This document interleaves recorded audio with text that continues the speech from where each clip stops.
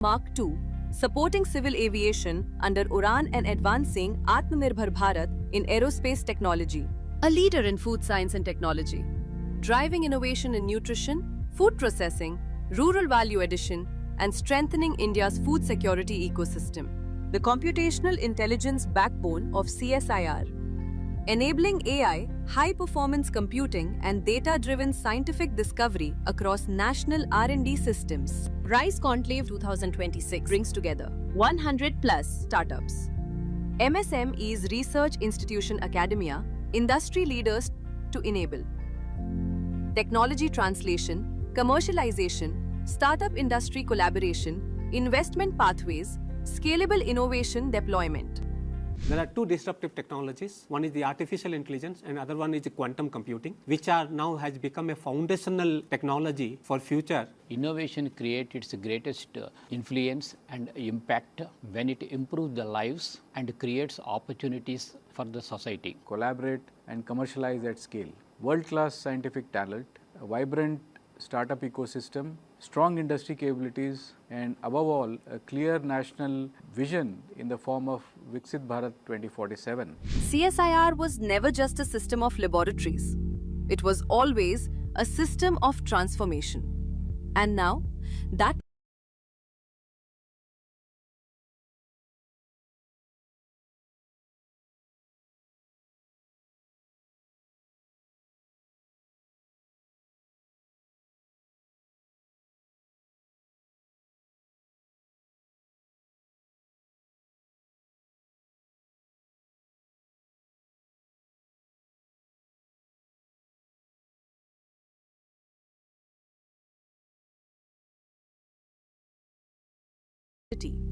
and between building nations, science lies.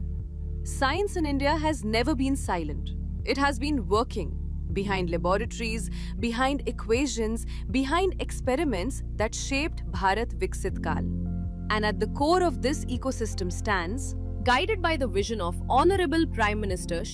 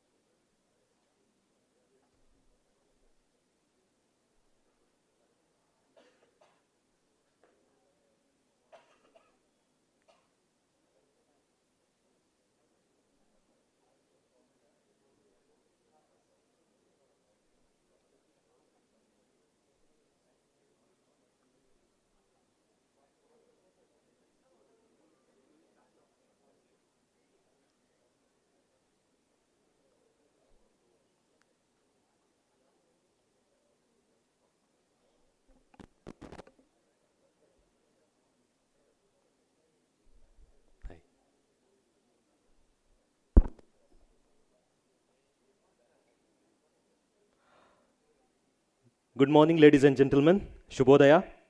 Welcome to the second day of RISE Conclave 2026. To open this day, we are going to start with a panel discussion on the theme of data science and artificial intelligence, titled AI for Everyone, Navigating Technology, Society and Ethics. In a world where artificial intelligence is no longer a distant possibility, but a daily reality shaping how we work, think and live, this conversation could not be a timelier. To explore this theme, we are privileged to have with us an exceptional panel of thought leaders, academicians, scientists, industry pioneers who bring together rare and diverse perspectives on technology, research and innovation. I now invite our distinguished panelists along with our moderator for the session to join us on a stage As I call out each name, I request a warm round of applause to welcome them.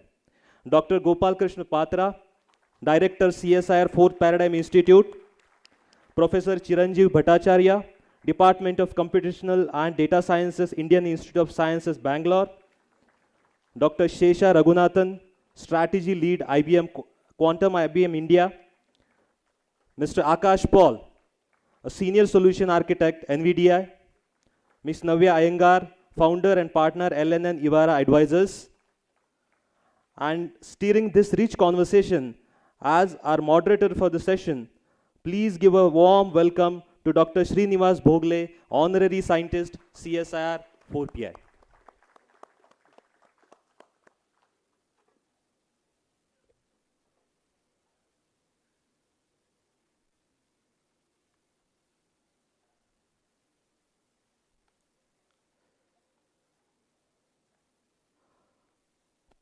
A warm welcome once again to each one of us esteemed panelists and to our moderator.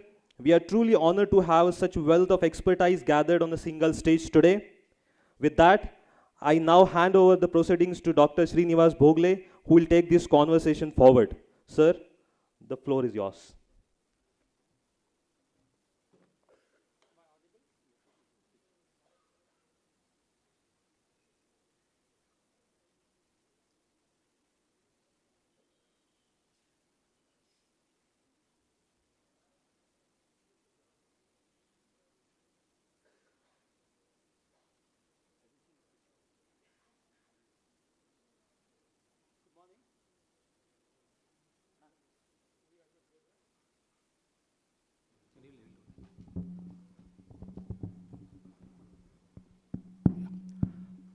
Good morning. Yeah, now I can be heard. So, welcome to this panel discussion. We are starting 15 minutes late, but that's perfectly okay. We presume that we have enough time at the end to go ahead. So what I'm going to do is, let me first of all introduce myself, because I'm soon going to invite all my other colleagues to introduce themselves too. So my name is Srinivas Bhogle. I'm an old CSIR person. I worked at NAL for over 20 years. And after retirement, which was also quite a long time ago, I go and teach. So I teach probability and statistics for MSc courses.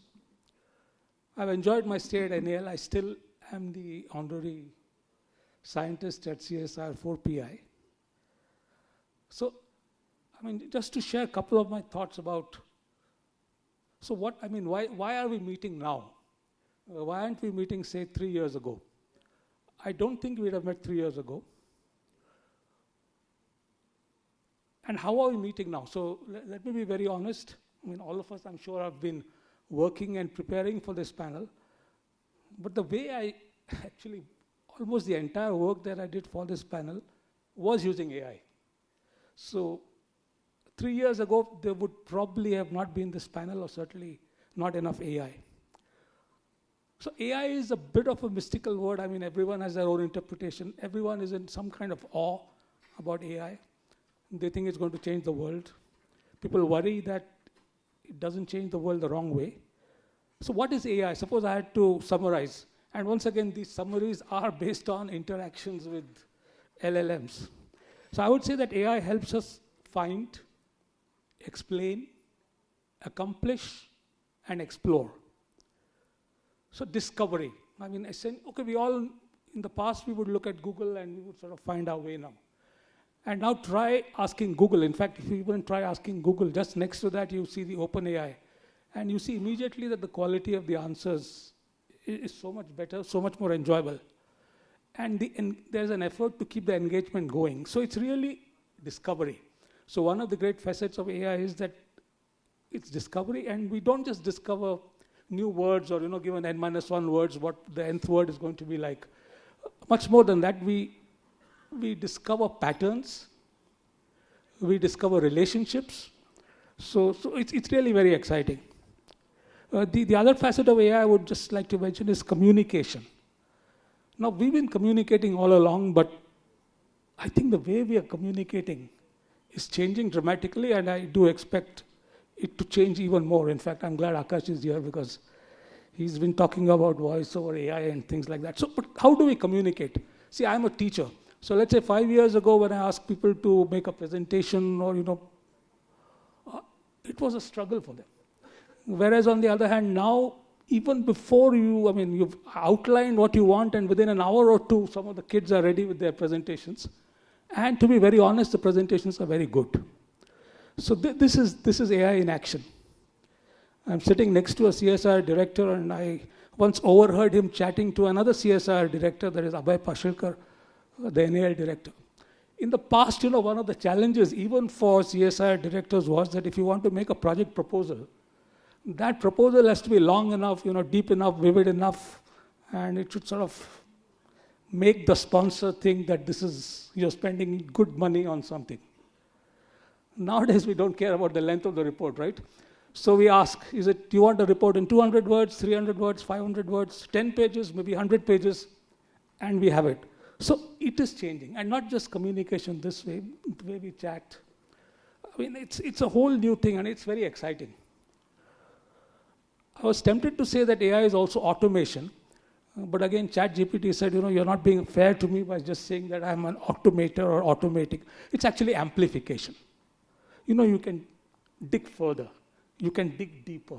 You can think beyond. So many of the things that didn't seem feasible now have suddenly become feasible. And finally, AI is also about imagination. What might be possible? I see a lot of ISRO talk, on the video here.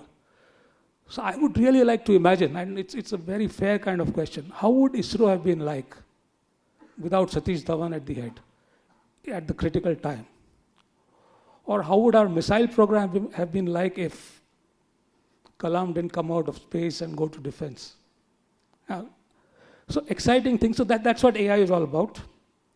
And I look forward to this discussion. I do not want to hog it. But all our panelists are, I'm sure, capable of answering all kinds of questions.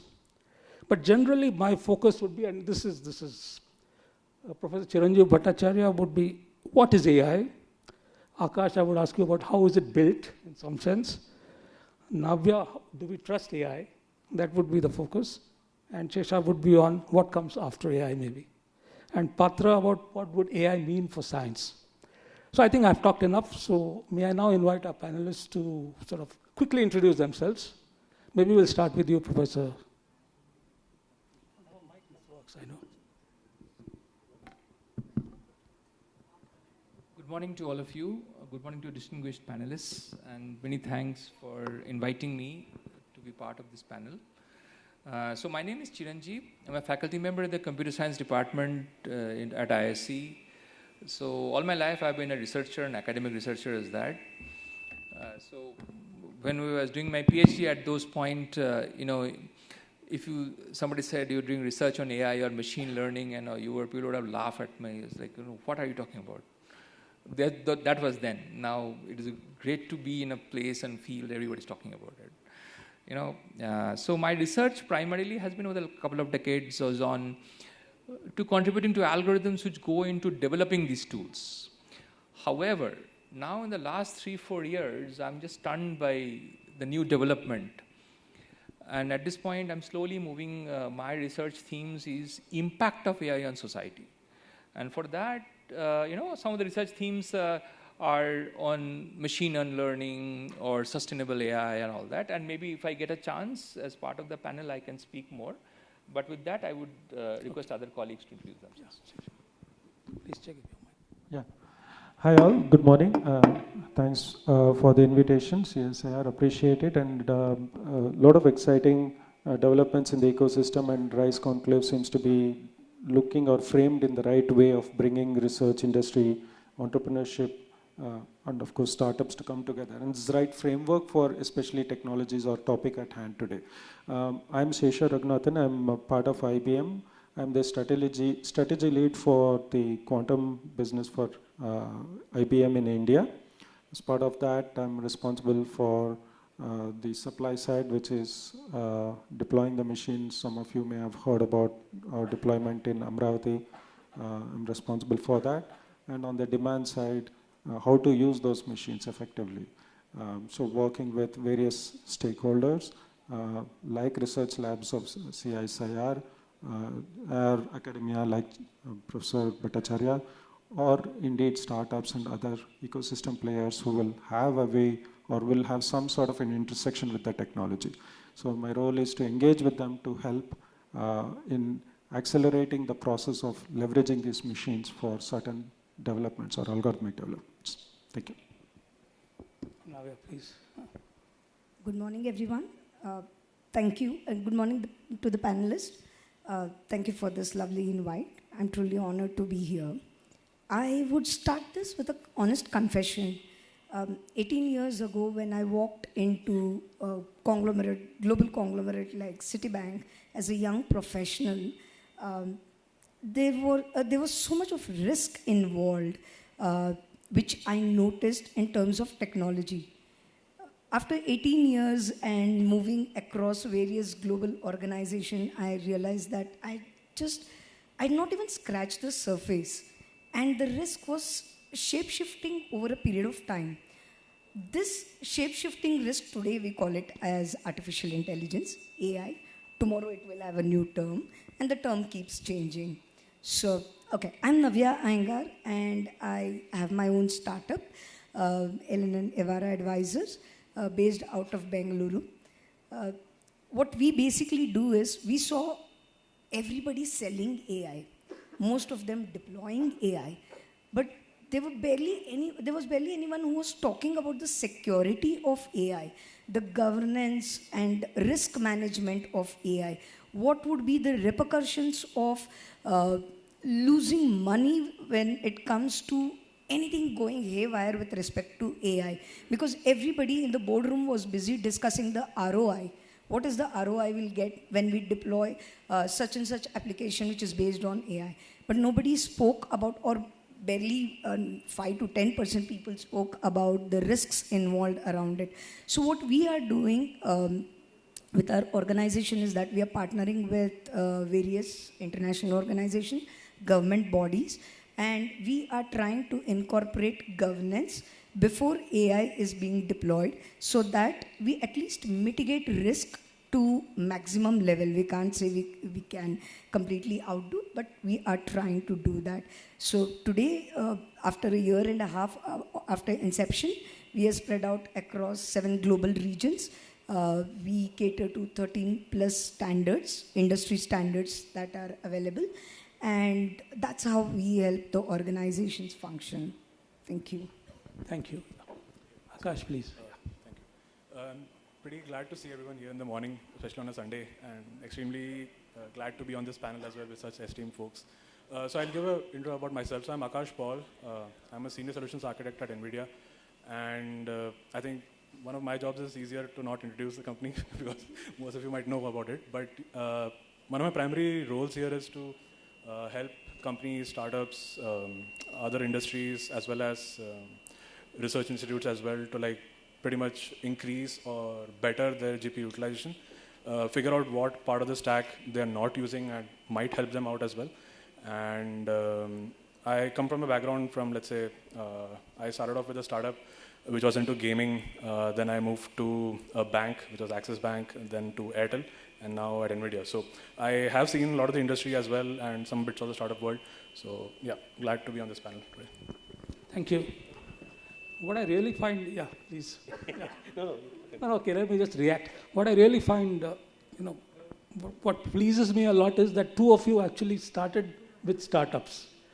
I do actually believe that the future of our country is very strongly dependent on the more startups we have. We need more entrepreneurs, and we need more sort of capable and dedicated entrepreneurs. So it's a delight to have you both here.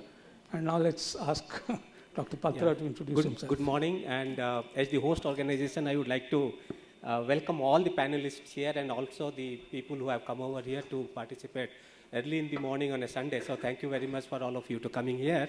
And as he was telling that he used AI, so I think the whole approach is for AI, by AI, and of AI. So that's what I think the current approach is. And I started my research with artificial neural networks. I had the first paper on antenna design using ANN in 1999.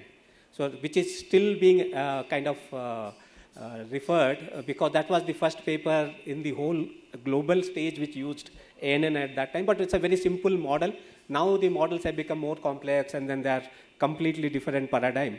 Of course, but I joined CMAX at that time as for the high performance computing. So I started my career here as a scientist in high performance computing. Then I moved to security, working on cryptography and other areas.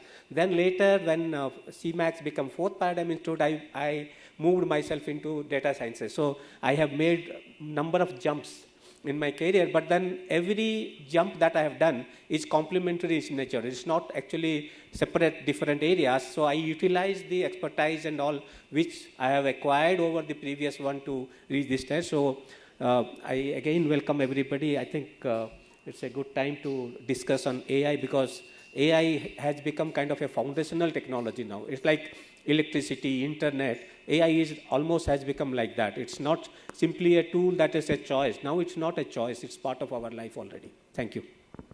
Thank you. Let me just say it's such a pleasure to see Gopal Patra now.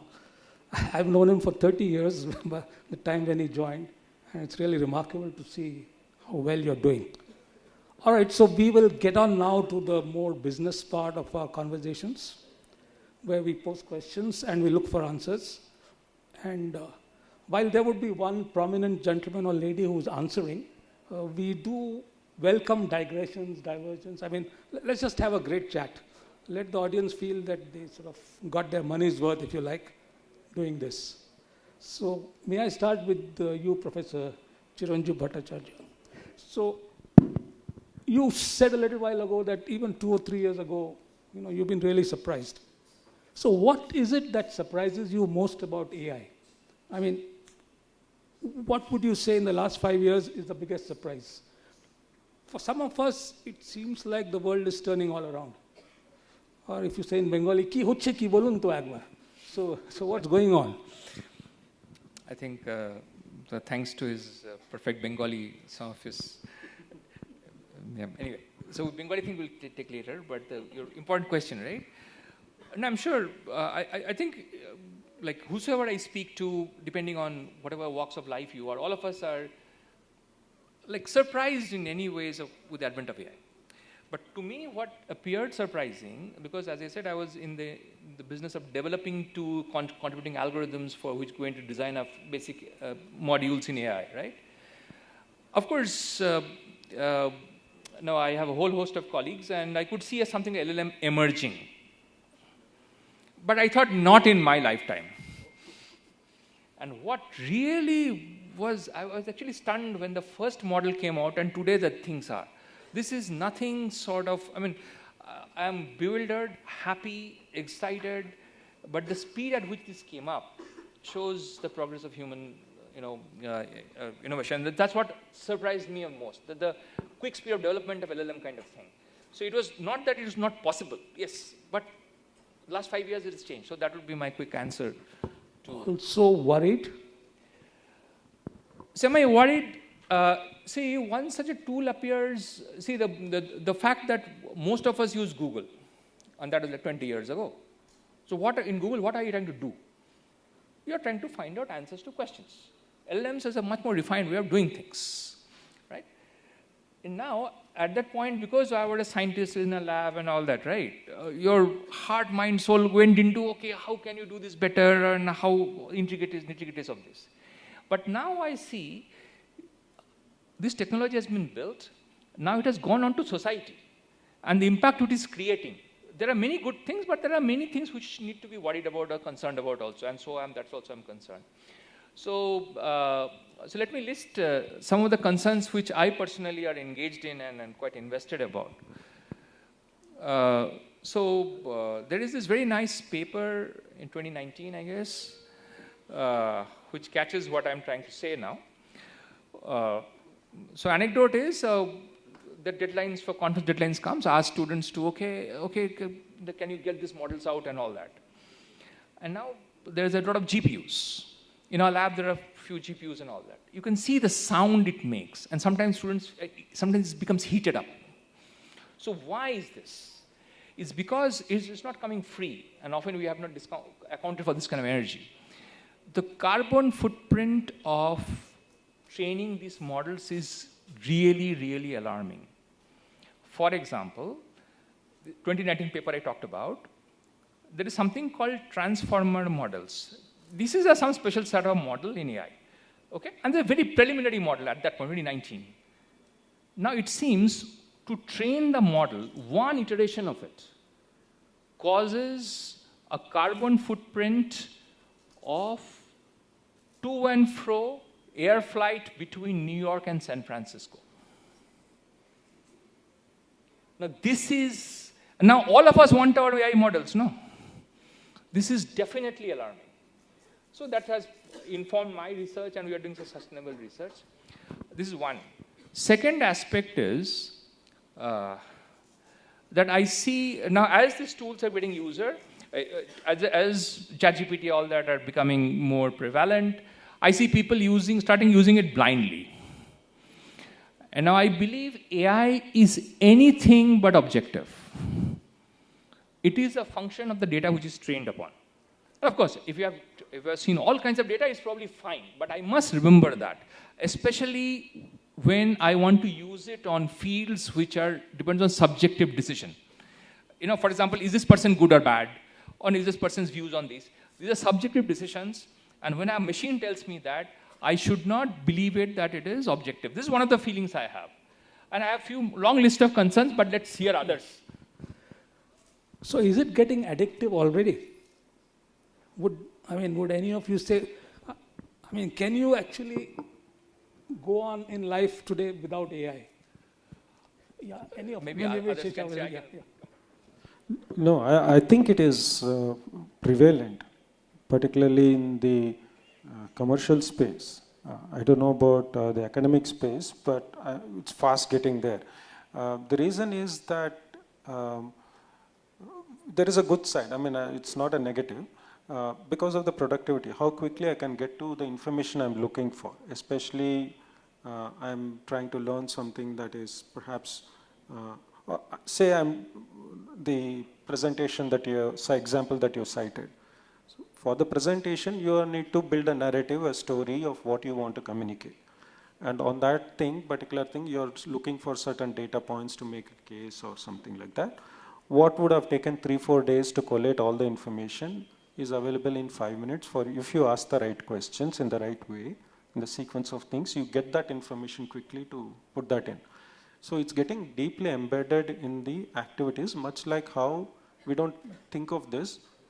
20 years back, Google was there, but how prevalent it became in using for our activities at that point in time, this is similarly becoming very, very prevalent.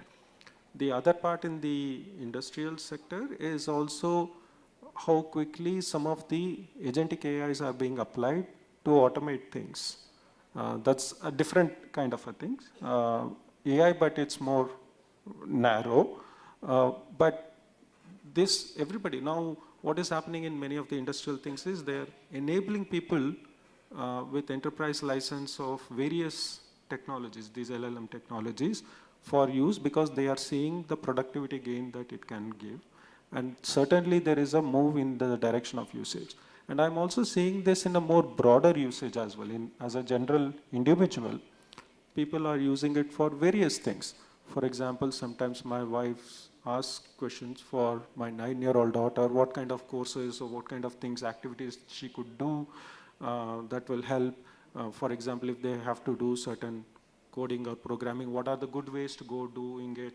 These are very useful, productive things. So these are being applied on general things. And since IPL just ended, you saw everything was related, or good majority was related to some sort of LLM advertisement. And all of them were citing different use cases of how you could use it in a general sense. So I'm seeing that live. I'm seeing that in the industrial setting. I'm seeing that in the personal setting as well, where people are using this for effective use. And I'm surprised the way they are using it effectively. How quickly people caught on is another surprising part of it. And the concern part, as Chiranjeev mentioned, just a quick comment on that. I think that's a genuine thing. Energy footprint is one of the topmost challenges that we will face.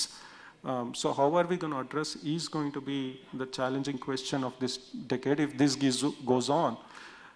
Do note that a lot of the LLMs currently are in the expansion phase. They want the user base, and therefore the cost of the actual training is not passed on to the user just yet.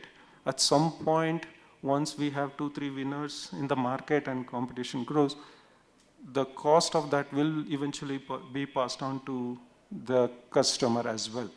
We have not seen that because of the expansion phase. They are subsidizing. A lot of them are going IPO, and so for various reasons they are doing that at this time. So do we visualize the cost trade-off eventually?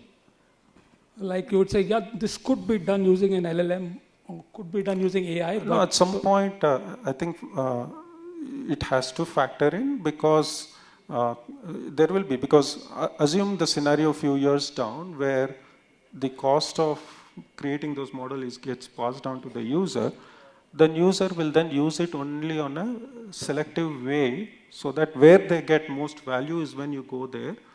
And if you don't want to use, hypothetically assume you have for certain 1,000 rupees of monthly buy that you have some token quota that you have, and you want to use them up in a useful way. So there will be at some point some rebalancing needs to happen on, I won't go there for everything, but for only substantive thing I would want to go there depending on the cost where we land. Because there is a bit of this debate, right, about you might reach a situation where, tokens will become so expensive that, it's worrying. So about tokens, Akash, what's going to happen? We assume that the number of tokens is going to increase and keep on increasing. So are we ready for it? I would say most orgs are kind of, because they already have some budgeting done in place. So if you've seen the most recent news about the Uber CTO also saying that they blew past their token quota for the year in like a quarter. So these are things which happen and have happened as well if you don't have guardrails around your billing specifically. But from an org perspective, I would say figuring out technologies which let you cache these things beforehand. So let's say if I upload a 1,000-page PDF, I would not want anybody else in my org again uploading that and again having to regenerate or like do pre-fill and then figure out the question answer. I would like it for my org to kind of cache it at an org level, not at an individual level. So these are technologies which kind of, I would say, are beyond the model per se. So it's not dependent on the model. It's about the stack that is sitting right above it. So I would say we are in a fairly good shape and people are trying to figure that out, which is very important, instead of like leaving it for some other day or some other quarter. So it's in progress, I would say. Yeah. So discipline. Basically, we... Exactly. Yeah. Like how cloud costs were a huge thing when cloud initially took up, like maybe let's say 20 years ago. But right now everybody has kind of like tamed those costs or like have an idea of how to do that. But with LLMs, like it's only been like 3 years since it's like properly in the mainstream. So I think it's going to be there, but we are in like properly in progress, at least on that route. Yeah. Since you mentioned costs, are costs going to go down? I presume yes. 100%, yeah. Significantly? That would depend again, like if you think of costs from today's model's perspective, yes. But if let's say the models keep getting better or bigger over time, then the amount of work you do also increases because you're getting more out of it. So costs may be, I would say, dependent on the model and the context as well. So it's not going to apply for the same model today versus, let's say, a year in the future. So if I can just ask you, Navya. So as someone who's sort of worried about the quality and the costs of a process, could you advise people on, he said, I won't want multiple people to be uploading the same PDF, 1,000-page PDF file. So can you build these things into as part of specifications that good users can follow? What kind of discipline? Can we come up with a code of discipline, code of conduct for users? I think that's the perfect word you have used, discipline, code of conduct, because that is what forms the ground for a good AI usage or building the right model or having the right set of guardrails. Everything depends on code of conduct. Everything boils down to that. So yes, certainly we can, and there are companies which are already working towards it. One of the, I wouldn't want to name, but one of the financial conglomerate which is part of the Arab Monetary Fund, they have already built this. They are kind of rolling this out in the Middle East, and they're trying to see if the costs can be curtailed.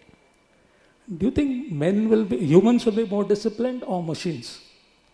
Humans, for sure. Oh, that's reassuring. By all means. Because if you see any issue, so just to give you an example, where once I had read that Amazon's hiring tool was biased against women. Now the machine doesn't know whether the applicant is a woman or a man. But it was the human fingerprint which was found. So in most of the cases, it's always the human fingerprint which is found, and hence it's imperative for the humans to be civilized and, I wouldn't say civilized, sorry. But no, you can say it. I think we do have a gap there right now. Yeah. Yeah. So I think we need to be civilized because if we are civilized, the machines will follow. Okay. Thank you. Yeah, if I can come back to the professor. One of the questions I have is, what are LLMs? I mean, are they do they have real intelligence, or basically they're still a pattern matcher? Okay, so the question is, what are LLMs? Do they have intelligence? Or could you say that LLMs are capable of genuine reasoning, or would you say that they're still sort of looking for patterns? It's a good question. When you say reasoning, then you're assuming there's somebody like a human form like us. And but at the core of it, if you ask somebody what is reasoning, you will not get a good answer. Okay, right? All of us have our own way of thinking of reasoning. Right? Now, what has happened, and especially it starts with the definition of AI. Maybe that's not time to go about it, but the point is that if you heard this person is a very smart person. So what does a smart person do? Why do you say this person is a smart person? The person can be smart, but the person is probably not doing anything, just watching movies. Would you call the person smart? But smart is intellectual ability. So the way we use it is, a smart person can solve complex problems. Now, if I can bring an LLM to solve a complex problem, you tend to call the person, maybe it was a reason. So this is the practice of it. So it is for sure, and that is there's no doubt about this, that LLMs do not do reasoning in the sense of biochemical or whatever thinking process we do. But it is still capable of doing complex things. That is proven time and again, and in the future we will see more important things going about, right? So clearly then, so now there are two groups of thoughts here, by and large, at least I know of. So one group of thought clearly says LLMs are incapable of reasoning. They are just simple pattern matching. There is another school, if you may say, and which probably I am more aligned to as well, that look, this notion of reasoning, as we just discussed, is not a very well-defined term. And if you define reasoning as ability to reason, doesn't mean anything unless I solve complex problems. So maybe in LLMs does internal representations which makes it capable of solving complex problems, and hence it can reason. So this is the line of thought I agree to, and I do not know how much this answers this question. But I would also like to point out one interesting fact. So maybe implicit in your question is, are LLM pattern matchers? In some sense, yes. So LLMs are very good at correlation. So where it dramatically fails is causation. And maybe it's getting better every day, and I can elaborate that as we go along. But that would be my answer to your question. So suppose I submit to you that LLM, large language model, we are still playing with words. And it would seem that all the intelligence or artificial intelligence that we talk of today is dependent on words. What if there were no words? Would we still have a kind of AI? Can I think of an AI without LLMs? You mean, what do you mean by LLMs in the sense that, can I think about LLM as without natural language input? Yes. I mean, maybe what we did not say is, you asked this question LLMs. So LLMs are basically, if we keep us in a language model, it's an auto-regressive model. That is, it sees something, then guesses the next one. Now that can apply to even videos. So let's assume that LLM is just like a fancy, like a person. What does the person do? You can't write, can't hear, but can see. So whatever ability you see, ability which you have, LLM can do. Having said that, LLMs have made a lot of progress in languages, some progress in vision, and some progress in audio in that order. But this is rapidly being overhauled. Now it is called out that LLMs do not do a great job of interacting with physical world. This is also an instance is what is known as Morevac's paradox. That was decided in 1980s, I believe, where Morevac is a scientist, a roboticist in fact. What he said was an interesting thing. A computer can easily solve complex mathematical problems.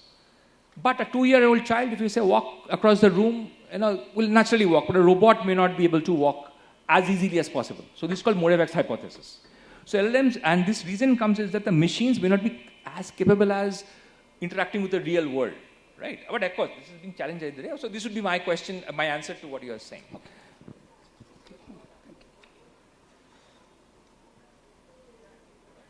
What do you see 5 years later? What do you see 5 years later? How would the AI scenario look like in 2030? Short answer, I have no clue. Okay. The way I am, as I said, I have some expertise in developing technologies behind those models. But how these models will go and impact society is beyond me. And I am surprised and puzzled every other day. But I sincerely believe that there should be awareness that all people, all of us citizens, common citizens, should not accept LLM's outputs as the only thing. This is one point. Because LLM, as Madam mentioned, see, that bias stemmed because the data fed to Amazon's that tool was 10 years old previous data on resumes, which are all male. So this is going on. Now, internet, everything you write and all that goes into these machines, right? So I hope, I don't know, so that's why you must be careful. And you are using more subjective decisions. Is this person good or bad? Oh, all kinds of things we will take decisions on. This is point number one. Second point is, I earnestly believe that the concentration of these technologies are alarming. Only very few companies in the world have access to that. This can challenge citizenship like anything. So I hope by 2030, we'll live in a much more nicer world where everybody has access to these things, and maybe biases will be less. So if we look at 2030, maybe we look at the other great computing paradigm, that is quantum computing. So just tell us a little bit about quantum computing and what do you think is likely to happen? Yeah, so quantum computing is a fundamentally new model of compute.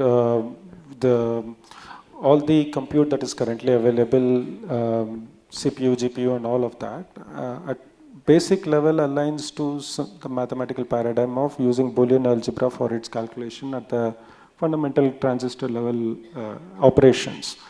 That's the limiting factor in terms of the mathematical framing of how the computation is implemented in actual hardware. It doesn't matter it is CPU or GPU, as long as you are using a transistor, the logic of it is underlying mathematical framework is Boolean algebra. In quantum computing, the rules of the game is set by the principles of quantum physics. So there are various principles of quantum physics like entanglement. These are very uniquely quantum physical principle. There are a couple of others, superposition, interference, that are, some of them are consequence of the basic feature. What is done there is, can you use those physically originating principles and apply it to compute to generate value. Mathematically, the rules of the game for quantum physics is linear algebra. So the compute at the basic level, the rules it follows is not Boolean algebra, but linear algebra. Secondly, the other thing that is fundamentally different is Quantum physics is fundamentally a probabilistic theory. At its core, you get certain distributions as output. And therefore, it's fundamentally a probabilistic engine. The difference with that engine vis-a-vis any other probabilistic engine in the classical sphere is most of the classical, in fact, all of the classical sphere, the probability theory follows the Bayesian statistical oriented solution. The rules of the game is that. Quantum physics, and this is where the fundamental difference comes, is that the rules is probability amplitude, not probability. So mod square of it gives you the probability. So the transformations happens at probability amplitude level when you do the calculations. Therefore, entanglement is a fancy term for correlation at probability amplitude instead of correlation at probability. So it generalizes the probability theory, and the rules of the game is quantum probability instead of classical probability. So with these two, linear algebra being the framework, the probability game that it follows, you are trying to solve computational problems. And that then leads to, in a computational complexity theory, to a different computational class called BQP, bounded quantum probability, which is different from BPP, which is bounded probability. So it subsumes the P class and the BP, and it can go some of the NP hard and some part in the P space in terms of complexity. So theoretically, it is computationally very different from what is doable classically. So how do you see the relationship between quantum computing and AI? So that is where or could you give us examples where it's obviously going to be harmonious and going to be good, and one that could be indifferent to each other, and there would be a situation where they're actually kind of hostile to each other? And I know they are dumb questions, but maybe you give me smart answers. I actually think it's very symbiotic in terms of its relationship. AI can help quantum, quantum can help AI, and it will be in that kind of regime. Quantum fundamentally is a technology at this point in time. Now, currently we are looking at how AI can help in designing our chip better. Okay. So right now AI is helping us. The other could be that how once quantum becomes more mature, there could be applications in AI where quantum can add significant value. For example, problems, I was talking to somebody yesterday, problems in the space of anomaly detection. Can we do a better job of it? Because you're perhaps looking at deeper correlations at a probability amplitude level of the problem. Perhaps you get some deeper insights. Can you do better prediction? Because of this pattern that you need to unearth, you're looking for correlations at a more deeper level. Is there something that you could look at? The other possible space where I'm curious to see is in the small data world. Now, for example, precision medicine is on the horizon. Now, the data for precision medicine in the healthcare sector is generally done at population level. Now, if you are doing precision medicine, it's at individual level. The data will necessarily be small. How do you predict that you're going to have a stroke in 2 years based on certain things? You need to have a small set of data from which you are predicting certain things. How good is the prediction? And that is a very interesting space to look at in terms of can quantum as a technology benefit AI in doing a better job of predicting in those kind of sectors. Okay. Would you have any reactions? We talk generally about high performance computing. Would you react to? Yeah. Go. Me or I mean, you've been working on high performance computing for as long as I remember. So how do you react to quantum computing? No, yes. So quantum. You are setting up your center. Yeah. What are you going to have in it? We are CSIR is very keen and participating with IBM and TCS for this Quantum Valley in Amravati. And especially at this point of time, we see lots of, there are few things, lots of biology applications like drug discovery and all, which can take real advantage of quantum computing. But certainly a full-fledged quantum computing you don't see in the next, by 2030. So we are looking at a kind of a hybrid kind of thing where, because quantum cannot solve all problems, but there are some problems where quantum really can do much, like multipliers, it can do the So computing. we pull out drug discovery. Any other example where you think quantum is obviously more likely to win? No, materials. Materials where you have to work at quantum level. Okay. That is where quantum computers will do well. But so the hybrid will work better because some portion the classical computers are good, some portion the quantums are good. So quantum as an accelerator is an immediate solution that we can look at. Okay. Do you have any reaction? Or if you have, otherwise I don't want to force you to talk. Okay, so let me just move on to... I just had one comment yes, sure, on the value unlock from quantum. I mean, in the popular media, there has been a little bit of a misconception that value will come only if there is fault-tolerant machine. And that first fault-tolerant machine, at least in IBM's roadmap, is 2029. And therefore, the value will come only after 2029. IBM's formal point of view is that the value from these machines will come even before fault tolerance. Okay. And Jay Gambetta, who is our IBM research head, is on record saying that there will be quantum advantage in 2026, perhaps maybe going into 2027, give or take. We have a formal definition of what quantum advantage would be, and that we can go into the technicals of it, but there is an open leaderboard currently available. If you go search for quantum advantage tracker, you will get to see a page where people can submit whatever is their quantum results to the tracker, saying that this is a candidate for a quantum advantage. Basically, it's saying this is an answer that is well and truly beyond classical. Okay, and it's basically a hypothesis testing. They are positioning this as a value add. Somebody else doing classical can go and challenge that and say, no, I have a solution that beats you, and therefore it is not a candidate. And if such a thing comes, they go off the leaderboard. So, and that leaderboard is now very active. Okay. And I think what's likely to happen is certainly it will come in waves. The value unlock will come in waves in terms of sector. I certainly agree with Dr. Patro about the simulation class. That seems more immediate, and that's what we also expect, that first in this coming year you will see value add quantum advantage in the simulation class of problems. We expect subsequently the next wave will be the optimization class of problems, and then maybe a couple of years down or 2-3 years down is the machine learning class of problems. Finally, the system of partial differential equations is likely to be more closer to the end of the decade. Is how we are seeing it. There is one more thing that CSI is keenly working is the quantum sensors.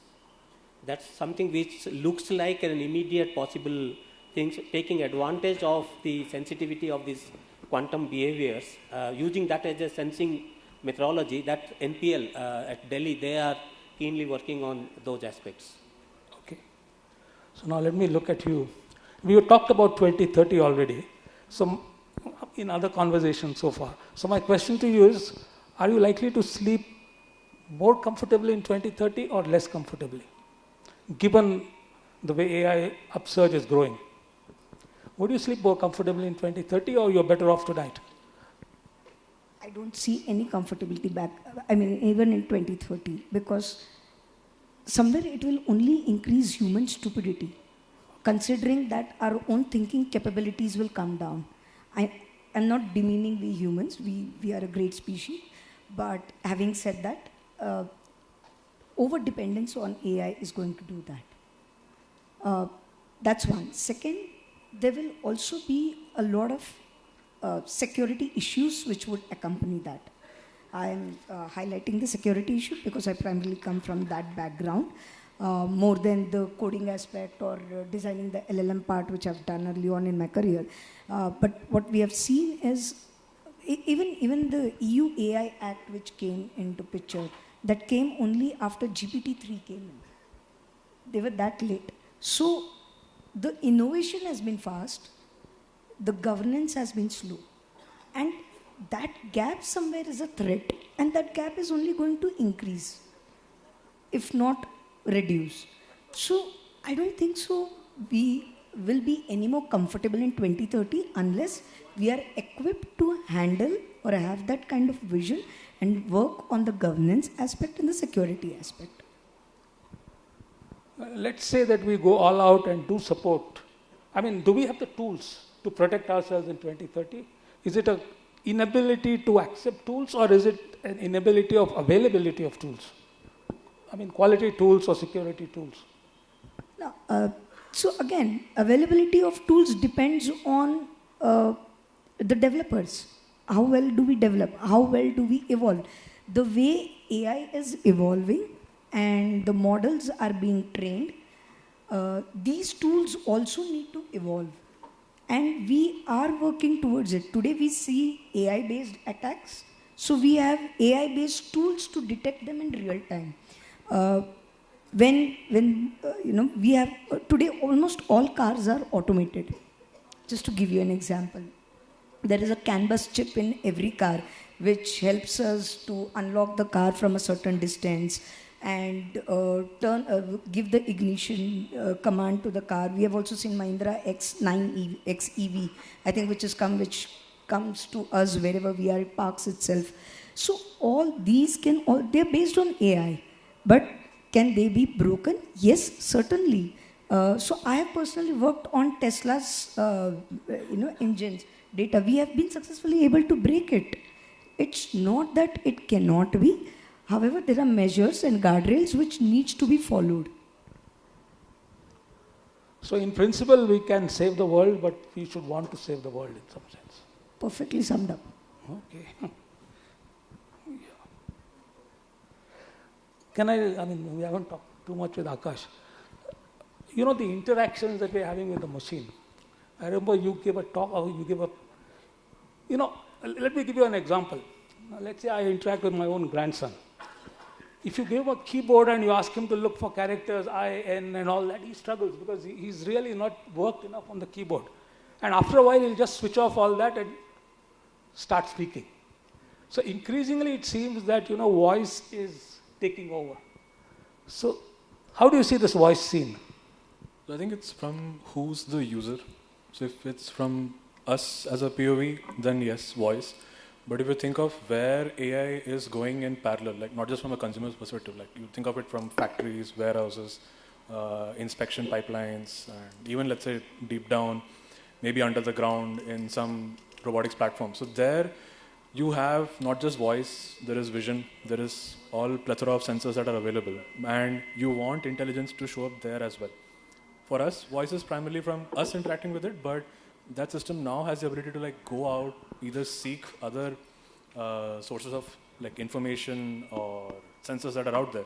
And voice may be just one aspect of it for us to communicate with it, but for it to do tasks that we want it to do, there is a lot of different modalities that it shows. So what do you think will become eventually the most popular interface to interact with the machine?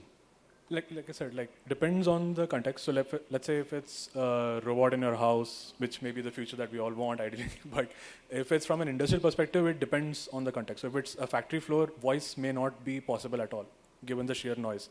But if it is, let's say, something vision-based, that could be something. So if you can instruct in voice, but for the robot to do its task, it will have to depend on other modalities as well.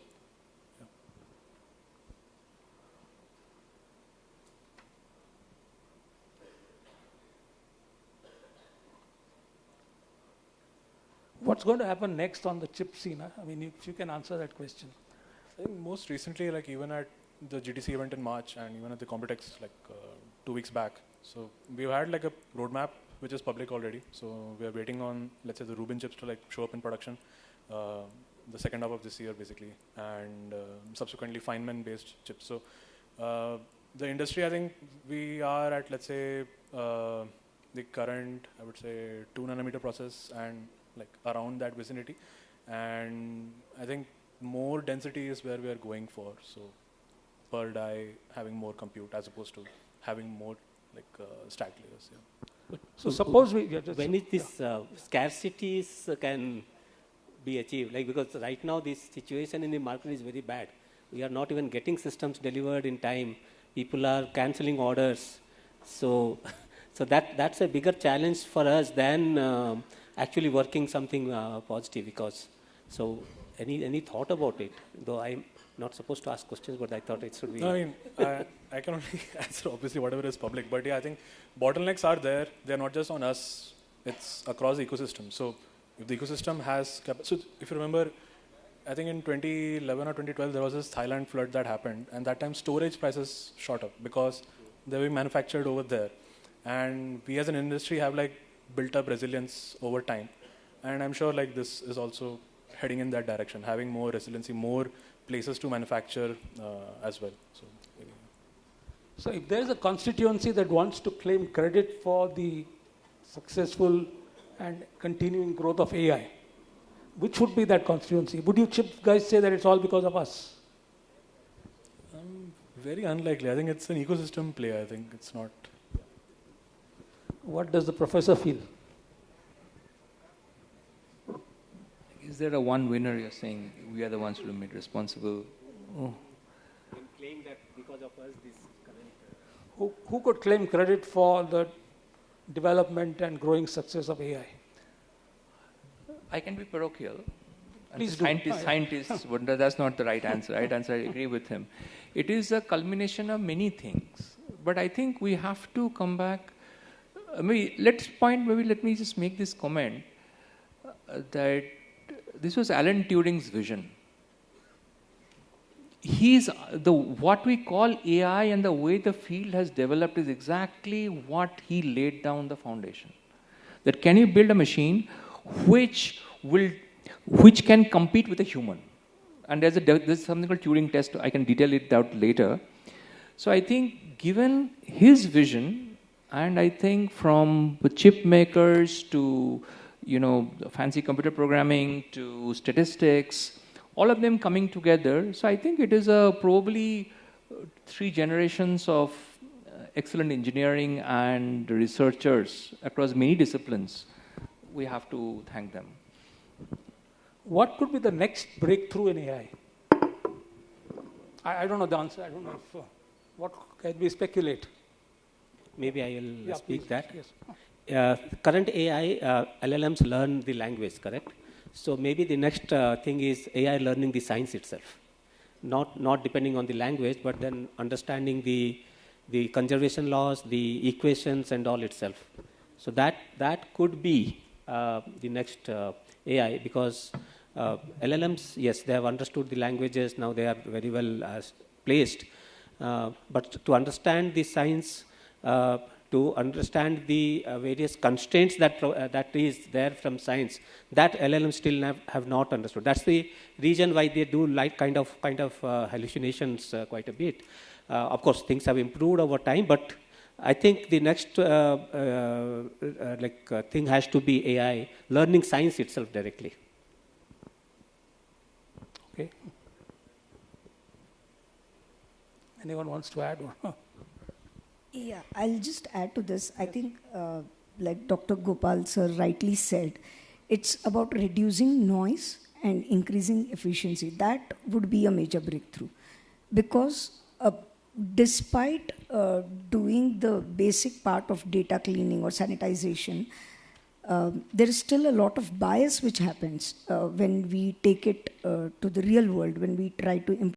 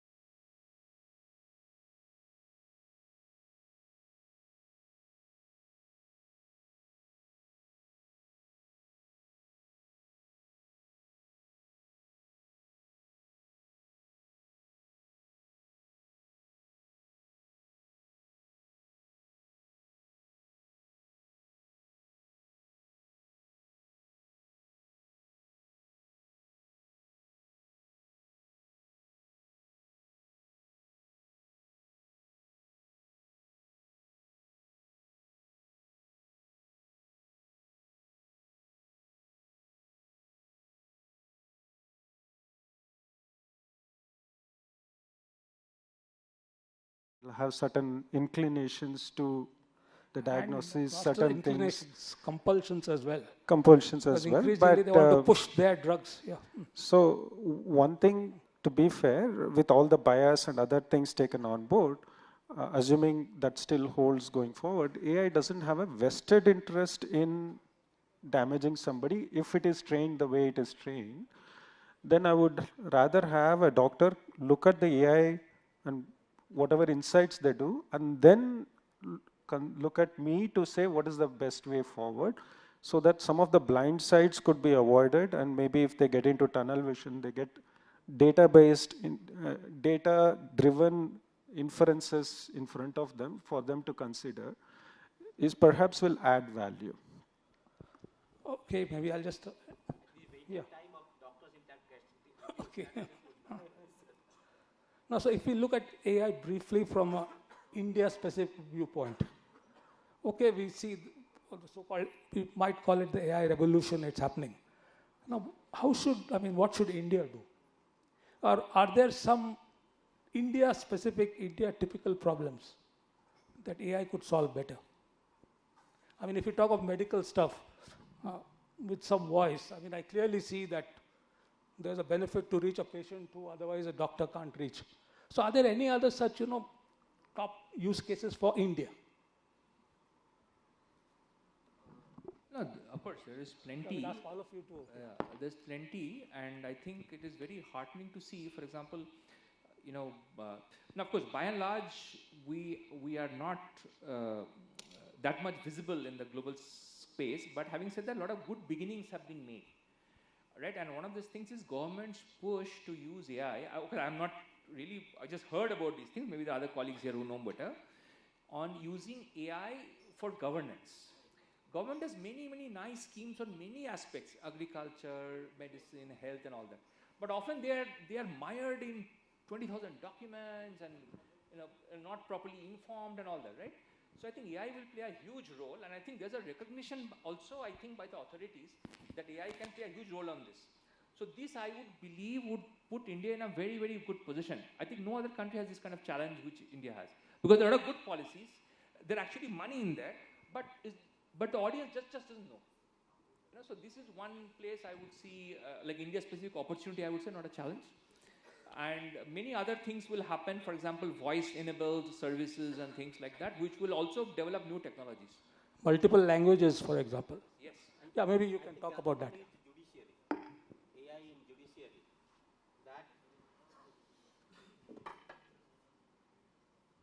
AI in judiciary is something which will be very specific to India.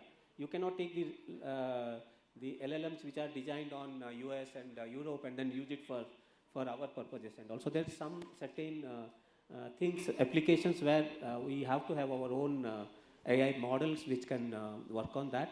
And of course, when we talk about our various scientific aspects, like we talk about geohazard in Himalayas, we cannot use the models that has been designed there. We have to design our own models for our own specific requirements, agriculture, our agricultural practices.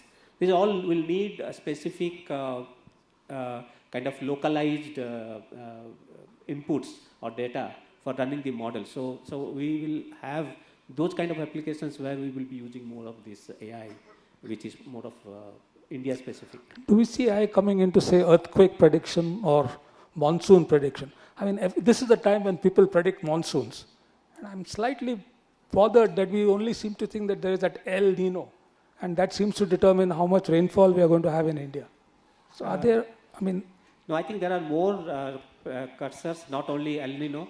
I think that IOD is also something which applies. But so there is a debate right now going on. El Nino is, I think it's already found, but then IOD is kind of forming in a different manner. So whether it really will have impact on monsoon, I think we have lots of weather scientists sitting here who will be able to say better. We should ask them, yes, at the end of it. So they will be a better place to talk about. Essentially if AI can make a difference. I mean, that was the context. Yeah, AI cannot change anything happening. So it's only can predict or can give some medicinal inputs.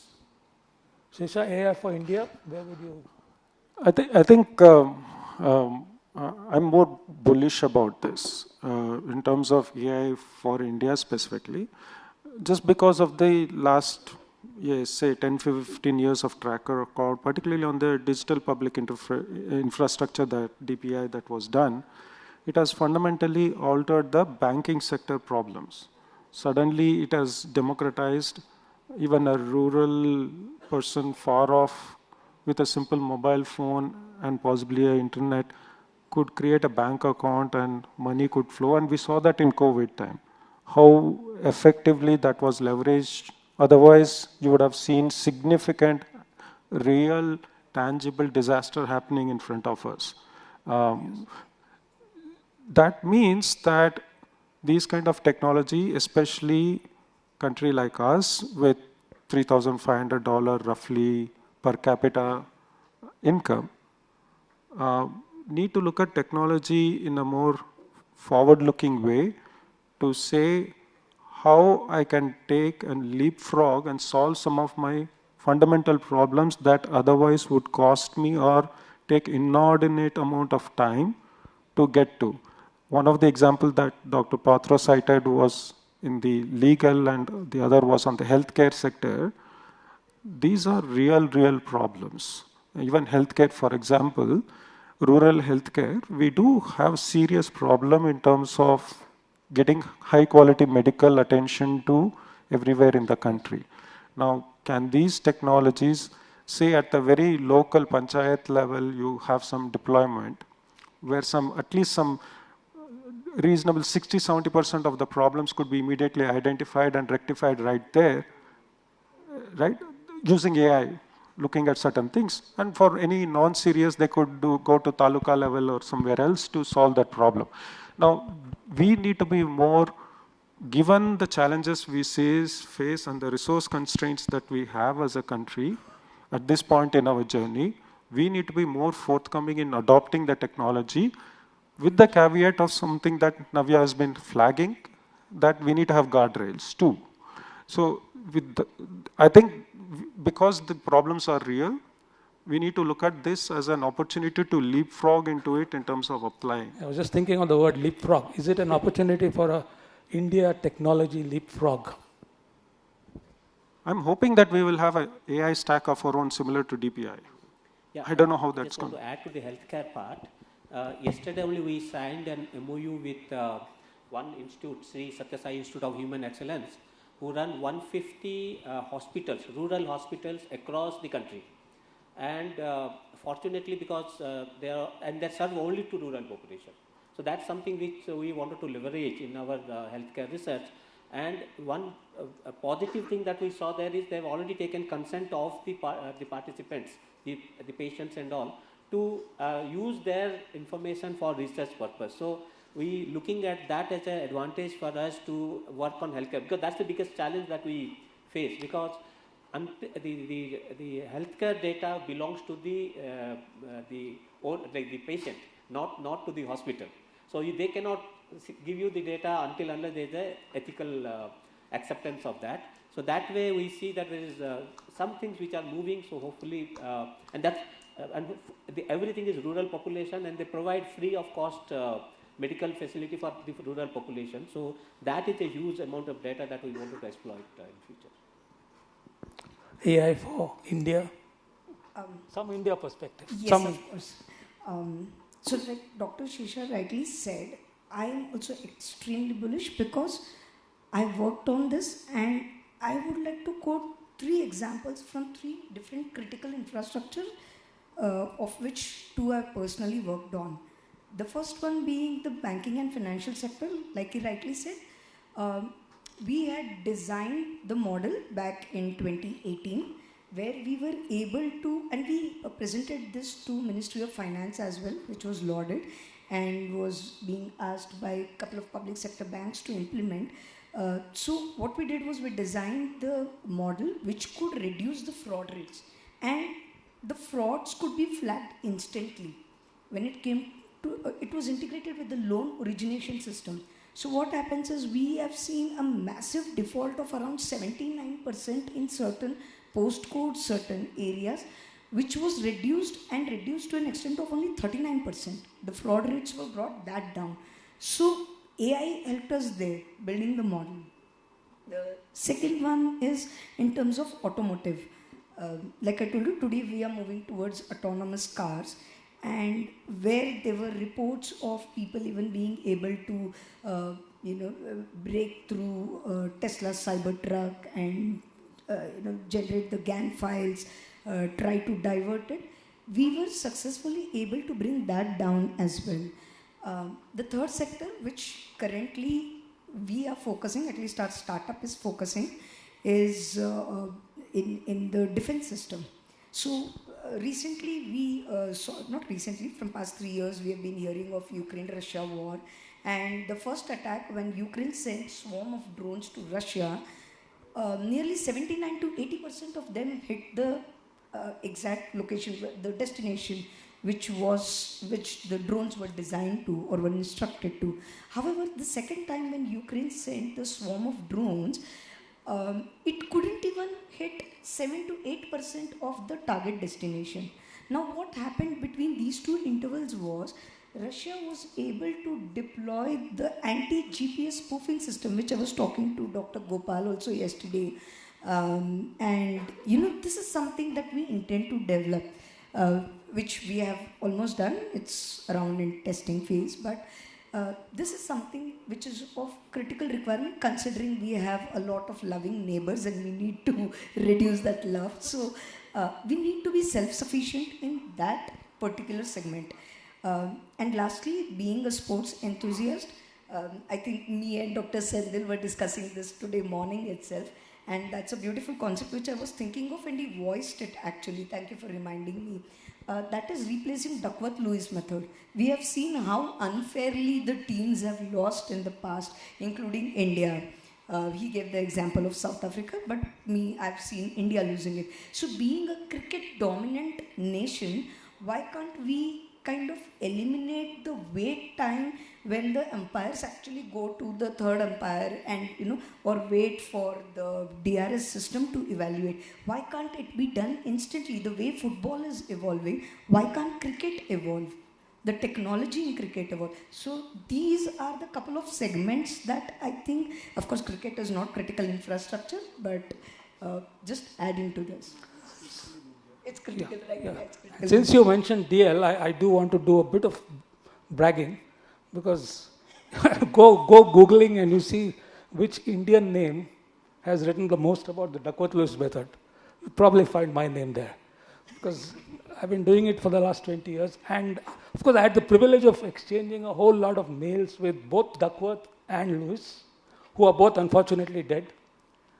And yeah, we can talk about it, but really to me, the solution is a kind of a machine learning solution.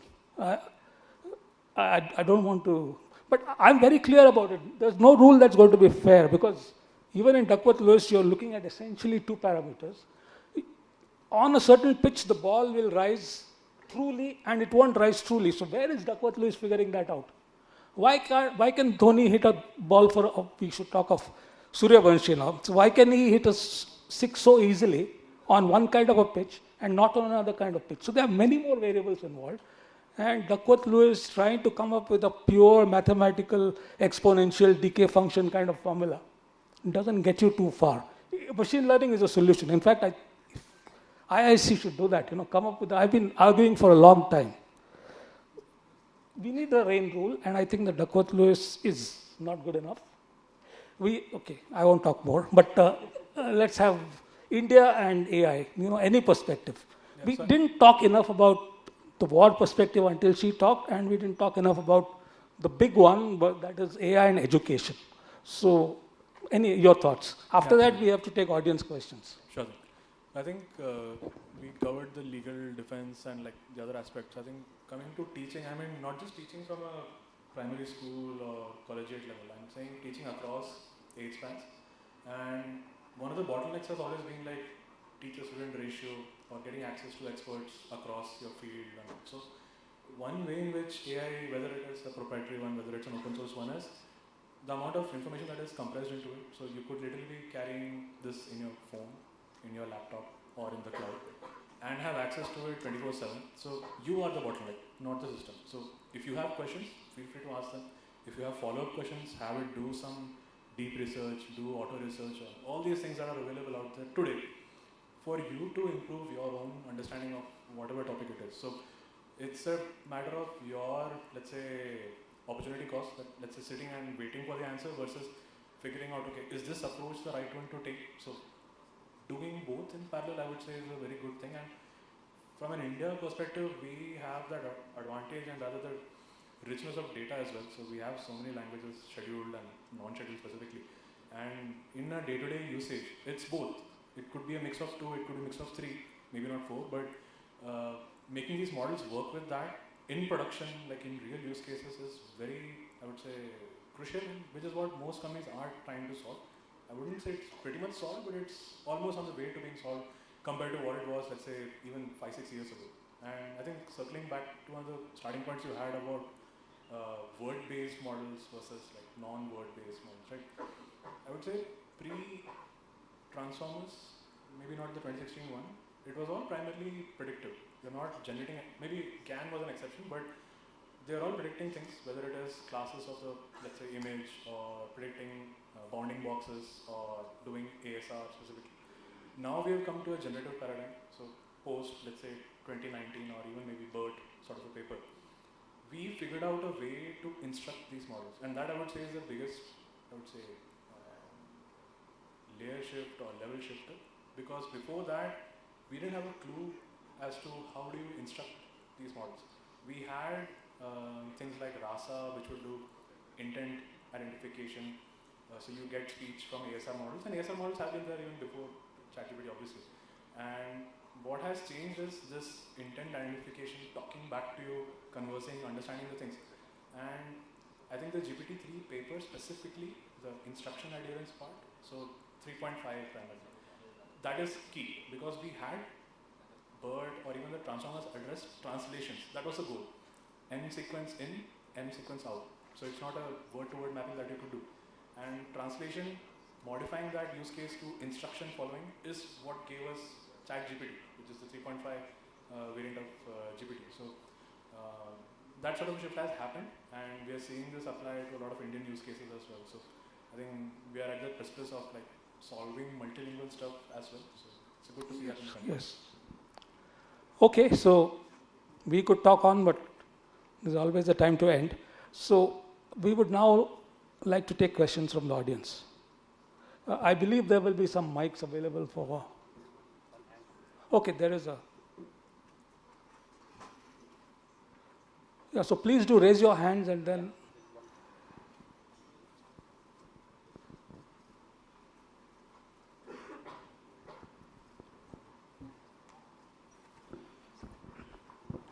Thanks for this beautiful piece of discussion, which is around AI. So I have got a couple of questions for Dr. Ranganathan, one question for Navya ma'am, and a couple of questions for Akash sir. So I resonate more with Dr. Ranganathan because being an ex-IBMer. So in the early 20s, I worked with IBM for almost 7 years on the STG group. So coming back, I really appreciate the way AI-enabled doctors. So that is where we are working. Coming back to the questions. So, yeah, what's your question? Yes. Yeah, coming back to the questions. When in IBM, when we were there, we talk about IBM Watson, which was trying to resolve the cancer detection and all those things. The question is in the quantum. So we talk about the quantum thing, right? So there are two things. How this quantum is going to help find the patterns so that the precision medicine about precision medicine. So are we working something on that? The second question yeah, that maybe we talk we'll about. Take them, maybe we'll take them one by one unless it's related. Okay, and the token side. Okay. Token side is related to Akash also. Can I suggest that you answer that first, please? Please. Yeah. So there is actually a working group on healthcare and life sciences that is looking at quantum in healthcare and life sciences. And that you should be able to go find that online. There is a position paper, white paper put out by them range of things on how quantum can impact the broader scale of healthcare and life sciences, genomics, everything comes together in that particular space. So IBM is involved in that working group on healthcare and life sciences on looking at application of quantum computing to broader healthcare life sciences sector, working with subject matter expertise in that thing. And this white paper a couple of years back was sort of saying what are the good problems to look at. But by no means they are the exclusive set, but at least it gives you kind of sense of the problems that we are looking at. So you would want to go take a look at that and see whether something resonates with you. Okay, the second question is System Technology Center, SPC we used to call it, right? So outside people also can come to the lab and do their... Is it an AI related question? I mean, I'm sorry to be... Yes, the question is related to the token, usage of token. As we all know, the cost is rising up. So coming back to the question, how quantum, because we are looking at the quantum computing, how it can address that token issues in the future. So I'm going to make it a technology argument on how that is. So you sort of say this is a fundamentally new technology, and to the point that Professor Bhattacharya earlier made regarding the energy and sustainability of these kind of models, then you ask yourself what is the carbon footprint of this technology in terms of the value it brings to the cost it incurs. So currently, the preliminary estimation is it will be in the order of few megawatts compared to the gigawatt scale that the hyperscalers will take. But again, if it can add substantial value because of the fundamental nature of the technology, the value could be very significantly different. So I want to differentiate the two. One is the tangible cost in terms of energy, which we think is orders less at scale when we get to it. This is currently an estimation. The intangible part is the value it can bring. And if that is highly disproportionate, then the trade-off, just the tangible part itself is a good trade-off given the energy challenges, and that may impact the token cost. To your point, if the hyperscalers of the future, which we call as quantum-centric supercomputing, where you have CPU farm, GPU farm, and then the QPU farm, the token would be a culmination of all of this, the costing of it. And if QPU can add value disproportionate and the energy cost is less for certain things, hope is that the per token cost will also reduce. Thank you. Okay. Are there other... Yeah, please. I can see a raised hand here.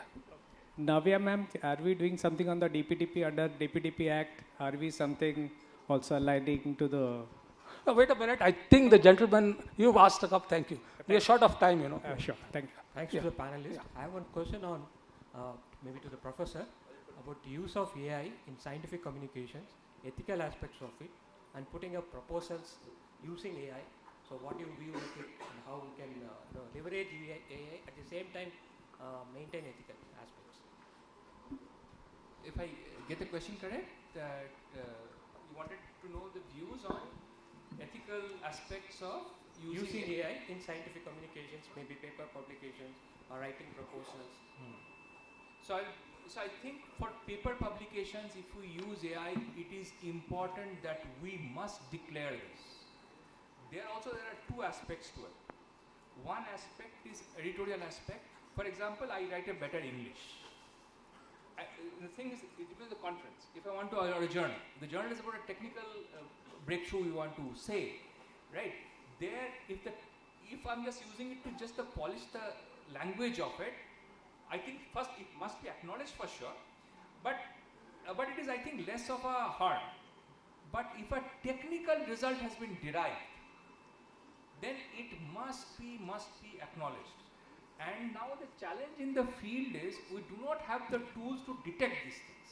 Okay? You know, so this would, going forward, so when we write a paper with our name on it, it is expected that I have made the intellectual right. This is challenging us, and at this point, there are no good answers. You can only appeal to our good ethics that if you use this, kindly declare. But beyond this appeal, I don't think there are any other tools.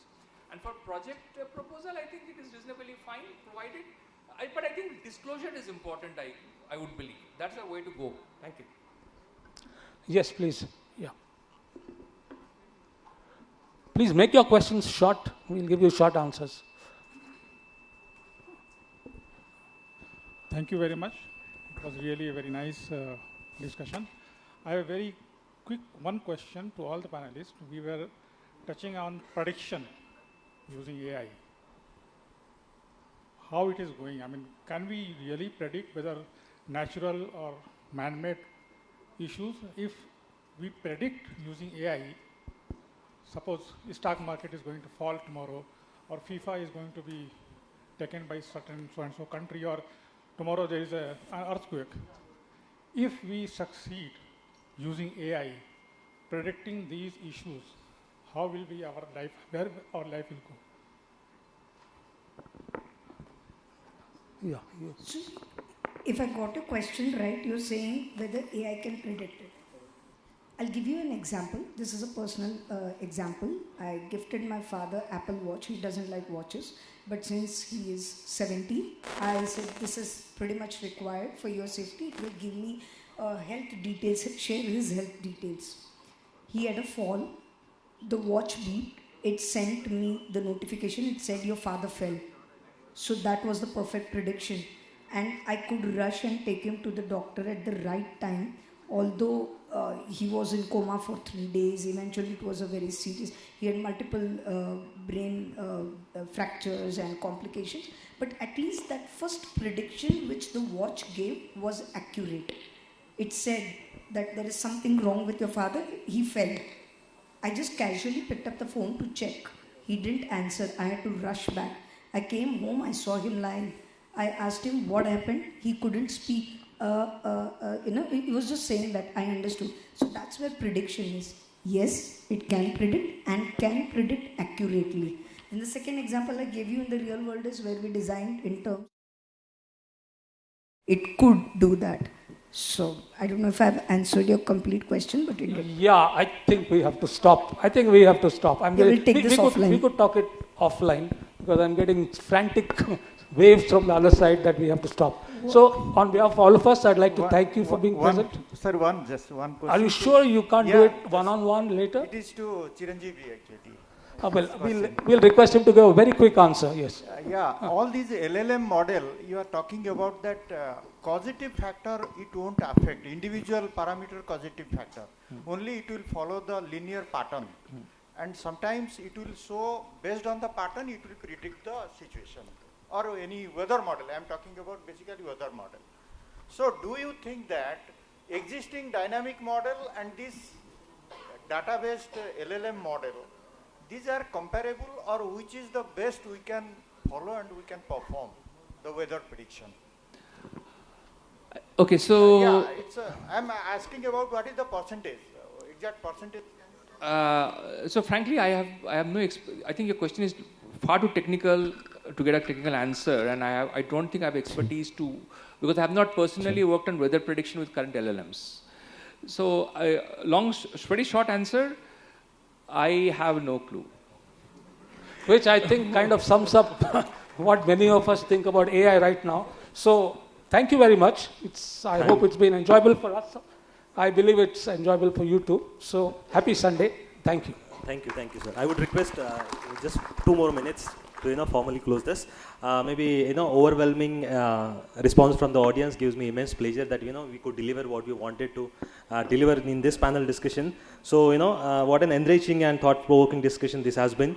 As a small token of appreciation for the valuable contribution, I now request our moderator, Dr. Bhogle sir, to present mementos to each one of our esteemed panelists.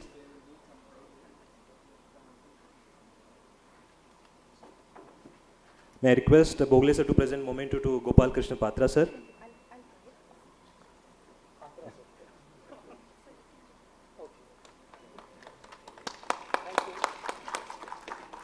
Now may I request Bhogle sir to present mementos to Professor Chiranjeevi sir.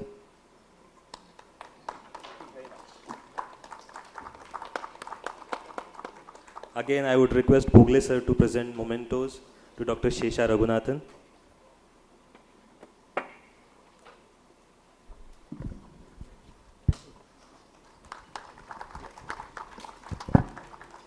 And now again I request Bhogle sir to present memento to Akash Paul.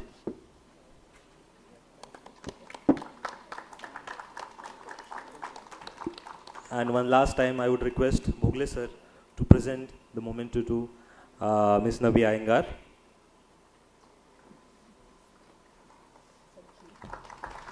And of course our session would be incomplete without acknowledging the person who held this conversation together in such a fitness.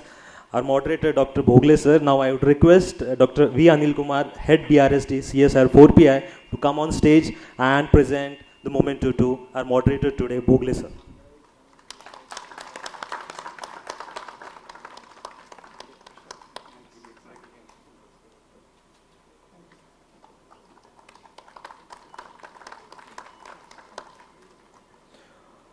With this, we bring our panel discussion on AI for everyone, navigating technology, society and ethics to a close. It has been truly a privilege to host such distinguished gathering of minds today. Once again, a big round of applause for all panelists, moderator and everyone here. Thank you.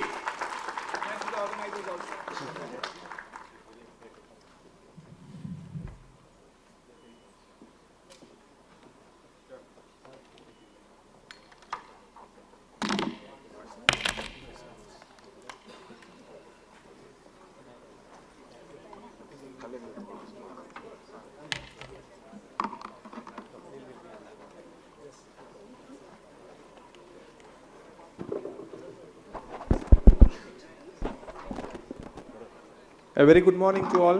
Ellarigu namaskara. We are not breaking for the tea. We are continuing the session. We request you all to please sit back.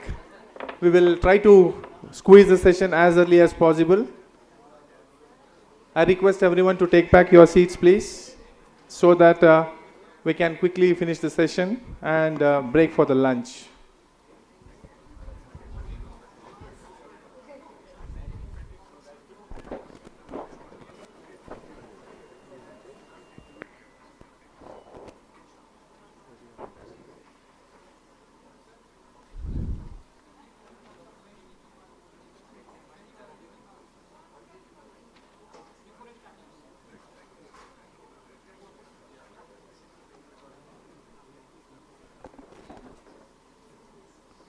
A pleasant morning to every one of you present here.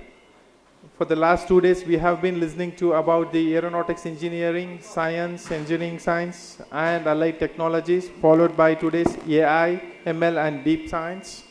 Now we have got to listen to about the Agri and Food Nexus 2026 with the theme Architecting the Lab to Market Pipeline. Without much delay,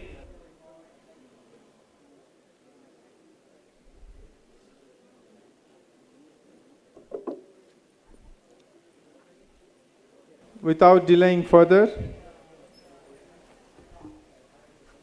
may I now request Dr. Chindi Vasudevappa, Research Council Chairman of CSIR CFTRI, to moderate the session.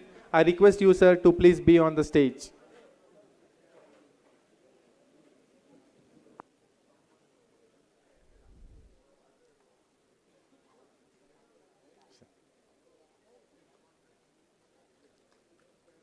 A hearty welcome to you, sir. The session 1 is all about promoting startups, the founder's playbook, a manual for startup success. Before we begin anything, I deem it as my honor to introduce the distinguished dignitary to the august audience. A brief introduction. Dr. Chindi Vasudevappa is an eminent fisheries scientist and institutional leader who currently serves as the chairman of the Research Council of CSIR CFTRI, Mysuru. He previously served as the Vice Chancellor of the National Institute of Food Technology, Entrepreneurship and Management in IFTEM under the Ministry of Food Processing Industries, Government of India. With a career spanning nearly 4 decades, he is widely recognized for his systemic contributions to India's aquaculture, food processing and agri-tech sectors. An expert in aquatic resource management, Dr. Vasudevappa also previously served as the Director of Central Institute of Fisheries Education, Mumbai. He has played a key role in drafting national policies on food processing and agricultural education, serving on numerous high-level government committees. An accomplished scholar, he has mentored hundreds of food entrepreneurs and received several national awards for his leadership in tech-driven rural development. With this brief introduction, I extend a wholehearted welcome to you, sir, for this first session, and I request you to take over this session with your opening lines. Please, sir.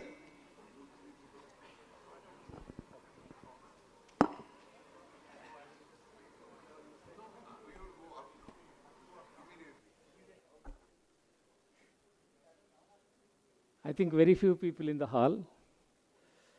Maybe we should have given a 5-minute break so that people could have come back. But anyway, all the same, good afternoon each one of you. And very happy to welcome you to this very interesting session, especially on startups. The session really looks at the one thing which is very important is the founder's playbook for promoting startups. Probably, I think this is one area where we need to come up with a manual for startup success. I think this is something which is very, very important. And we all really know, because now we are slowly changing from AI to food, more of food, I would say that. And some of course, even the ISRO director also will be there with us. And we will be discussing about the space as well. But all the same, food is very important for all of us. We know that.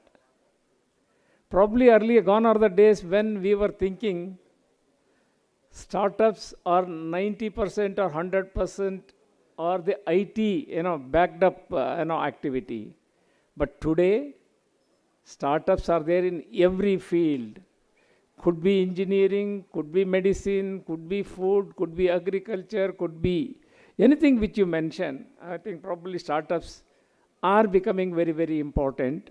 And that is the reason when the startup culture started in India way back in 2010 or 15, only few startups. And I think it was less than, I would say, about 15 or 20,000 startups that time. Today, we have reached a stage where there are more than 2.3 or 2.4 lakh startups in the whole country. It is only because certain areas where we were not venturing startups, I would say that. Not that we were not venturing startups, the name was not given to that. So that way the food sector is something which is very big, very huge, because food is everybody's business. Naturally, there could be startups for everybody who wants to really mine a good food, a quality food, or a easy or a convenient food and things like that. So that is where the startup culture gained momentum across the whole country. And today we are, of course, Bangalore is the starter for startups because it was an IT-based city. And now startups are there everywhere. Bangalore, of course, is always leading. That apart, I think Delhi, Hyderabad, Chennai, and maybe Ahmedabad, and all major cities, including Chandigarh. So including the northeastern part, I think a lot of startups are there everywhere. So we need to be really very happy, but at the same time, I would say that the startup culture has to be nurtured properly. That is the reason why in the beginning, more than 90% or 95% used to be failures.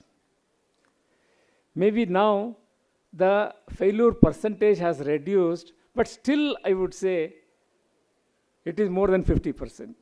So that means we need to really address the challenges in a much, and I would say scientific way or a proper way, which can really improve the success rate in startups. I know always startups are started more emotionally than scientifically. That should not be the approach. Yes, emotions are very, very important, to conceive what you want to achieve really in this sphere. But at the same time, if it is properly backed up with science, scientific innovations, and scientific advancements, probably I think then definitely the scope for success is much higher. And I know startups and industries are like two sides of the same coin. After all, startups are or I would say not startups, I would say the academics, or I would say the organization, research organization and the industry are the two sides of the same coin. In the sense, whatever research or whatever innovation which we do could be a university, could be an educational institution, or could be a research organization and things like that, that is for the industry to take it forward, scale it up in a level where a common public can source the goods, the benefits of the goods. So that is what I think would be the startup today. In fact, I know academics always addresses the knowledge generation, which I think we are very clear about it. And maybe I think it focuses on, I would say, creating, I would say, knowledge and also exploring the impact of newer, I would say, innovations. This is what is very, very important. We need to understand that, of course, the industry will take it to the real world. In the sense, people who want to use it or people who want to produce it on scale probably need to be backed up by academics or by research organizations, and the industry should take it forward in the right way. So that's where I think we are really, addressing these issues. The theme of this whole organization is RISE. RISE is the research, could be by organizations, research organizations or academics, or could be by any university, or institution, or a college, or even a farmer, I would say that. So that means it is, research is everybody's, the property, and they need to address it properly. And then, of course, I is for industry, we all know that. And S is for startups and the entrepreneurship, which all will culminate as entrepreneurs. So that's where I think we need to really look at in a big way. And I know, as I said, any startup for that matter, so emotional involvement on one side is very, very important. But at the same time, we need to really understand the whole industry or the business part of it. Unless we understand the market demand and the market requirement and the quality of the product which you make and whether it is accepted by the market, I think we will not be able to really make a headway. That's what I would say is very, very important. And also the precision technologies. It is not that the institutions which develop the technologies and the technologies are straight away can be adopted. No. You need to understand the market requirements and the common man's requirements so that you really tailor make it or modify it to suit the market. That's what institutions give you, the perceptions of the technology, or I would say the precision of the technology, how it can be further improved or made better. So that has to be properly understood. I think if at all we want to really achieve success in the whole world. And I would say here today, CFTRI, that is Central Food Technological Research Institute, which is in Mysore, which is in our own state. Not everybody come to CFTRI. That's a wrong notion. Probably many people have a skeptical opinion that entering into CFTRI is very difficult because if it's a central organization, central institution. It is not so. In fact, the director and I would say the extension division so actively working, anybody can approach. It is not a restricted area. Anybody can approach and also express themselves what is that they want to do, and probably the scientific community will definitely shape their ideas and make it into a business proposition. And probably I would even say, if you are a student who is coming out of an institution, you can be an intern there. So an internship becomes very, very important for acquiring skills.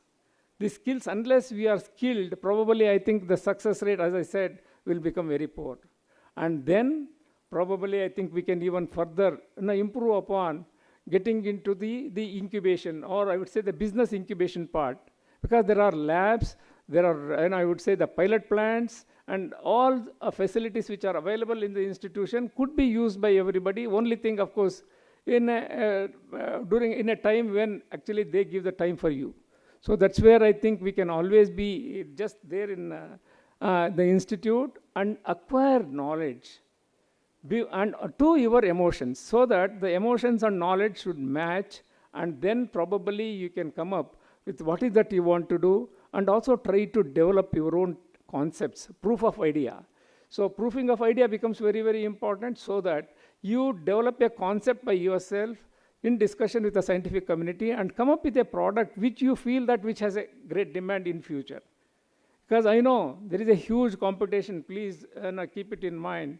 The whole world is looking for something which is new and which always they think that is the first entry into the market. No, there could be many people like you who will also gain entry into the market with that thinking. So that means it should not be a repetition of what others are doing, but there should be some innovation or some innovative thinking which can really make your product, and the USP of your product should be very great. That's where I think finally it should really come up. And probably I think, so nowadays, I would say that the use of biosensors are becoming more and more important. Because I know biosensors can detect the quality of the food itself or the safety of the food itself. I think these are things which are very, very important. And maybe I think even the post-harvest requirements, especially when you harvest, and how actually it should be cleaned, how it should be stored, whether decortication has to be done or the whole grain can be stored, and if so, how many days, and what are the technologies that are available, and how do we process it? That means the processing technologies need to be properly understood. And then, of course, the market linkages and the whole value chain. Unless we understand the value chain and its significance, probably we will not be very successful, because the business model, I would say always any company which is started, the business development managers will always be there. They will reach the people and they will get their feelings and the feedbacks and also improve your, I would say, the sort of status. So that's where I think, very, very important. Nowadays, CFTRI and many other, I would say, food institutes across the whole world have come up with more than maybe 700 or 800 technologies. Not all that we can use. Look to the resources what you have. Look to the regional, I would say, sort of availability of the resources, and probably plan so that the startup doesn't stop in the middle for want of the, I would say, the inputs. That should not happen. I think that is another big thing which we need to look at. And probably there are a lot of disruptive technologies also which have come in. And looking at it, probably I think we have what you call MATS. This is microwave-assisted thermal sterilization processing. These are things which have come. And in fact, the PADS, of course, is the pressure-assisted thermal processing and things like that. And could be, of course, now the development of a large-scale coolers, especially for use in the rural areas. So these becoming very, very important, because if you have to maintain quality at the post-harvest processing, I would say post-harvest storage itself, we need to come up with technologies which can really help us. So in fact, I would even say there are meat analogs which are coming up in a big way, because the non-vegetarianism is quite high, especially among the younger population. So how do we come up with the meat analogs which are more vegetarian-based, but can also serve the requirement, or I would say the desire for eating non-vegetarian. That's how it is. And nowadays, we have been hearing about the cultured meat and things like that. These are all the disruptive technologies which are not common. So how, if you want to get into it, probably I think this is an area where we can really look at very seriously, and many more technologies, I would say, which are very, very important in the present day circumstances. We do have with us the Licious, which is, I would say, which everybody is quite familiar with today. And you can sit anywhere and order your food, and that food will come to your doorstep. So that, I think, a beautiful, I would say, sort of a quality management system, which is really taken care very well by Licious, I would say that, because we deal with the perishables. Food is always, one thing is that, unlike the AI or maybe some sort of a machinery and things like that, this is a perishable commodity. This assumes a different dimension and significance as well. So maybe the meat and fish is much more perishable than the meat. So how do we maintain the quality? How do we bring in real, I would say, requirements of the community? I think this is what I would say is very, very important. And of course, I know anything we do need to be very, very sustainable. Sustainability speaks of, we have been talking about the food systems today, food systems approach. So how do we bring in sustainability there? I think it could be an economic sustainability, it could be a social sustainability, and of course it could be the environmental sustainability as well. See, these things have to be properly understood if we are to survive for a long run. Always, I would even say here, any startup need to crawl in the beginning. Be slow and steady, and slowly then get up and walk. And that means you are now, I think, gaining momentum in your approach. And then slowly, probably, as you start walking, you can run. And then you can run faster. Probably when you are exhausted, that means your product has no relevance in the market. You come back to the research organization or to your mentors and then try to see that how we can really improve upon and probably address the real world issues. I think, and this is how I think the startup should be, and I would really, emphasize on each one of you who wants to really gain or entry into the startup world. Probably, I think these are some things which you should always keep in mind so that you become successful and you will not lose your time and energy and also the money. I think with this initial remarks, I request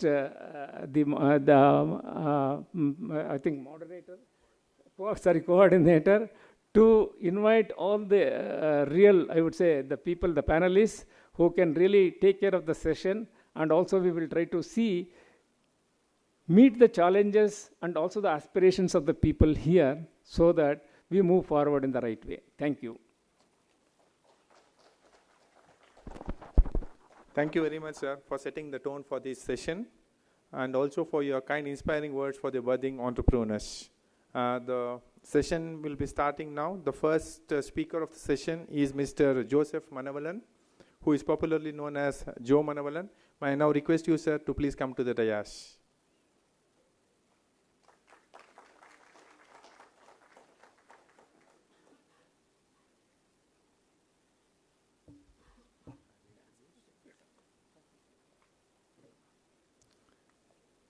A hearty welcome to you, sir.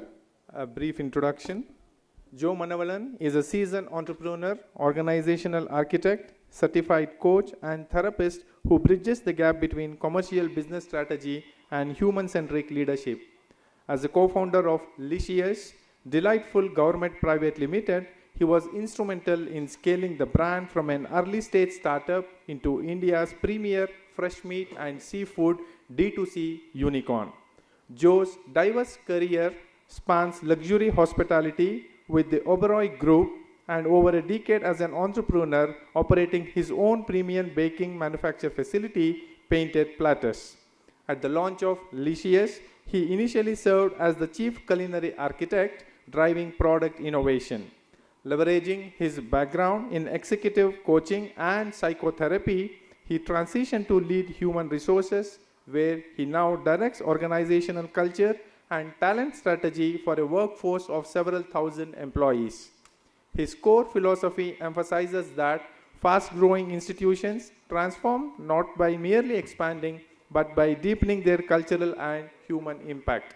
With this brief introduction, I now request Mr. Joe Manavalan to address the gathering. Please, sir.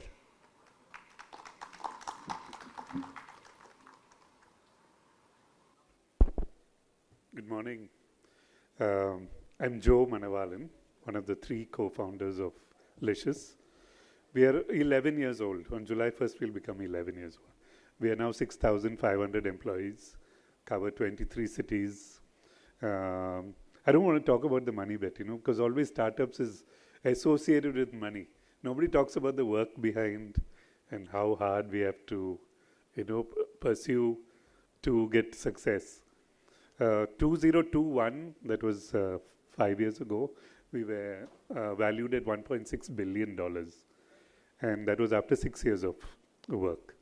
One thing I really liked about what the doctor said was that in India, you know, we should make sure that we do not copy what is happening in the West.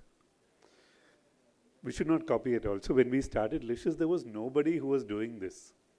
Nobody even wanted to do. So in the West, for example, if you go to eat a meal in the West, the center of your plate is meat or fish. On the side, you'll have your pasta and your vegetables. In India, it's the other way around. In the center of the plate, it is rice or roti, and on the side, you'll have your vegetables and your meat. So the size of your pie is very small, actually. So I think, and the West has already solved for it. You know, they went frozen. In India, we don't like frozen. For us, frozen means something which is old. Nobody has any clue when this damn thing was made. And we have the live market. You know, you go to the market to buy meat or fish. There was one guy we had interviewed. We asked him, how do you know whether the chicken is sick or not? He said, no, I will make sure that the chicken jumps up before I buy it. You know, this is the sort of imaginary, I mean, you have a lot, you know, the men are the one who go and buy meat or fish every day. It's not the women. The markets are so dirty. I think it's only men who have got the guts to go there and see all the blood and the gore, you know. So somehow the men have twisted the story around that only they know about meat. They know whether the chicken is sick or not, whether the fish was caught yesterday in the sea. They have no clue when the trawler goes out into the sea, it might come back after a month. They have absolutely no clue. And then they look at the eyes and the gills, and they'll press the skin and they'll say, this fish is fresh. So we come into a market where the lady of the house is the one who's going to cook what this man has bought. And when it comes on the table, if the meat is good, everyone will praise the husband. Oh, today's meat was good. Or today's fish was fresh. Nobody talks about the one who cooks the food, you know. So for us, it's a dilemma. Who is our target person, you know? Is it the woman who's making the food, or is it the guy who's going to the market and thumping his chest, you know? So these were the issues that we had in the beginning. So we knew that we're not going to do frozen for sure, because that would restrict our market. We can't do this, you know, cutting the chicken and running to somebody's house to deliver. So there was a thought initially when we looked at the butchers, their hygiene levels, and this one was very difficult for us to work with. And we wanted to scale. We wanted to be across the country. We wanted to be in Tier 1, Tier 2, all the cities, you know. So very difficult to control quality in that. So then we decided, let's do a chill this one. So a little bit of my background. I'm feeling quite at home over here because my daddy was in CFTRI way back in 1952. Don't ask me, I have no clue what he was doing in CFTRI because at the end he landed up in NAL next door as an aeronautical scientist. So I'm not sure what he did. But I grew up in a community of science. And so my elder brother is a doctor. I've got uncles, daddy's brothers who are in medical books. And me, way back in 1985, I told my dad that I want to join hotels.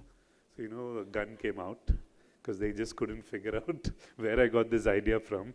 But I stuck to my guns. Whole family full of doctors and engineers and scientists. So in 88, I joined the Oberoi group, and I worked with them for 13 years. And then the bug of doing business got into me, I think around 95, 96. So I went to Europe, did my master's in business. I came back. I was in a sabbatical with Oberoi when I went to study. Came back, I told Mr. Oberoi, no, I don't want to work anymore, and I started on my own. So in 2002, I started on a small little place in CMH Road, and then I grew that into a chain of stores. And then in 2015, that was 11 years ago, I met actually met Abe. Vivek I knew for a long time. Abe is a Kashmiri, eats meat, breakfast, lunch, dinner, sleeps meat, dreams meat. He lives around meat, okay. Vivek is a finance guy. He used to work with a VC called Helion. So three of us got together and we said, let's do this. Let's try this out. So July 1st of 2015, we actually started. And me, because of my science background and that food bit, you know, I really went deep into things before we started. The most important thing was to gain trust from our consumers. So those days, if you go back 11 years, Amazon, you remember? In Amazon, you don't like the size of your shoe or there is a stain on your shirt, they immediately replace. They're building trust. So now what can you do? You can easily order with Amazon. No? You know that if something is wrong, you can give it back. So those are small, small policies that we also copied to gain trust. But more importantly, we wanted to start building backwards, they call backward integration. And institutions like CFTRI helped us a lot along the way, where we would go and ask them to study specific things, that we wanted to know. Science is very important, very, very important. Otherwise, you can't grow back. And please remember, meat and seafood is a totally disorganized sector. Even now, it's a disorganized sector. So it's very difficult for us to source. So we have to have our quality people at the ground. We are not, like for example, if you take red meat, you have to go to a mandi where an auction is taking place. A farmer will come with his herd. It might be 20 animals, it might be 50 animals. We need 200 animals. So there's no question of price negotiation. Whatever is the market price in the auction, the guy will sell. Okay, and when we look at the herd, how do you know whether the herd is sick or half dead? No clue. So we have veterinarians there on the ground to check. So just imagine the guy over here who's selling the meat. He has not even seen the animal, and he's selling meat to you. So we have huge amount of challenges. Sometimes when it's raining, the farmers don't come, and then you have customers waiting. So you have to have multiple sources. Same thing with fish. Now we have a ban season going on in both the coasts. So where do you get your fish from, So then we go to smaller boats, you go to backwaters where there's no ban. Then you have to pick up the fish from there. So it's extremely complex, our sourcing this one. And on top of that, we built this thing about quality. We have to keep checking every damn step to make sure that the customer does not turn back, Then comes processing plants. So whatever we source has to come into processing plants. We don't slaughter or anything like that. That's done through government slaughtered, certified government slaughtering houses. When it comes to chicken, it goes into big processing plants, and then it comes to us. There again, we have a quality check. How it comes, what the size and everything. Then it comes to our factory, cut, packed, and then sent. I think most probably we might be having the largest cold chain supply chain in India. From the time we get the meat, the temperature is 0 to 4 till the customer's doorstep. So that's a huge cold chain that we have built. I don't think there is anybody else who like us who's got that. That is one of our strengths. Processing plants we have in Calcutta, Delhi, Bombay, Hyderabad, Bangalore. Massive ones. The Bangalore one is nearly 2 lakh square foot. So huge amount of investments have gone into the back. So a lot of people seeing our success in 21, 22, they came up. A lot of competition came up. But they could see only our face, the app, the website, the nice photos. Some even copied that. But they couldn't see what was happening behind. What is happening behind is more important than all this makeup that we have done in the front. So all of them collapsed within 6 to 8 months,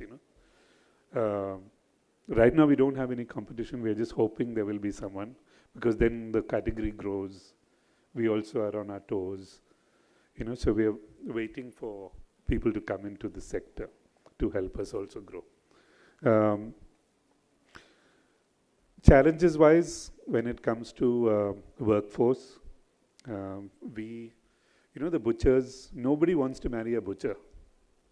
So very early on, we hired people. First of all, we changed their designation. We call them meat technicians. We taught them the basics of meat. Would take them on field visits so that their knowledge would, expand. Honestly, I don't think they are called butchers anymore, at least the guys who work with us. And you can see a lot of them when they get married, they come to us and they thank us.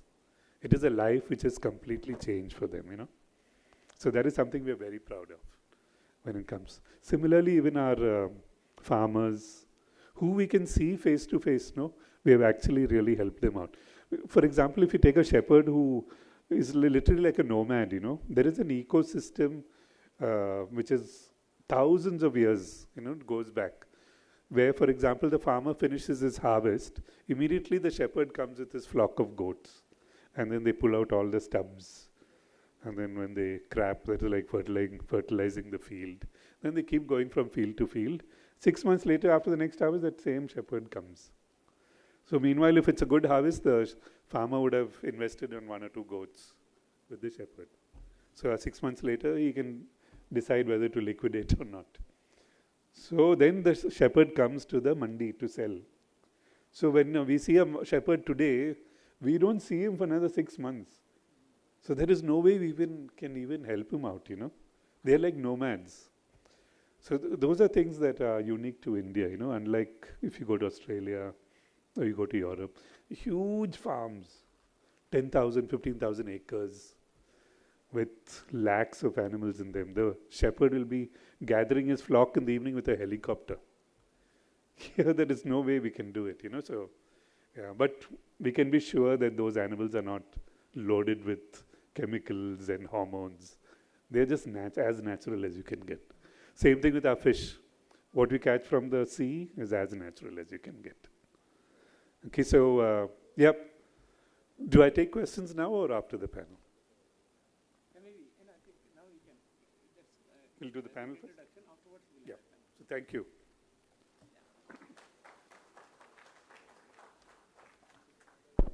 Thank you very much, sir, for sharing your thoughts, your journey, and especially your success story, which will pave a long path for the budding entrepreneurs. Thank you very much. The another dignitary for this session we have is Dr. Tirtha Pratim Das. May I now request you, sir, to come on to the dais, please.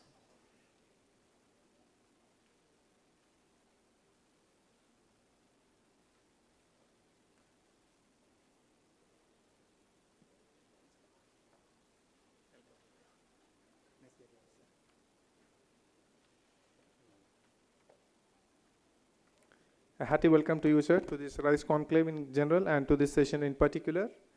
A brief introduction about the speaker. Dr. Tirtha Pratim Das is an eminent space scientist and institutional leader currently serving as the Director of the Science Program Office at ISRO headquarters in Bengaluru. In this role, he plays a key role in shaping India's outspace research roadmaps and fostering national and international scientific collaborations. Dr. Das began his distinguished career with ISRO as a launch vehicle technologist at the Vikram Sarabhai Space Center before pivoting to planetary exploration. He has been a core scientist contributing to India's premier space odysseys, including the Chandrayaan missions and the Mars Orbiter mission Mangalyaan.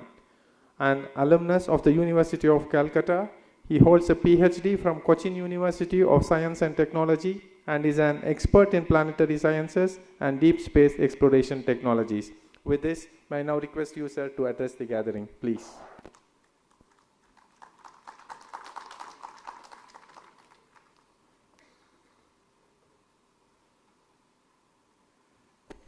Good morning, and thank you very much for this opportunity, dear organizers. I'm very happy to see all of you here, and probably we will listen more at the time of the panel discussion with the other eminent panelists. I would like to recall a few moments when I joined the Indian Space Research Organization way back in 2004.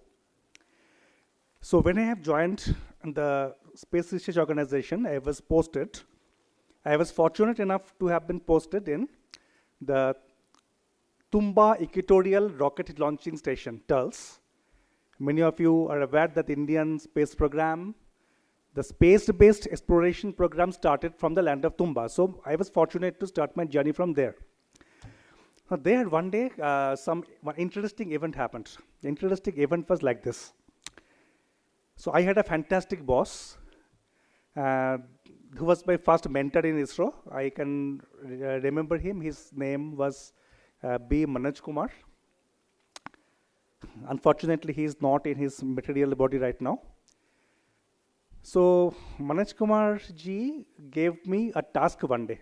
So he asked me, why don't you write an article on the something on the biomimicking, how space technology is borrowing ideas from the biodiversity. So I wrote something. Then he was asking me, okay, good, you have written about birds and other aerial objects, the similarities. Do you know that there are certain insects whose structure, body structure, do not satisfy the laws of aerodynamics, so they are not fit to fly? There are some insects that can fly, yet their body structure and dynamics are not aerodynamically suitable for flight. I said, I didn't know. Now the question is, how can they fly? Then I was trying to dig out the answers of the question why they cannot fly. And then after some time, he himself gave the answer. And the answer was, they can fly because they have not studied aerodynamics. Okay, that's why they can fly. So now, why have I told this story? I am telling this story because many a times, too much of a knowledge becomes a deterrent. Less knowledge also is a disabler, not an enabler.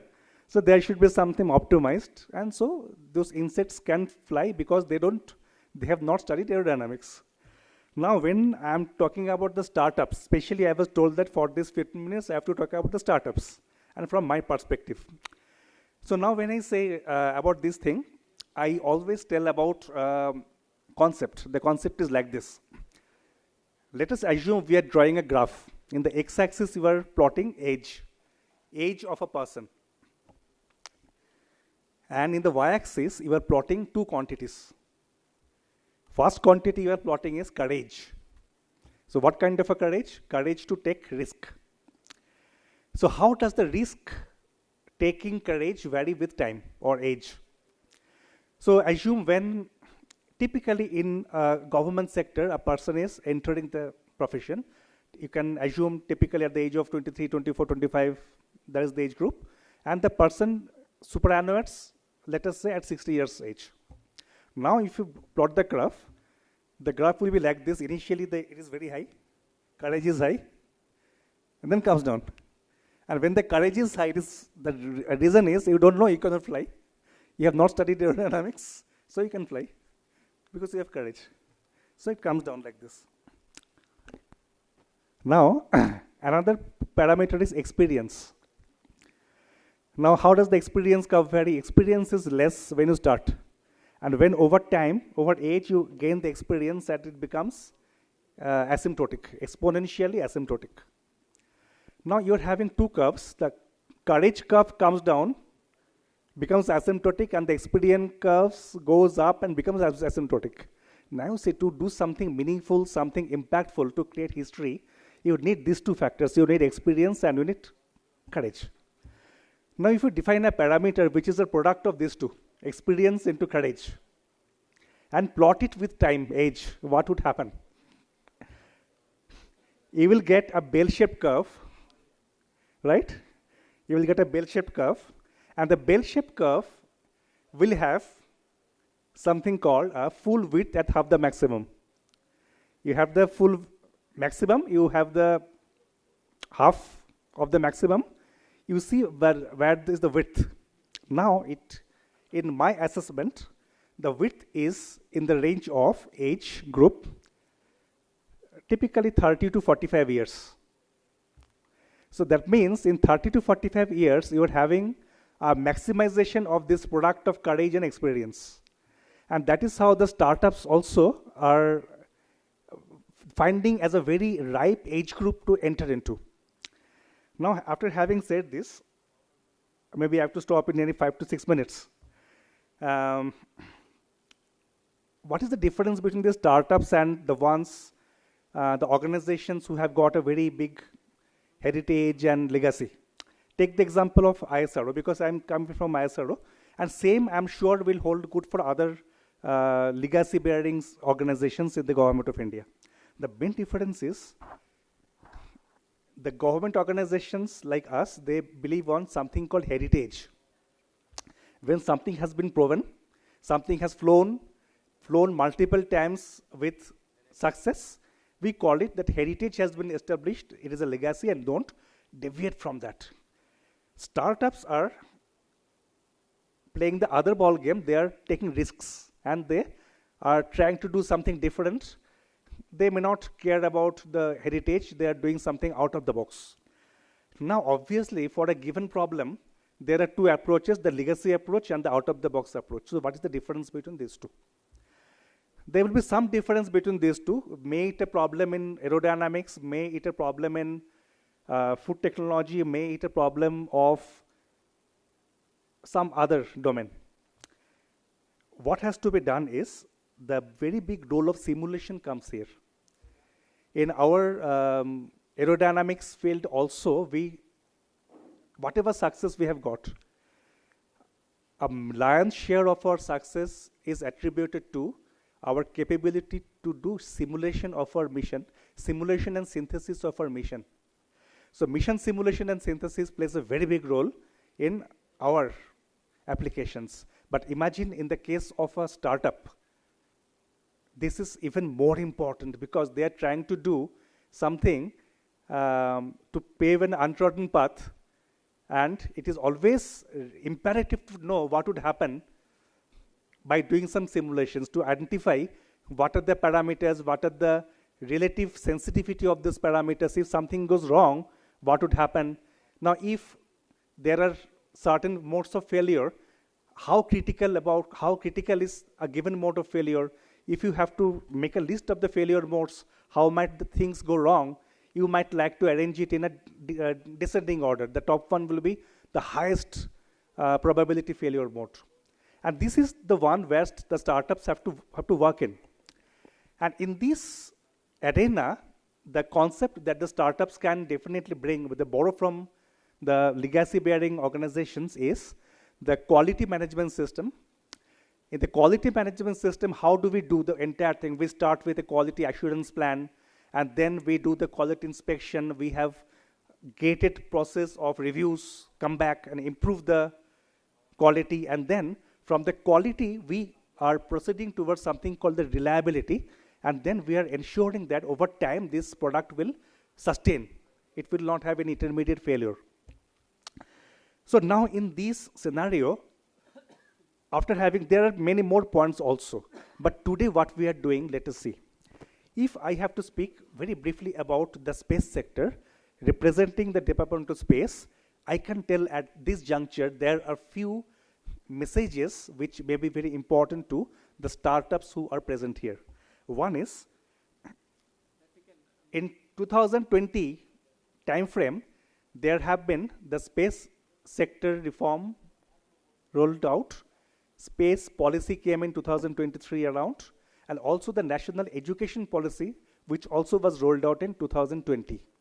And there are certain overlaps. If I have to tell, national education policy spoke about experiential learning. It also tells about the skill development, etc., etc. And when it comes to the space policy, or suppose space reforms, the Department of Space has got multiple verticals. The Indian Space Research Organization is concentrating more on the R&D activities, and then you're having InSpace, which is concentrating on the promotion, enabling, and authorization activities, and NCL, they are concentrating more on the commercialization activities. And in this framework, if you see, in ISRO, right out of the box, you're having certain mechanisms wherein the startups can find it very useful when the technology readiness level is very less. There are programs like Respond in ISRO. Many of you might know. From the Respond, you can start your activities, project activities, taking some problem statements from something called a basket, Respond basket. So that is one. And also throughout the country, there have been certain space technology cells or space technology incubation centers which have been institutionalized. So this is about ISRO. And then you are aware about InSpace, wherein there are certain schemes, technology for the technology funding to go from one TRL to the higher TRL levels, and different other schemes are available. So maybe at the time of panel discussion, we can have more elaboration on this. So at this juncture, I wish this event all success, and I'm eager to listen to my co-panelists here and to interact with all of you. Jai Hind, have a very good day. Thank you very much, sir, for your detailed version of space research, the technology, and the startup ecosystem. The last session of the speaker is our own director, Dr. Giridhar Parvatam. I request now you, sir, to please occupy the dais.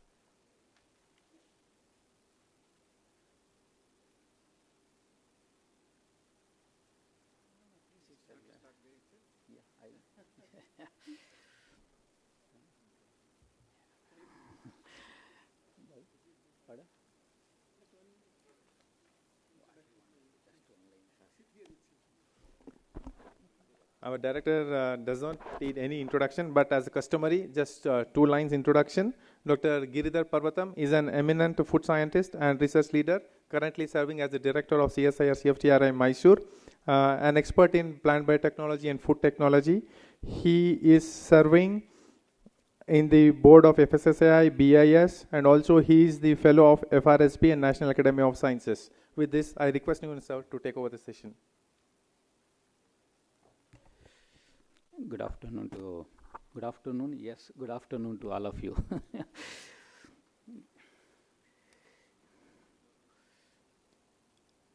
So already in my yesterday introductory speech, to some extent I have explained about the CSIR CFTRA activity, and most of the audience are also from CFTRA and few audience from other organizations. So just I would like to give a generalized glimpse on CSIR CFTRA's food processing contributions during its almost 76 years completed. So if you witness the overall journey of CFTRA in food processing sector and also its contribution to the nation, a decade-wise progress, if you have a glance, our perception changes always with the demands of the society initially, then requirements based on the industry needs, and also on par sometimes with the global demands, sometimes lagging behind at the time to meet the global demands because the domestic needs were very prevalent.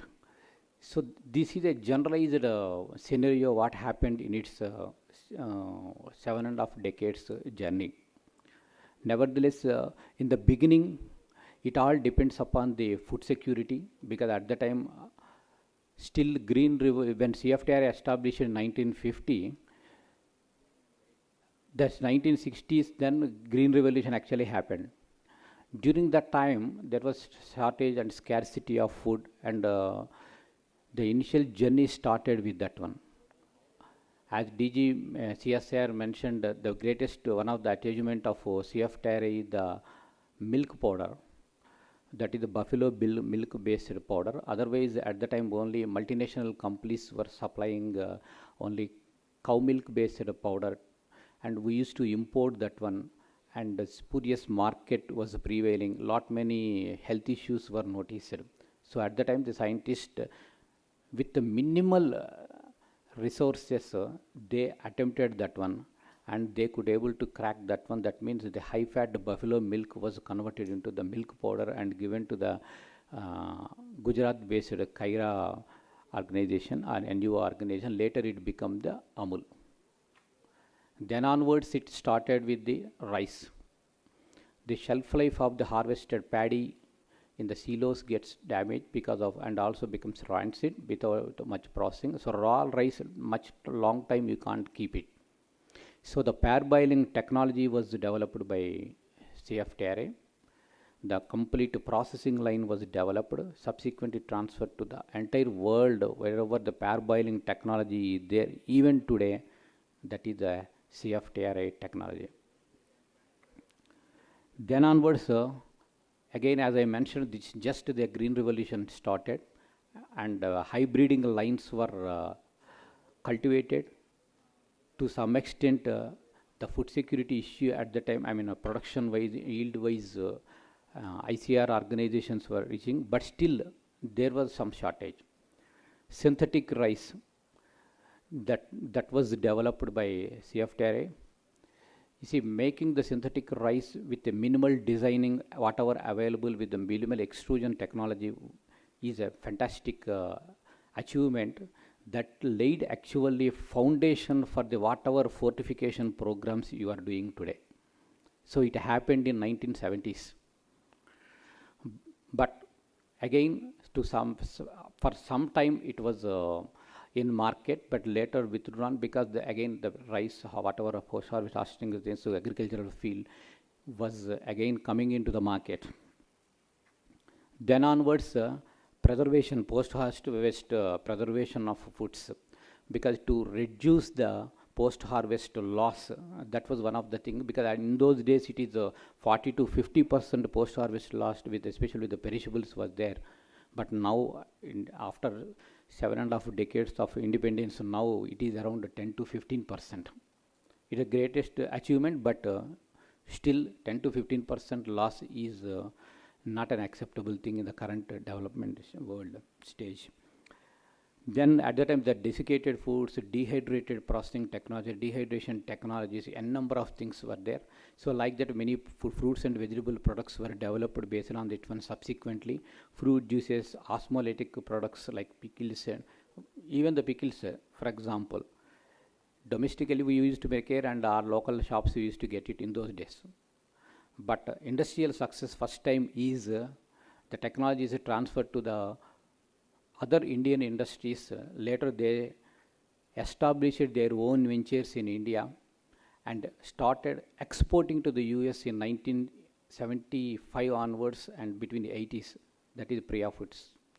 So like that, so lot many successful stories. Now it is a common practice for each and everyone. Even till today, many small venture companies and other people, they come to the CFTRA only for the pickles technology. That's still surprise. Then protein hydrolysates, like pea-based protein, soy protein-based hydrolysates. Those protein-based beverages were developed for the nutrition supplements to the children, school-going children in those days. That is another important successful story. Then single-cell proteins, even till today, single-cell proteins are having their own importance. And the spirulina technology, that is single-cell protein, 1970s, the Germans came here and established an autotrophic cell culture. Then later developed into the biotechnology center. And CFTRA is having its unique place in algal cell cultures in India. And our CFTRA spirulina cultivation response technology almost has been given to the entire world, including the Gulf countries. Then onwards, the algal-based pigments. Now, CFTR is contributing a lot to the seaweed-based things, seaweed-based mission mode project also. That is another dimension. Then the packaged foods, ready to cook to the ready to eat foods, whatever available in the market, the initial things happened again in the late 1970s and early 1980s, still continuing with the optimized what is called packaging technologies also. And the shelf life extension, that is still everybody knocks door CFTRA for the extended shelf life. Initially they will come and embrace our technology, they will start up their own ventures, target the Indian markets, and they will be successful. After getting good footprint, what they want is they want to go to the export thing. As I mentioned some time back, hand holding, if you don't give, their initial success rate will be very less. That is where CFTRA contributes a lot. And when they want to go for the export-oriented market, then the extended shelf life is required. Now for that accelerated shelf life studies purpose, MPAC software CFTRA is developed. It's a unique thing. So that technology, many industries are coming and they are approaching through the consultancy and the sponsored projects. And fumigation technologies, again, back in the 1960s and 70s, when in the silos and food corporation governs, so the lot much damage was there. So the fumigation technologies were optimized and the technology transferred, even dual glucose technology and hermetic storage technology in silos. These things were again big successful stories of CFTR in the post-harvest preservation.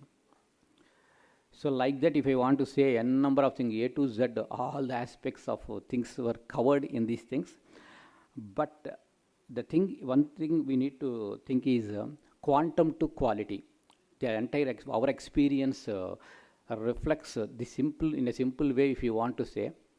Initially, the quantum of food for the public or consumers was the demand, was the requirement. Now, we have witnessed a complete change in the requirements, processing, market demands, and other things. Now we need quality food in a proportion. That's why they say if the quantum for food, if the proportion wise, that proportion why I am telling you is now everybody is considering as a food as a medicine. The proportion should be less and benefit should be more. That is the one important thing. Nevertheless, our entire portfolio based on 3 Ds. One is we are the doers. That means we do the R&D, then deliverables and development of formulations, appropriate formulation based on the requirements. That is second one. Third thing is dissemination of the knowledge through the capacity building, training programs, technology transfers, and all these things. Again, if you have a glance at the overall scenario of the technology development that happened during the last 7 decades, 7.5 decades, if you see, 4H you can say. One is initially it was considered as a holistic food. You see, getting a bowl of food was a requirement. So think about, don't think, at the time there was no other thought process. Then healthy foods. The food should be nutritious, free from the microbes, contamination, with sufficient shelf life, with the permitted preservatives. Then everybody is talking. So belly was full. Now everybody was talking about whether it is healthy or not. Then nutraceutical and functional food segments started in early 2000. So CFTR is having its own footprint on this nutraceutical market. And now all the three were filled. That is holistic, healthy, and healing. Then started talking about the geographical things, my food, my region, heritage foods. So now we are talking about the GI foods.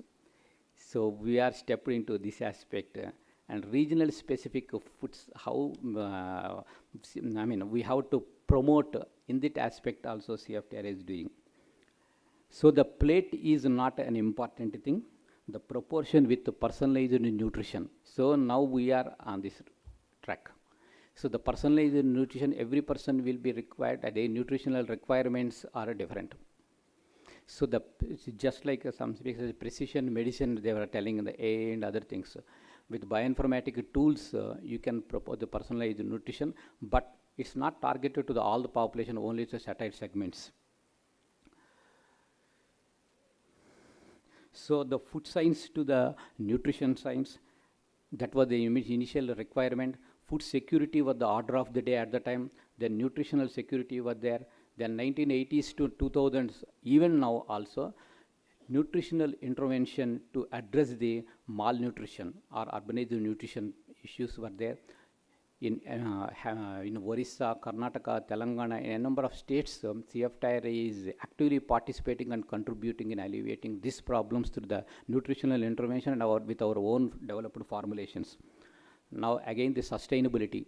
Now we are again in the range of sustainability. The government is also mentioning the sustainability of all these things. So how to make the sustainability through this?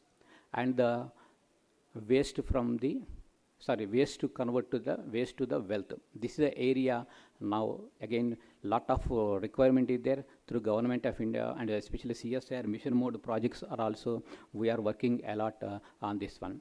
Because even till today, as per the database, 30 to 40% of the food processing industries, in food processing industries, things are getting wasted. Especially the processed food itself is getting wasted. This is evident when you go to the high-end restaurants high-end supermarkets, malls, everywhere. How to address that one? This is one important, because food is nature's gift to us. So that is one aspect. Similarly, converting the waste to the wealth, especially in the food processing waste only. I am talking about, not about the rest of the industrial waste.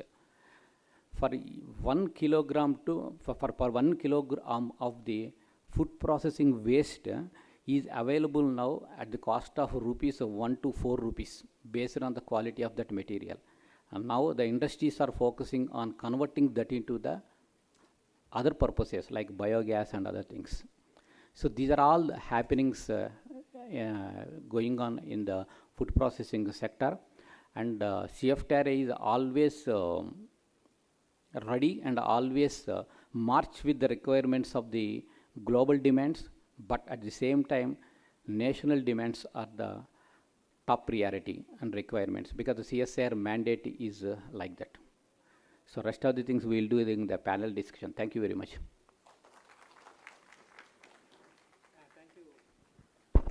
Thank you very much, sir, for sharing the landscape of CFTRI technologies, services, and different activities. Now the floor is open for Q&A. I request the moderator, Dr. Vasudevappa, sir, to take over the session. Please, sir. Thank you. I think we have reached the state where you could understand what each of the organizations or the institutions are doing. Now we have with us very learned and especially very learned panelists.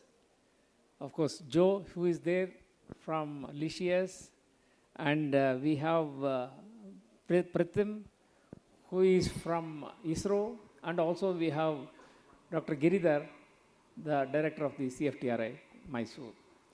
Now my first question would be to Joe.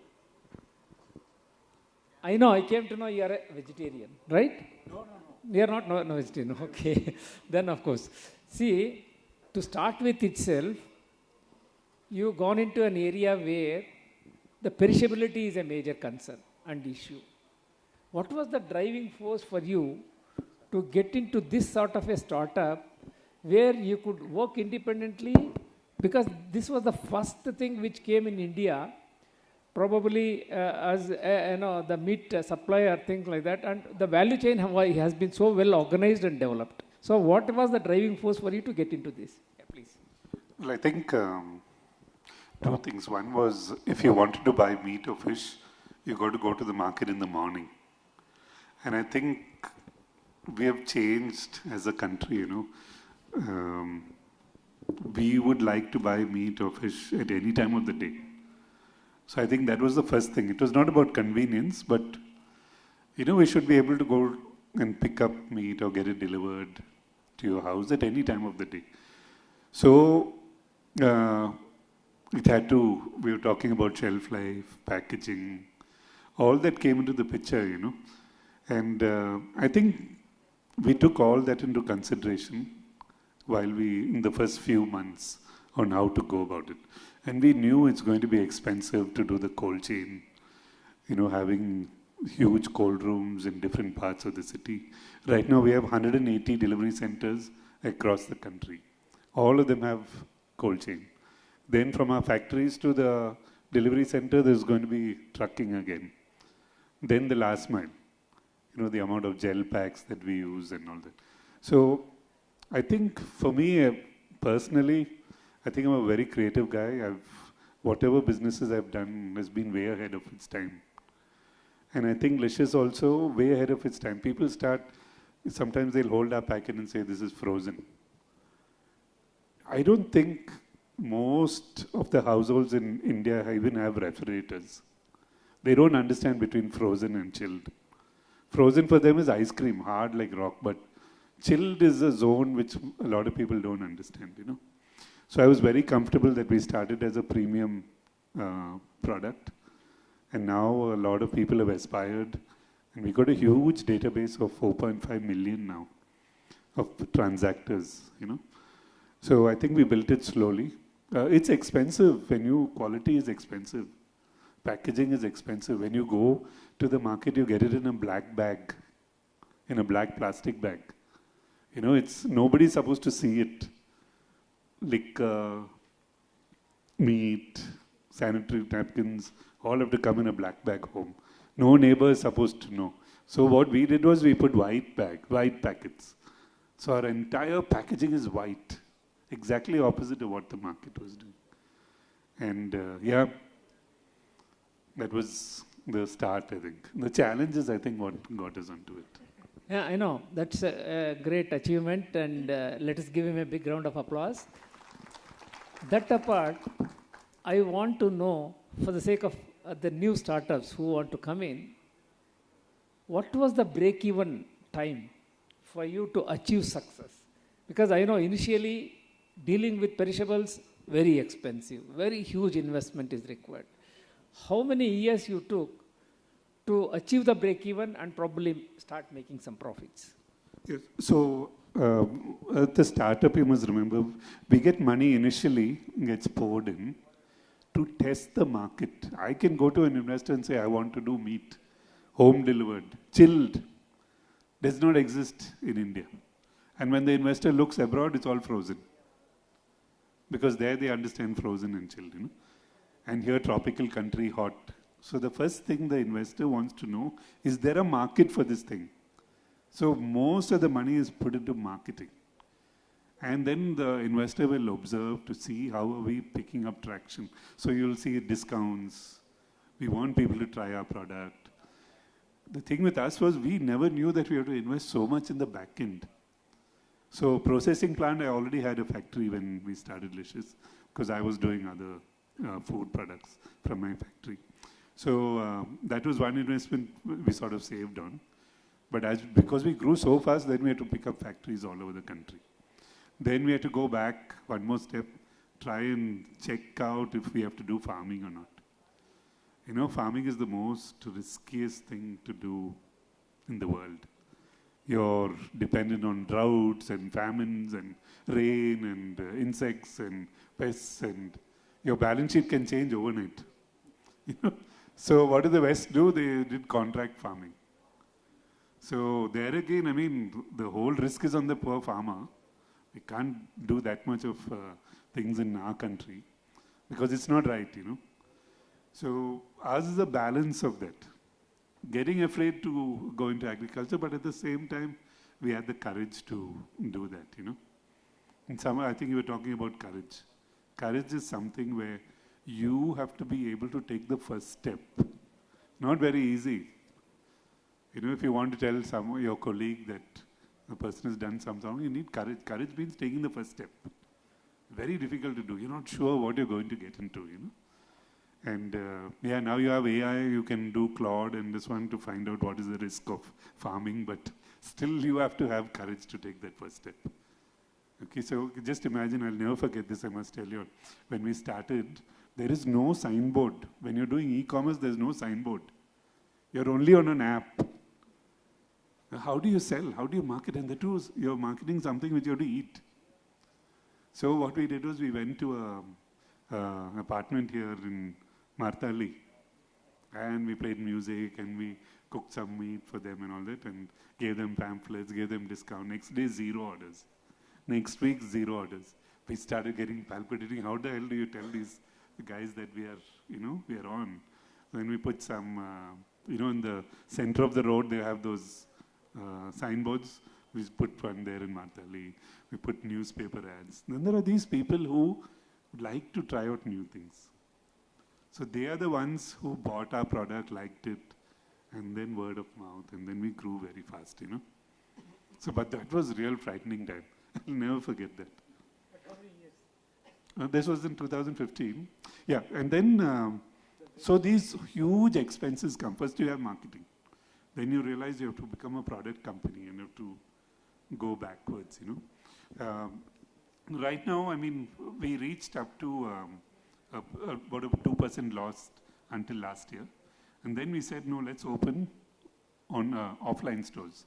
That means let's go and open stores in different markets. So right now, within 1 year, we have got 60 stores now. So we opened very fast, you know. And we have to learn. We're an online company which never sees the customer. Only the delivery boy sees the customer.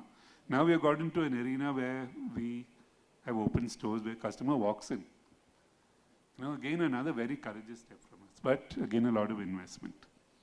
So our balance sheets have taken a bit of a backseat, but I must tell you, revenue-wise, we have doubled in the last 5 months. We're touching nearly 150 crore a month now. Okay, so when you double up like that, you also have expenses going up. If you're in the same line, supposing I double on online, then my profitability still soars up. The moment you come to a different distribution channel, then again you have expenses. You have to show people that you have a marketing place. You have to have training to be backed up.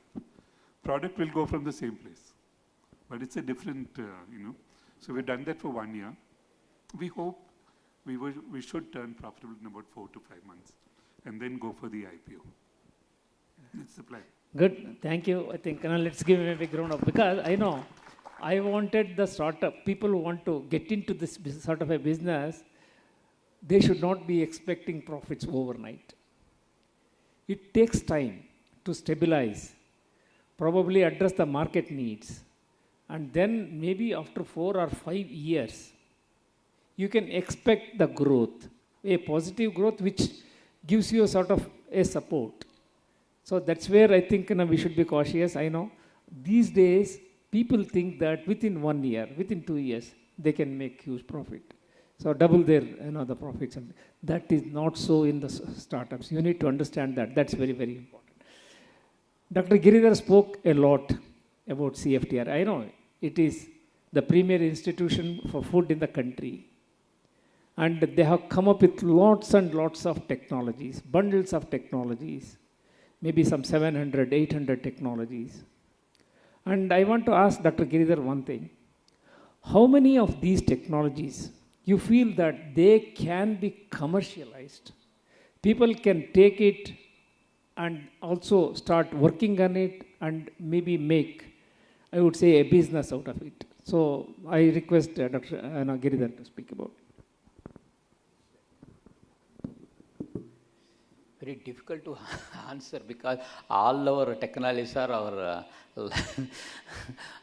our own things. So but the success story wise, if you see, as you mentioned, around 500 technologies were developed all these years, and already licenses were given to the 5,500 plus licenses were there. So it all depends upon the what is called market growth, and sometimes the requirements of the market. Sometimes it is like a tailor-made technology. Sometimes we will remove the dust and also give the technology to the new licensee based on the requirements. So it varies with the whosoever entrepreneur startups are, they want to go in a specific path or specific area. That is why. Otherwise, to cite some of the things, see, high-end corporate level means that millet one you all familiar with that one, and also the protein slices what we have developed. It's a completely plant-based vegan protein thing. So you can keep one slice in between the bread and eat. So at a time it will give 5 grams additional protein along without any other thing. So this like such these are corporate level, but otherwise virgin coconut oil. That is the one of the revolutionary technology from the CFTRA side, and also other value-added products from the CFTRA. One of the startup has exhibited here. So it's whether it is another important thing is in 2023 through millet mission mode. So good number of technologies were developed altogether exclusively on millets. Our technology portfolio is around 55 plus. But of course, it's not all happened within that during the millet mission project. In 1950s itself, CFTRA started working on the millets, especially the jowar, ragi, and other things. Probably at that time, even ICRISAT not established in Hyderabad, but we missed that one, that importance. But they concentrated more on those things, pearl millet and other things, bajra and other things. Otherwise, now. It is very difficult. People think that it is difficult to cook the millets. You have to soak overnight, remove the whatever things and other things. But now the technologies have been developed in to use the millet-based suji, millet-based flakes, and all whole millet itself. You can cook within a short time. So that much processing intervention based technologies were developed for all the 9 millets, major millets. So you cannot pinpoint particular thing, but these are all the areas, and now the boom is for the millets. But startups should keep it in mind one thing. The technology is available, demand is there, export market is there, but the production is not yet gained much in the millet production wise. Still the farmers are focusing mostly on the commercial crops like rice, wheat, sugar cane and other things. That's why governments are also encouraging that one, especially MS Swaminathan Research Trust, that one. And also the Telangana government is also encouraging a lot. Now last year it is a good thing is at least 10 to 15% of the farmers moved from the commercial crops to the millets. This is the first good sign to the market. Thank you. Yeah, thank you. I think we have been talking about the food and the food, and especially both the, I would say, food which are I would say not stable, foods which are quite stable, and maybe I think all the meat and fish and things like that, and also the food grains part of it. Now move on to the space. I think a lot of technologies have been developed for space by ISRO. We are not very sure how the startups can be initiated in the space using the space technologies. So probably I think I can throw a light on these things. Absolutely, we wish that would be a great information for every one of us. So as I was mentioning, currently the Department of Space, if I have to see in a broader way, not only ISRO, is equipped to help the startup ecosystem in a very systematic way. So the startups look after, they have in their mind to produce a certain kind of a product which will be ready for market and which has to meet the user satisfaction requirements, and they should not fail prematurely. They should have a high level of reliability. So that is the end goal. In the beginning, they have some concept based on which the product will be developed. We have a system which is basically from NASA. We are assigning certain technology readiness levels. We call them TRL. When we say it is TRL 1, it is something in the concept level. You believe that it can be done. And when it goes to TRL 9, it is in terms of space language, something has flown. Okay? In startups, you need not prepare something which is flying. It could be some other application also. So we can adapt this definition of TRL 9 as something which is market ready and people will have trust on the item. And it is true for all the products, food items also, automobiles, whatever you can think of. Now, I'm coming to your question. TRL 1 to TRL 9 is a journey. In this journey, in the beginning level, some TRL 1 to 3 to 4 can be supported by ISRO based on certain schemes which ISRO has been running for a few years. What do you need if you have to go from TRL 1 to TRL 3 to 4? Basically, you are coming up with a prototype, and in developing the prototype, you are doing some proof of the concept and laboratory testing. You have to prove some technology, then you are going to some prototype. In doing so, there are certain mechanisms in ISRO. One mechanism is the respond scheme, which starts from a respond basket nowadays. So what is a respond basket? Respond basket is a set of problem statements. Now, I will give you a catch here. Who is making the problem statements? It is those people who are working on space. Okay?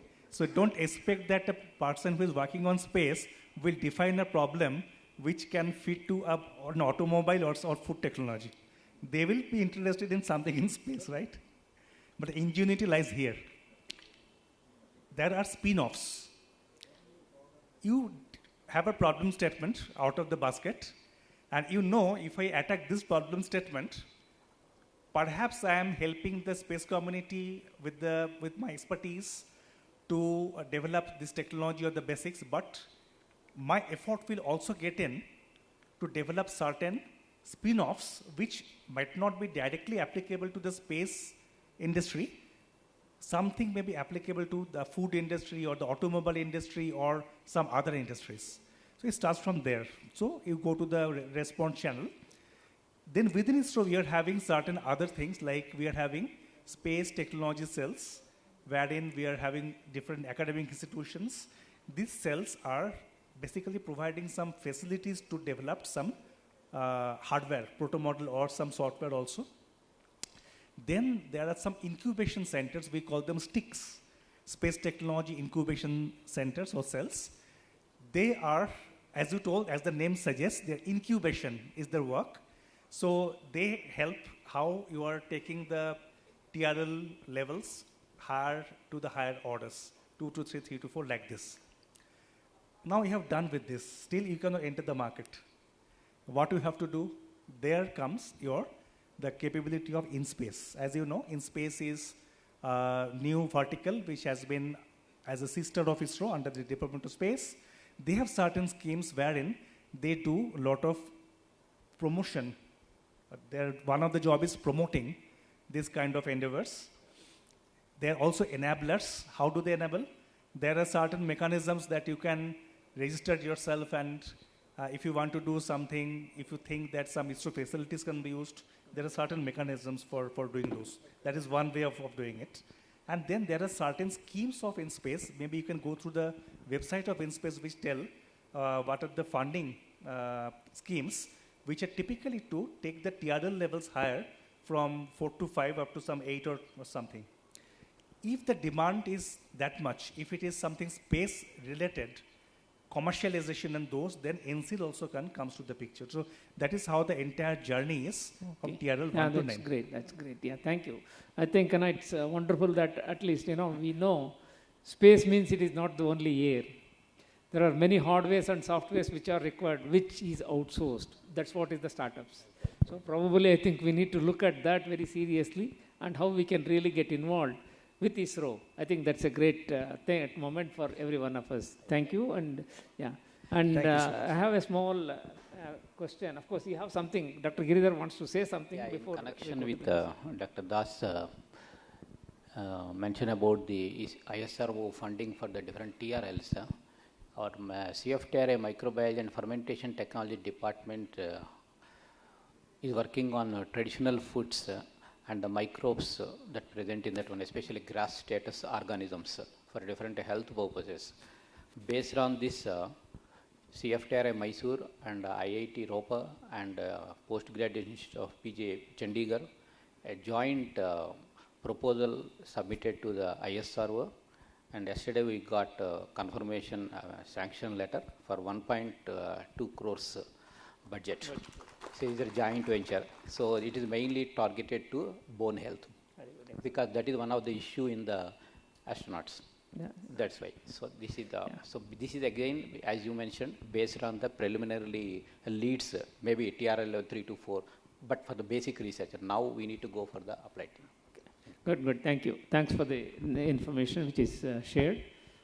I have a small question for Joe. I know now he has become a successful entrepreneur.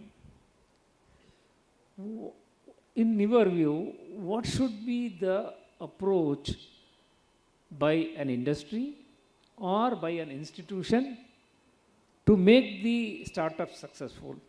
It is not for him, it's for all of us. How do you think we can really involve these two so that you become more and more successful rather than the failures which we see many times? So, Dr. Giridhar told us about the number of projects that they do, but not sure about the commercialization of it. So I also head R&D in my company, and we are constantly doing projects, okay? Some of them don't see the light at all, but you know, I've noticed in the last 11 years, suddenly someone will come and ask me, can we do this? And somewhere down in those projects, I'll be able to pick up what we did and start back something. So I feel that when I come to CFTR, and we come often, is that I don't know how you'll document your previous projects, but when we come there, I'm sure you would have done that project somewhere down the line. And that is where y'all can help us, because y'all don't have to start a project right from scratch. It would have been done. Some learning would have been done, and that can be brought forward. So for me, for example, that's the biggest the toughest thing for me is I've been 11 years. But if I go, I don't know how someone in the future can realize, oh, we have done these projects earlier. Documentation is a big issue. And I keep on insisting with my technologists who come, find ways to keep documenting, and that knowledge has to be accessed through the whole company. Because someone somewhere will pick it up. AI, I think, now I think you put some name in and it figures out some within documents within the company. So that is something that I would love to have. CFTRI, especially, we land up in CFTRI at least once a year for some problem that we have, either shelf life or packaging, right from day one. So I think things will accelerate if we find some way to document, and AI will surely help. Thank you. I think that means, we need to be continuously getting the newer or the information which is essential to carry forward. So that has to happen. That's what Lycius has been doing it in collaboration, of course, with the CFTRI. Now I have a small question for Dr. Giridhar. CFTRI, of course, has been doing a good service for the public. But at the same time, there are a lot of technologies which need to come. The commercialization of these technologies is becoming, it's a multifaceted approach. They have started the pilot plants, they have started, I would say, the business incubation facility. But still, even then, the institute may require some more verticals, like maybe the business management part of it or the finance management part of it and things like that. Do you feel that these things are required for CFTRI to make it a sort of a wholesome institute which can address each and every facet of, I would say, the growth, maybe could be the startups, could be the technology development, could be the technology improvement or newer technologies and things like that, because a lot of things are happening right from, I would say, food security to today we have come to the innovative like nutraceuticals and things like that. So how do you think you can really address special requirements in terms of the financial management or in terms of the business management and things like that with the existing setup? Or do you feel some more verticals are required for you? Yes. Yeah, in fact, both the questions are relevant. Yeah. Yes, CFTRI, we have a technology transfer business development department. Yes, digitalization is one important thing is required, and that we have already initiated 2 years back. Complete documentation so that it will be accessible to the whosoever is interested in our technologies. But at the same time, financial things means within our purview we will do it. You say if a person comes for us now, because now startup and incubation ecosystem has been developed at CFTRI also. Bionest incubation facility has been inaugurated by recently our Honorable Minister. And so already 29 incubators were there in our thing, physical and both online also. That type of temperament already there, and SOP for such activity is also there. And if somebody wants, when any inquiry comes to us, either to the director's office, secretariat, or directly to the concerned technology transfer development, immediately first thing is the response will go with the yes or no. Then next subsequent, based on the discussion, some SOP is there, these are the list will be given, and they can see that one, and matter of whatever procedures are there, procedural thing they have to do it.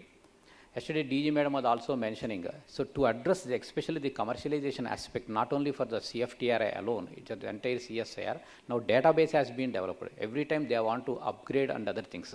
Whatever readily, immediately, that means if somebody approaches, you next day you need to, you should be in a position to start the activity. So such a technology is a list they have collected and displayed.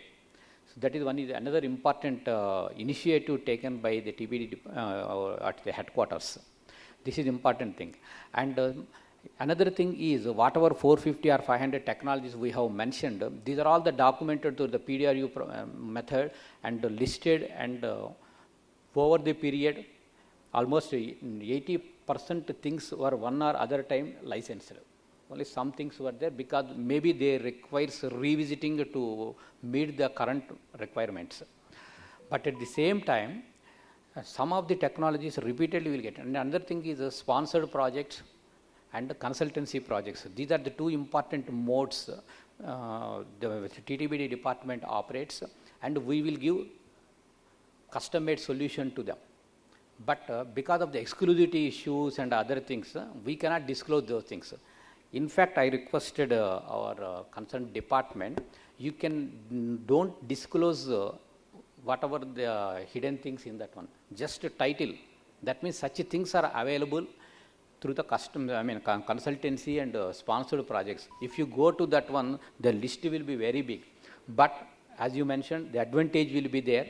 If another person, he is interested, he can directly contact that person for the knowledge. So such things were there. Right. By doing so, I would be glad to say that in the last financial year, our TTBD department could able to generate 6 crores revenue exclusively by CNP, SSP projects and technology licenses. This is first time happened in CFTRA. Good. Thank you. Thank you. I think that was great. I have a last question for Tirtha. Probably you have been trying to address some of the startups, especially in space. So what are the major challenges which you are facing, especially challenges which are faced by the startups to get involved?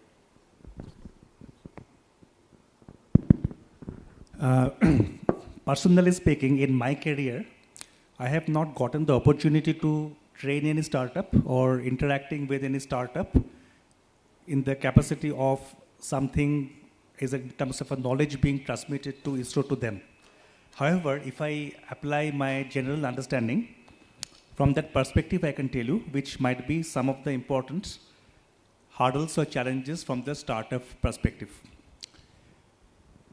One point is that when you see any organization has come to a stature, it is a result of decades of experience, failures, successes, getting on their own feet. It has happened. Now you cannot transmit this knowledge with some technology transfer document. So technology transfer document, you ensure that it is perfect, 100% perfect. But technology transfer document will be having some standardization. So you follow the standards. Still, there is some unavailable energy, as we say in terms of thermodynamics. That is untransmitted. So how does it happen? This happens. That's why you're telling when a startup does something, emotion and passion plays a role. At the same time, this process is made smooth through some mentorship. And when it comes to the mentorship, it doesn't solve the problem entirely. Because how many people you are going to have to mentor them? One or two. Now these people have superannuated from ISRO. They are going and they are telling them what have been the lessons. That's how we are trying to address. So now it is onto the taker and the giver, the startup and the mentor, to fill that bridge between somebody who wants to do and the well-standardized technological document. And one advantage in our organization is when you are in a position to mentor somebody, you become a system engineer. And when you become a system engineer, you are not going to speak only about one aspect of the problem. You are going to speak about different subsystems, their interactions, and how one problem is going to trigger the other and how these things can happen. So when one person goes, one person plays the role of maybe several people. Okay? So that is the kind of training one person gets over years of journey in ISRO, and then he or she is a mentor. Still, there is some uncertainty, some gap. That is, if that is bridged, there is no story, there is no fiction, right? So that is the answer. Thank you. I think it was really wonderful, especially the session went on very lively. And I would say the startup ecosystem, the issues concerned and how to address them, and probably how to realize what is that we are doing is right and things like that, and how to become successful. I think this is where I feel proud. And all of us, let us thank the three gentlemen who are here. Especially, of course, Dr. Giridhar, the director of CFTRI, where you can get solutions for anything and everything, but all the same, you need to make your headway towards CFTRI Mysore. So that's very important. And then, of course, Lycius, I think it's one of the best example where the perishables are addressed. And it is not easy to address the perishables which are very delicious on the other side. That's why they put it as Lycius. DE, they have just put it abstract so that people should understand how delicious it is with the Lycius. So wonderful, and I would say sort of a success story which we could really see. And of course, space research, I know it's not that easy. And probably I think we can be part of ISRO in some way or the other, so that we address the real issues and challenges which are really faced by the organization or by the industry per se. And with this, I would like to just make one thing very clear. Let us have good mentors. Because these days, the mentoring is one thing where a lot of people, pseudo mentors are created. So that you should recognize, go to the right people, get mentorship, and also probably you can really succeed and understand the situation very clearly, and then get into the startup world. I would say with this, I thank each one of you for your kind presence, and also giving a lot of information and idea for the startup ecosystem, and also for the startup people who want to get involved into startup. Thank you once again. All the very best. Indeed, it was really an enlightening and enrichment session, sir. Thanks to all the speakers and the moderator. Now it's time for us to present the memento to all the speakers. I now request the moderator, Dr. Vasudeva Prasad, to present the token of appreciation to Mr. Joe Manavalan.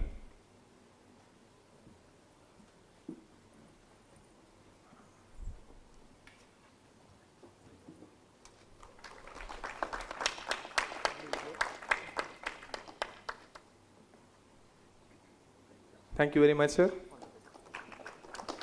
I request Dr. Vasudevappa to present the token of appreciation to Dr. Tirtha Das.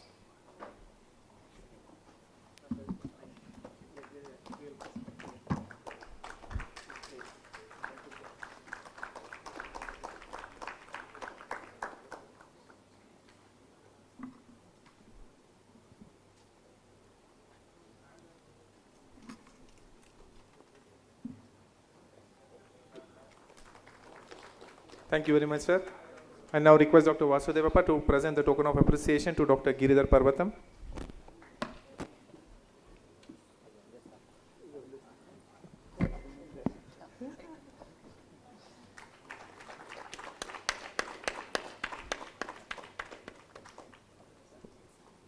Finally, I request our director, Dr. Giridhar Parvatam, to present the token of appreciation to Dr. C. Vasudevappa. Please, sir.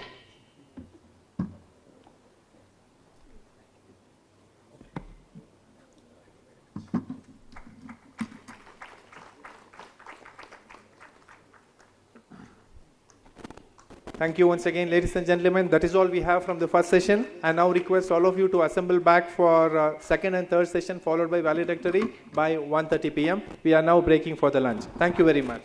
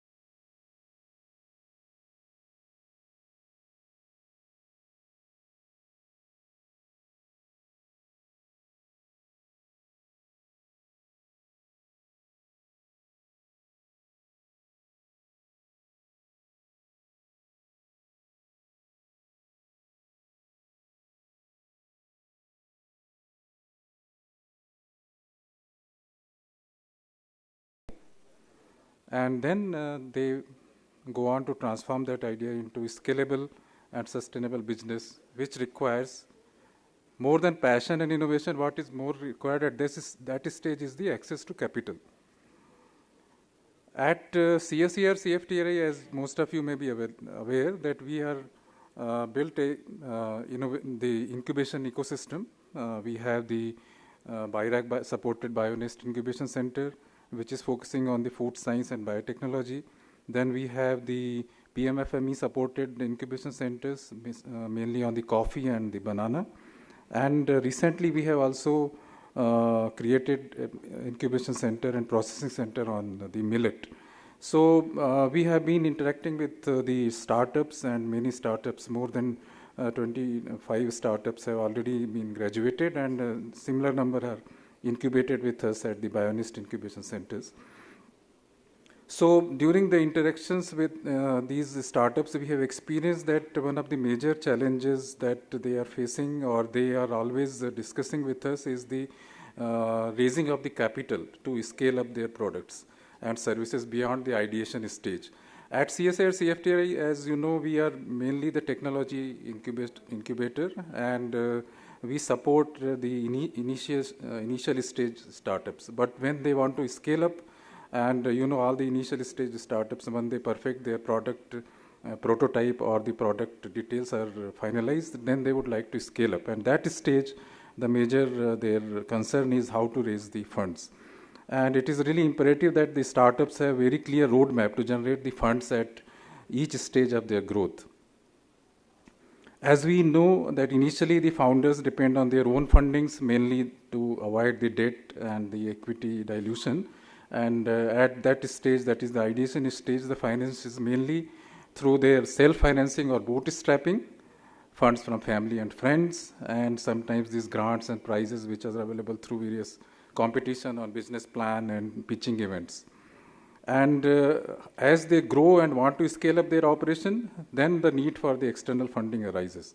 The funding may be required for scale up, team hiring, working capital, legal and consulting services, raw material and equipments, licensing and certification, marketing and sales, office space and admin expenses, etc.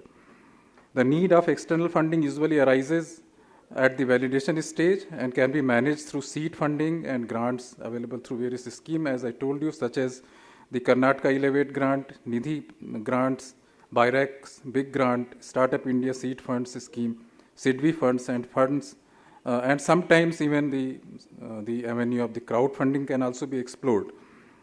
And at this stage of the validation is where the angel investors also come in, and these are the individuals who have been holding various important positions in corporate sector, and they have a lot of experience in managing the operations and managing the businesses, and they come forward to invest their own money. Of course, it may not be very big ticket money, a small ticket money, and that helps the startups to then go for the validation stage.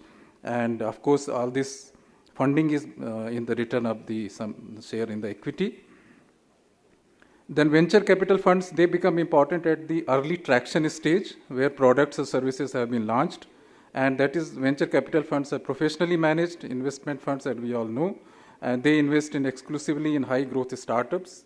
And these venture capital funds also take equity in the startups in return for their investment. And they are actively engaged in mentorship of their investee startup. As you know, the kind of funding which they are providing is a big ticket, and that is why they want to get involved in the operations, and they all come with a lot of managerial expertise, and that is the advantage the startups can utilize as the mentor.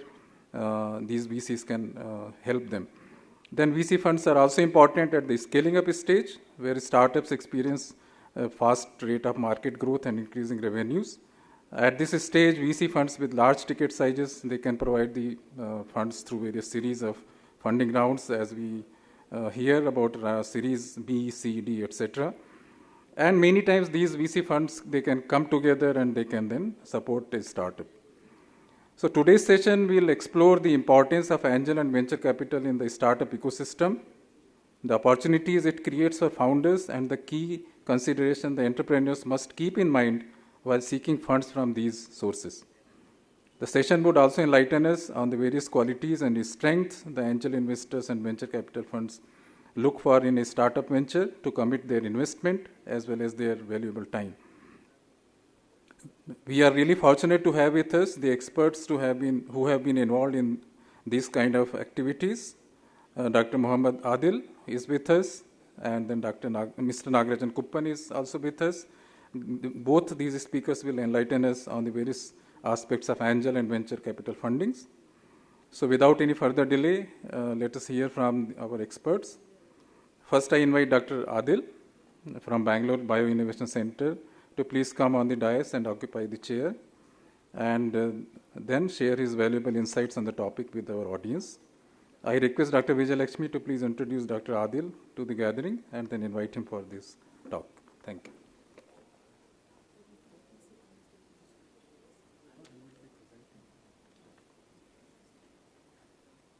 Thank you, sir. Thank you for setting the context for the session.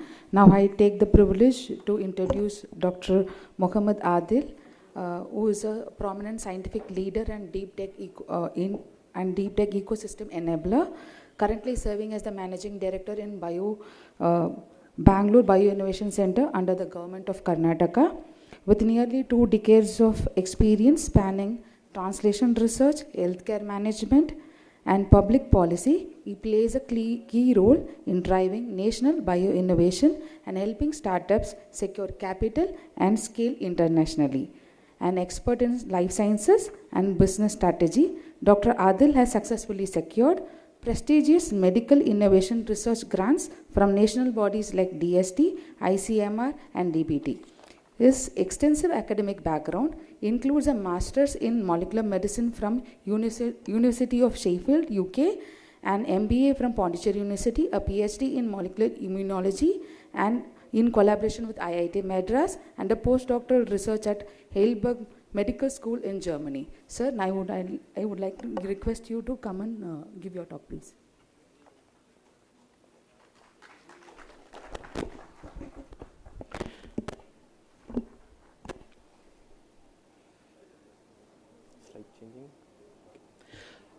Okay.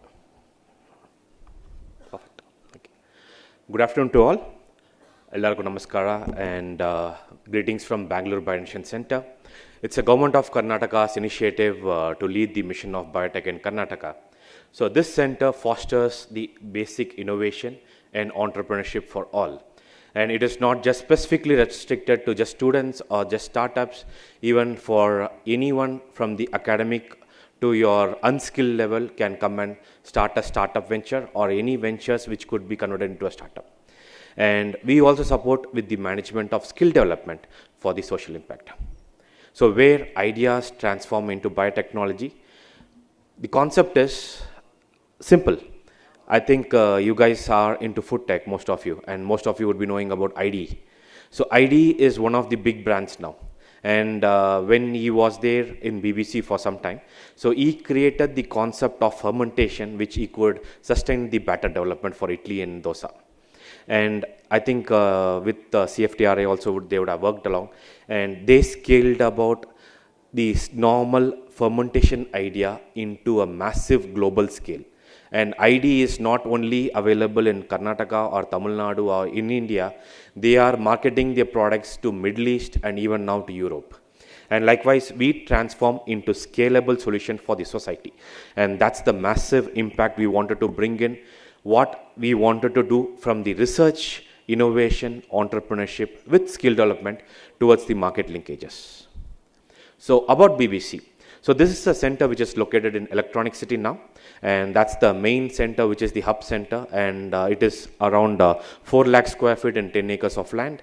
And apart from this, we are also coming with a few more centers across Karnataka with the mission of Beyond Bengaluru program.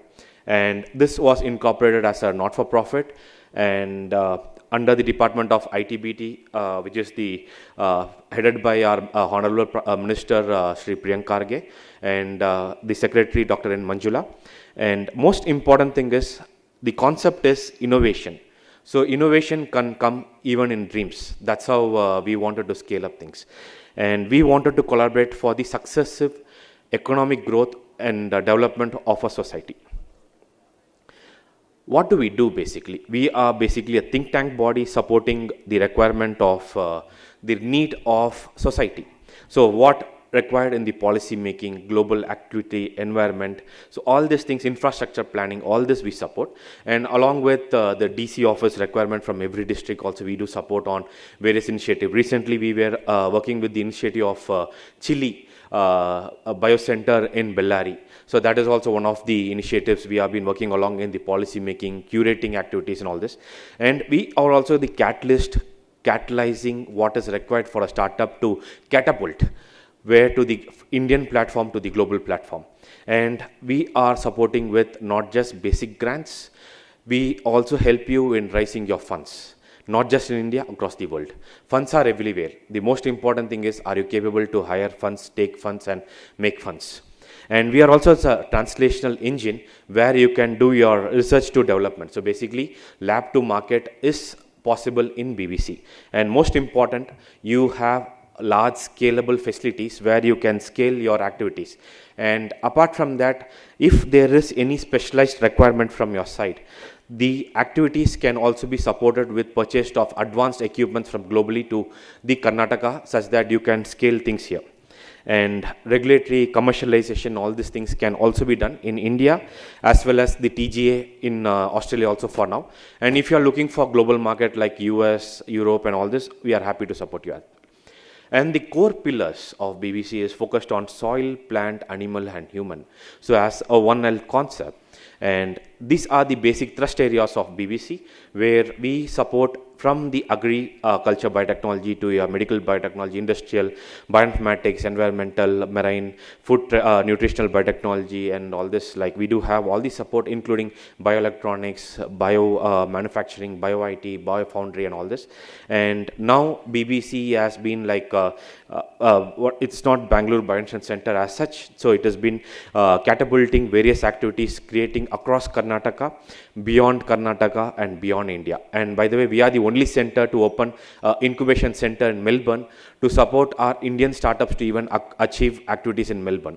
So make in India, sell your products in Melbourne with all the commercial, regulatory and all these things. So this is the concept we build, what we want our people to do it. So we support in design, co-develop, scale and creating impact. So this is the model we want all the startups to make sure that whatever the adjectives you have, or whatever the verbs you have, whatever the nouns you have, so all this can be cumbersome. So basically it can be packaged across these things such that what you want, you can refine it over here. So that's the mandate we wanted to bring in. And this is the impact what we have created. So from 2015, we have more than 512 plus startups. Now our investments have raised to supporting startups more than 10.60, not 9.63. And so we are working with different state and central ministers. And more than that, we do have spaces to support various activities. We support free patents if you are into any kind of activity supporting healthcare, medicine, nutraceutical, food-based products and all these things for free of cost. And apart from that, we also can support you with clinical trials, regulatory and all these activities for you. And these are what do you call that, community-specific empowerment which we are doing across Karnataka, which is like now in Bagalkot, we are coming with we have already a center in Bagalkot. In Kalburgi, we are just coming with a massive facility at 1 lakh square feet, and that will have food processing as one of the important activities over there. Bidar is another center where the food processing for animal is the other activities which has been practiced, and the center has already been in the process. And Mangalore, we are coming with blue economy, and the activities are on the way. Bellary, the construction is about to start from another 2-3 months at 50,000 square feet in Krishnadevaraya University. And in Mysore, we are also like speaking with various partners. Even KDM is one of the partner to provide us the space and all this. But we are looking for a commercial space activity as well. And in Uttar Karnataka, we are coming with agroforestry to support our national tree sandalwood. So the pan-India presence, joint program deliveries, hybrid support models, founder investor access, BBC as a gateway is the concept we wanted to build, just not for beyond India, we say, like beyond Karnataka. So we are creating this catapult for beyond India. So it is not people from Bangalore have all the things, or which is just only, people look as Bangalore as the only startup hub. We wanted to make sure Karnataka is the hub, not only the single city of Bangalore. And the beyond India, we are now bringing a corridor, which we are the first one to lead the India-Australia bio corridor.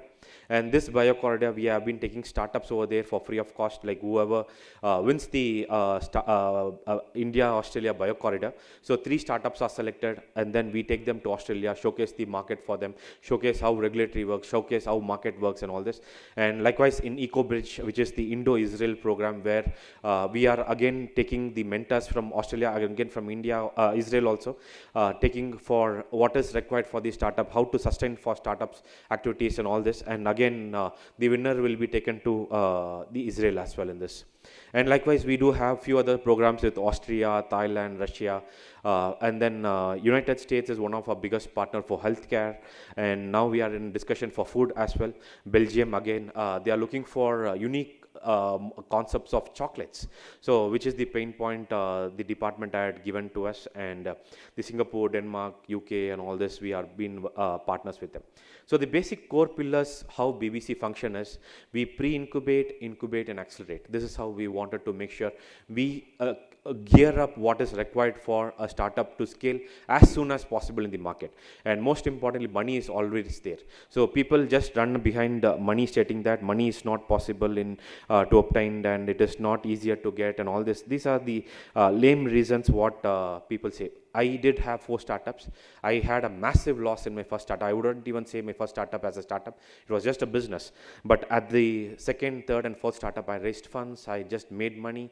And I even sold my startups in the way that I became profitable. That's the uniqueness which I wanted to keep before you, that you may even ask me a question that you are here to just come and preach me. So I'm here with experience to coming here to just tell you that I'm also happy to support you in that platform in collaboration with CFTRA as well. And we also support with contract research and co-manufacturing activities also. If it is available in India, we are happy to just extend whatever the support in India. And also we are ready to take you to the activities across the globe also, if you want anything, any support across the globe. For example, we are supporting startups with 1 lakh liter fermenter in Thailand now for startups who want to do. We have a startup called Foambucks. They are the one who facilitated in Thailand, and we are happy to even facilitate that. And again, if you want a bigger volumes, then again, China is another platform we can even utilize it. So things are everywhere. How to utilize it alone matters. And we are there to connect you with right access and right market. And as I said about IP, trademark, copyright, patent, even support for legal activities, what is required. So in BBC, we are there to support you. And most importantly, we support you with even PCT patent from Department of Karnataka. There is a program which can reimburse 10 lakhs of funding as well for PCT patent. And so these are certain activities, certain support programs we provide for the startups, from the plug and play to incubation institutes to green labs to even you can culture your plants and test it in a facility. And we are the only facility where you can even come and manufacture with a GMP facility. And we have a CGMP even to manufacture vaccines and biologicals as well. So I would also like to mention a few things. So innovation is not enough for just like activities which I have been doing. So research alone is again not required, or maybe like not it's not the end of the game, because people just do only research and then they try to publish and just keep it in the cupboards and just go with the thesis and all this. But how do you see that, how to commercialize? Again, funding. So after getting funding, you cannot see like all the startups have got successful after getting funding. So even if you look into Byju's to all these big startups who created the glittering of names, so everyone flunked. So how you manage funding also, it's a very big thing, because an investor trusts you and he invests money in you, because that's his business, that's his bread and butter for an investor. And what truly creates a successful startup is a strong innovation ecosystem, where we discuss the concept is, how do I raise funds? Everywhere I go, people just ask me one question: how do I raise funds?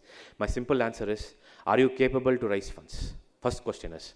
And if not, are your activities ready for raising funds? For example, investors look into what you have. They are coming to make money, not just to give you donations. That's the most important thing you need to understand. So when you are going for investment.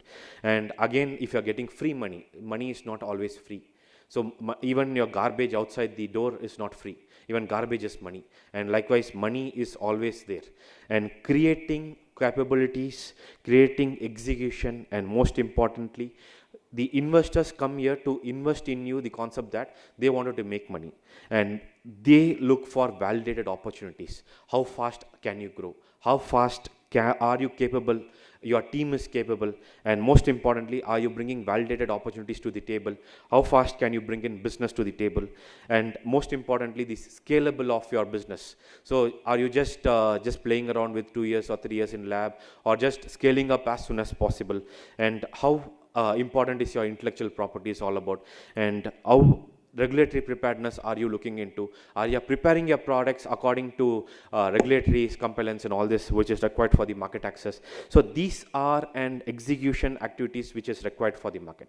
And likewise, BBC works on various adjectives such that, like for example, we did few examples 2 years back, and they were the Department of Agri asked for like disease-free, true to type, high-yielding banana plants. So where we got this tissue culture in BBC, and Kamalapur banana, Ranjangud rasballe, and all these bananas are Karnataka's bananas. Basically, these are Karnataka's variety banana. So all these bananas coming from Kerala and other places, like I have been taking the first priority as such. So our Karnataka bananas are not gearing the market access. Then how our farmers will have the output? And if don't our farmers get the output, the concept of utilizing this banana for even our temple activities and next phase of activities have been like kind of important from Tamil Nadu, Andhra Pradesh, the Kerala and all this. So first priority is create what we have in our soil, create what is there in our neighborhood. That will create an impact is what the concept we also bought in for that. And again, we developed this advanced mushroom production. So these are certain mushrooms we developed along with a few institutions, and now we are producing these mushrooms from medicinal and non-medicinal mushrooms, and few are already into the market, and few are now ready for the international export as well. And these are certain fermentation products which are now going for pharmaceutical produce. And for food, we are coming with mushroom coffee. You would have been like kind of seeing this as a unique, but India has a uniqueness for everything. Like Singapore, China has been like pioneers in consumption of this mushroom coffee. So we are bringing this coffee to, even though like we are bringing coffee, so what are the other things? Like you have startups called Sleepy Owl and all this, many other startups are there. So how do we get unique, having a unique concept of not just regular coffee, not just decaffeinated coffee. So bringing out the unique concepts of what people can also have, which can sustain them with uniqueness. For example, these coffees have amino acids which can support your longevity and few more health activities as well. And likewise, we are also into this crop specific activity, and BBC has got 2 grants for supporting the grape cluster in Jamkandi. And again, we are about to get one more from NABARD, and one more for 30 lakhs, and another one for from APIDA to develop the pomegranate activity, pomegranate processing in first quality of pomegranates for export. And likewise, we developed our own microbial load from the natural soil, such that the quality of plants gives a good yield and good varieties, such that the processed food also have a better quality for export. So these are certain varieties which BBC has created, and now it is will be provided as a tech transfer to some companies now for market, not just in India, across the globe. And Loam Bio is one company from Australia which is looking for our products to sell in Australia. And Luxembourg government has also come and requested for like carbon fixation and nitrogen fixation bacteria with us to support their regional plans. And likewise, we are doing certain Kalyana Karnataka regional initiatives where from farm to fork we are supporting certain activities as well. And these are certain Kalyana Karnataka microbial diversity we have built in, like how we are creating gut microbial for human. We are also doing for agriculture, such that from soil, if you play the game, the quality of food what you are bringing will be to the table will be the first quality, what you are trying to bring in. And these are certain strains what we have documented. And these are the food technology ecosystems which we are valorizing for our society. And we wanted to make sure the product developed, processed are into the proper quality. We are now coming with food testing lab as well in BBC now. And not just for human food, even consumption of animal food and even marine has also been planned, and scalable units have been put in BBC now. And these are certain products which we are coming in now. You would have heard about soy milk, badam milk, and all the almond milk and all this. So BBC is coming with dal milk from our Gulbarga region. So this is the unique concept we are now creating, and it is still in the process. And likewise, we are even having this fruit mixed with dal milk and all this. These are new flavors coming in, such that even protein powders. So even insect-based protein powders with NBAR is also been planned, and we are working on that.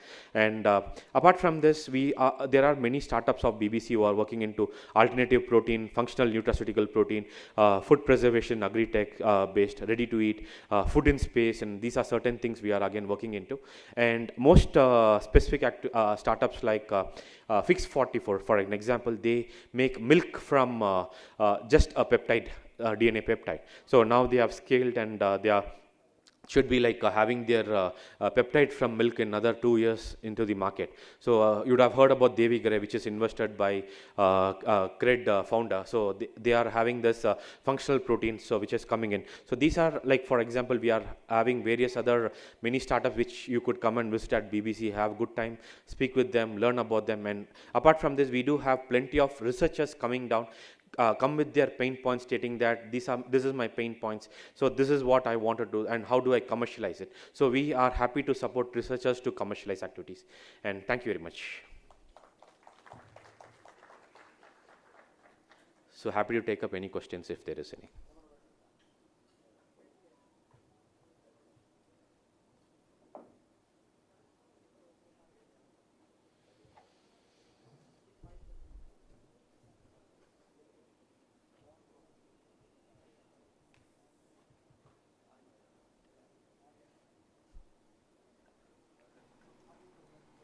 Good afternoon, sir.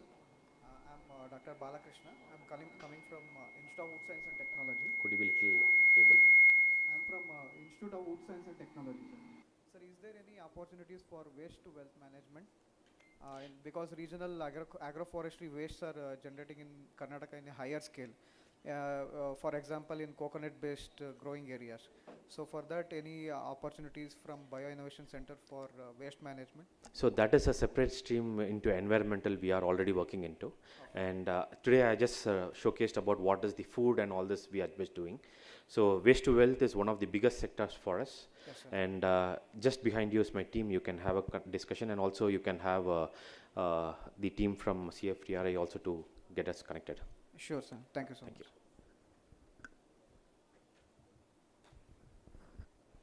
And we are one of the mentors for all the Elevate startups again. So every year, these Elevate startups, after they get awarded with the funds, so we tend to at least get around like 20 startups per year. And all these startups in waste to wealth, healthcare, food, so all these startups do come to BBC. So we are looking for advisors, we are looking for mentors, and we are also looking for partners. So even people who are looking for tech transfer as well, we are happy to provide you with the contacts of the startups such that you can commercialize yourself. Thank you.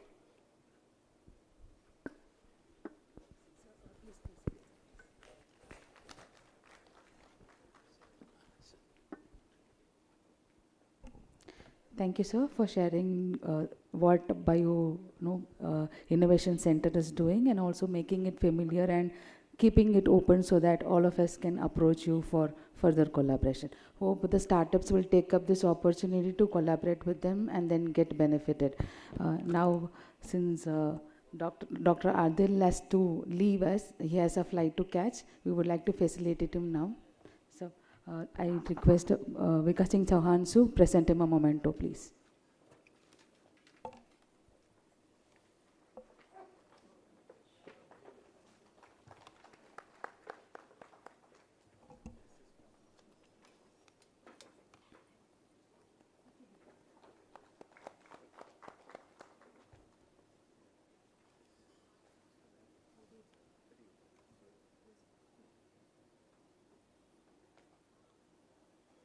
Thank you, sir, for joining us today afternoon. Thank you.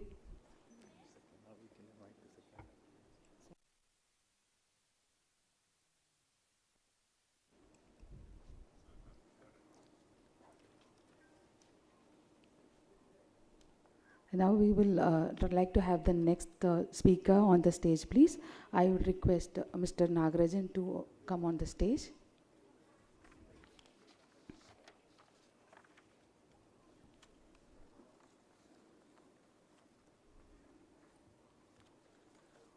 Please sit.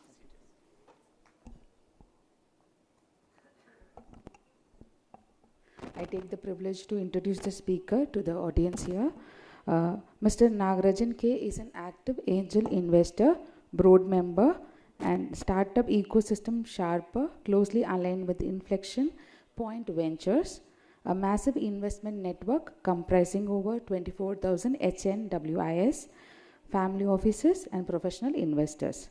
With a background grounded in identifying and scaling high potential early stage enterprises, his expertise spans tech-driven sectors including deep tech, SaaS, consumer technology, and cross-border innovation. Representing IPV's refined approach to early stage syndication, Nagarajan plays a key role in the firm's strict due diligence, valuation metrics, and post-funding mentorship and framework. His alignment matches IPV's expanding footprint, which has successfully executed over 220 investments and then more than 50 exits.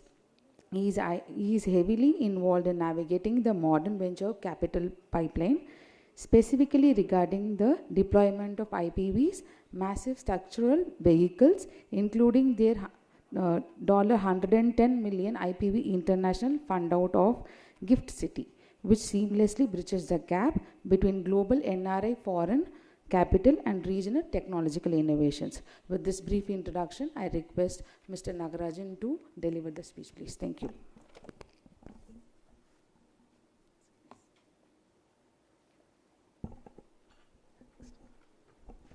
Good afternoon, everyone. So I know this is going to be a difficult situation, like session after lunch. So I want everyone to be more active, okay? And if you have any questions, you can ask. Okay. Before starting with that, why founders need to raise funds? Anybody? Why somebody need to raise funds? Need to raise funds or want to raise funds? Any founders or anybody looking to raise funds can answer. Please, I want to make this more interactive so that any questions are there, because this I can just take it as a class. I don't want to be a class. It has to be more of interactive session.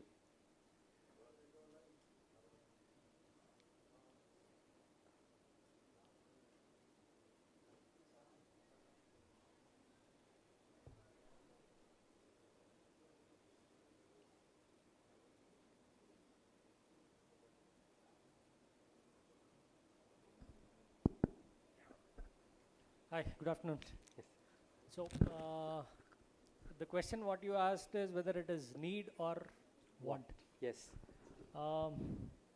It is a very, if you would ask me as a founder, I would typically merge, make it a hybrid.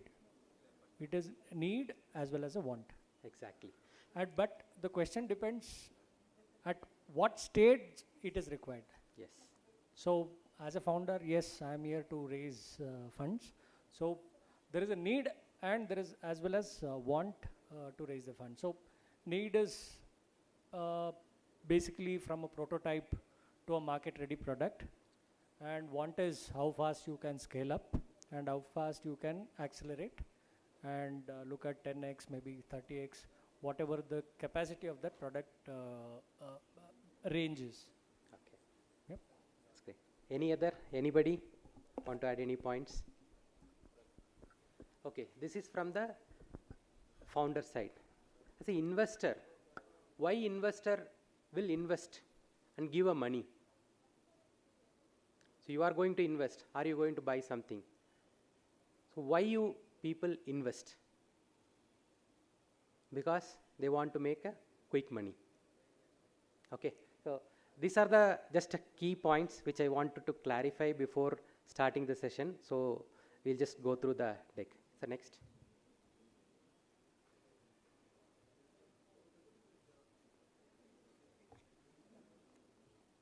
Okay, this is about myself. So I'm representing Inflection Point Ventures. I'm actively investing in IPV last 4+ years. I am also selection panel member for last 3 years. And I also worked with Zeta, Credit B, and Huawei. Almost I'm having total 20+ years of experience.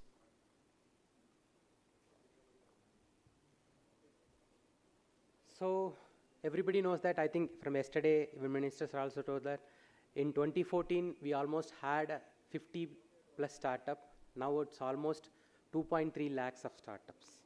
And if you see the growth rate for the last 10 years in terms of economy, India is on the fast track. And it's a fastest growing country in the world. So if it goes in the same projection, it will be expected to reach 8.8 trillion by 2028. If it, because of geopolitical reasons and economic slowdown, still will be reaching 6.6 trillion. And the upper side, if everything back to normal, we will be at 10.3 trillions. And also we can see that which are the sectors are growing. If you see India, almost all the sectors, like for example auto and air conditions, refrigerators and smartphone, internet usage, India is almost second or third in all the categories. This gives a lot of opportunity for the founders to come up with the innovative solutions to make India grow faster. So these are the 4 pillars what you usually consider for a startup. One is a growth potential. So this is something like Swiggy. So earlier, these are the different things, like different problems, like how we had a lot of growth potentials are there, which was no other players exist in the market. So when they're tapping that, it just started like a small aggregator. Now it has gone as a bigger branch. And for some startups, profit is not an immediate priority. So they have to grow the customer base. That is important. Something like Big Basket, Zepto, they are still not profitable, but they are increasing their user base so that in some point in time, they will have a huge user base so that they can get a lot of revenue. That becomes like a more profitable situation. And innovation. Uber, like earlier we have to, Uber moves the world almost in global. And Airbnb, like you have to book that whichever you have a lot of opportunities to decide like how you want a single villa or they disrupted the booking industry. And SpaceX recently gone public and this become one of the largest private equity which listed in the IPO. So different startups has a different problems to solve. And another thing is adaptive, like how the different companies adapt. See earlier if you see YouTube, you just had a video platform. Then they bring live. Then they start giving us short stories. So the same way Netflix disrupted the US industry, like they are just only DVDs and CDs. Now they brought everything online. So now they are the market leader. And Amazon, it just started as a book selling store. Now it sells everything A to Z. Let's start with the example. Okay, if you have X amount, you're investing in some form of investment vehicle. So it produces 6.2% yield. So if you have invested $1,000, you might be getting $62 end of the year. So this is like a kind of fixed income stream. If start giving any dividends, it completely depends on the value of the vehicle where you have invested.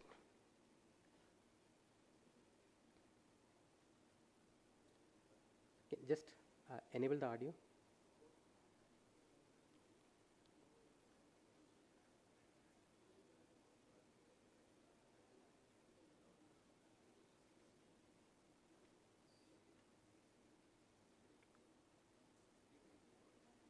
It's there. Audio is there, yes, please. Laptop. Okay.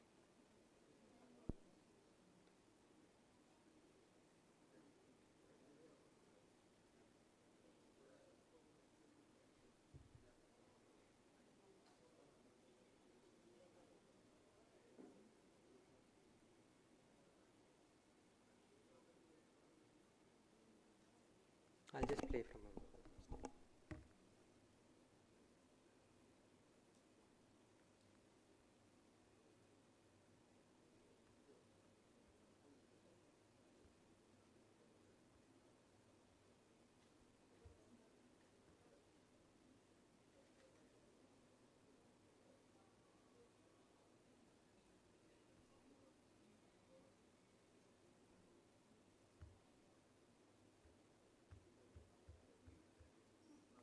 I think I'll skip this, yes.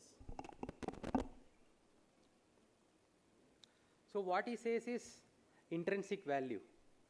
The intrinsic value is something like, what is the future value? Today I invested 100 rupees of some particular share or some investment. What will be the value after all the payables we left? What is the amount left? That's what Mr. Buffett says in this video. We'll take another example. This is a watch. How much will you be willing to pay for this? It's cost $1,000, which I purchased in the last month. Any number? Just a random guess. Or if you are buying, how much you will buy it for? Anybody?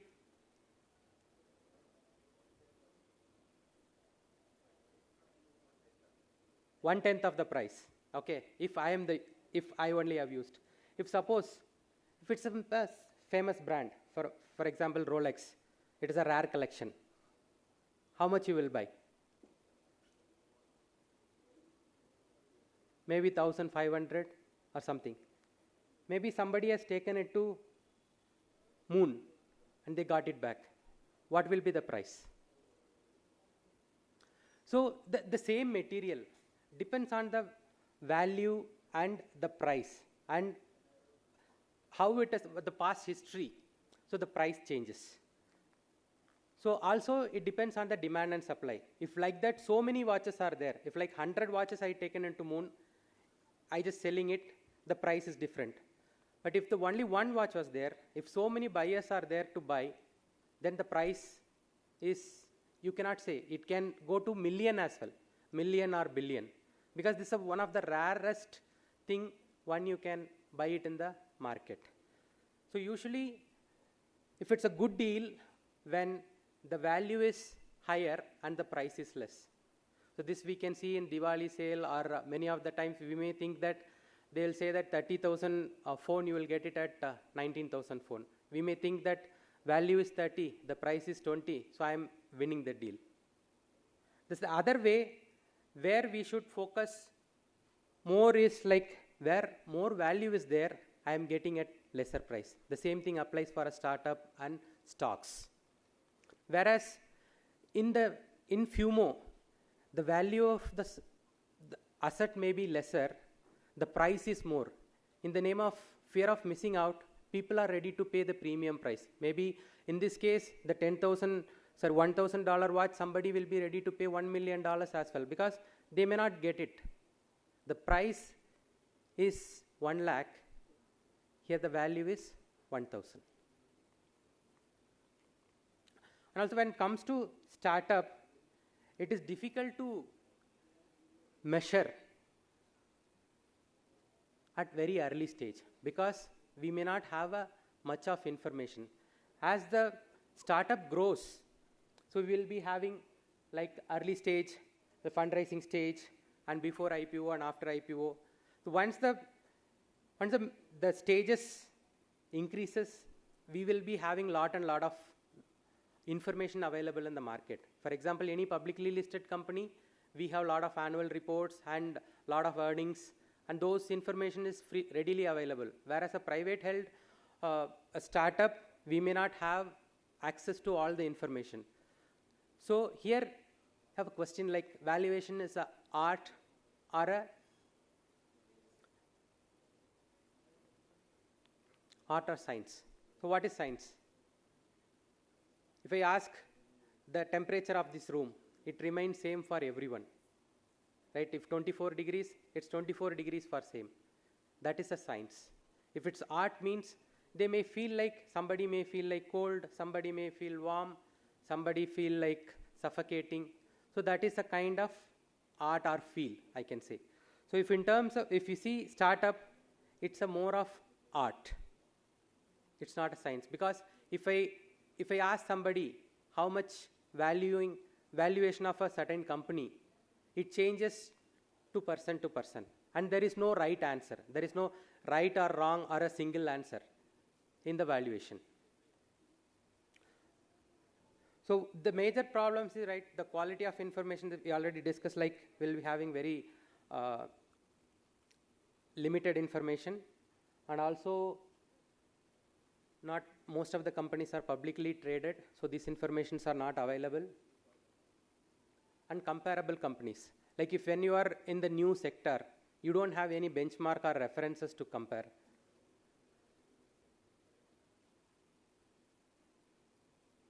And also, like if you include all the assets of the company, it's only a portion of value.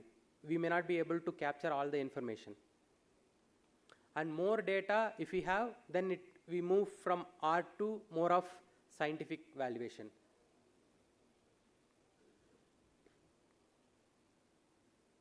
Another key problem what we have is, many people, there is a method called DCF, discounted cash flow. So to use that method, we need to have a cash flow in the positive. So if we see the companies like Swiggy, Cred, and they are all in negative. So we may not be able to use that kind of methods for evaluating these startups. Next, trading multiples. These are the standard method which is used in most of the startup evaluation at seed stage or early fundraising stage, where what is your revenue? If you are making a 5 CR revenue year on year, the revenue multiple is 3x. So your value might be around 15 CR. But these are the companies, they don't have any similar industries or the comparable ratios, we won't be able to compare. And also, like some in the similar space, we are WhatsApp is there, and we also had this messaging platform from Patanjali. Will you be able to value at 19 billion? Okay, so these are all some of the things. Now we will go through how we will value a startup. So one is a market. In the market, we need to see the competitions. Okay, barrier to entry. You are in some startup where anybody can easily enter. Then your startup can be easily replicated. And also we have to see sustainable differentiation. How we are different from the existing players. And if that we already have too many players. Like for example, if you want to do food delivery business, already 4 or 5 major players are there. What differentiation you are going to make? That is important. And also total addressable market. Sometimes if the market is too huge, for example, in the vehicle aggregation space, we have hardly 3 or 4 companies like Ola, Uber. And if you are able to provide a clear differentiation, like the major problem at peak times, you won't be getting autos or two-wheelers or even cars. If you are able to provide a solution, though you already have a multiple competitors, you have a huge size of chunk which still you will be able to tap. And also timing. So if before more players enters, if you are having a very good solution, which you can make it to live, then you will be able to capture at least available market share. And also product. Whatever the product you are building, is it scalable? Sometimes you may think at a small scale, but you have to see that when you started building a product, whether you will have at the same time, you have millions of customers can use at the same time. And also competitive mode. Why people have to use your product? For example, if you are bringing a Uber alternative, why they have to come to you? Either it can be a price advantage, or in terms of quickly available, you are able to provide the rides quickly, or the value of service. All those things I have to see. And also, what is the business model? You need to have a shorter sales cycles and larger value propositions and recurring revenue. So if your product is bringing, like you have a yearly plan, so you will get a revenue in once in a year. How you can make it to a monthly or weekly so that it is more affordable for the user, and if the users are able to use it, and they are going to stick to you for longer cycles. And also financials. So how are you burning the funds? See, for example, when you have 100 rupees, if you are not able to manage that funds well, even if you are given 10 million, you won't be able to manage the funds effectively. So you need to very clearly have how are you going to burn your funds and how you are going to use the fund for the effective growth of business.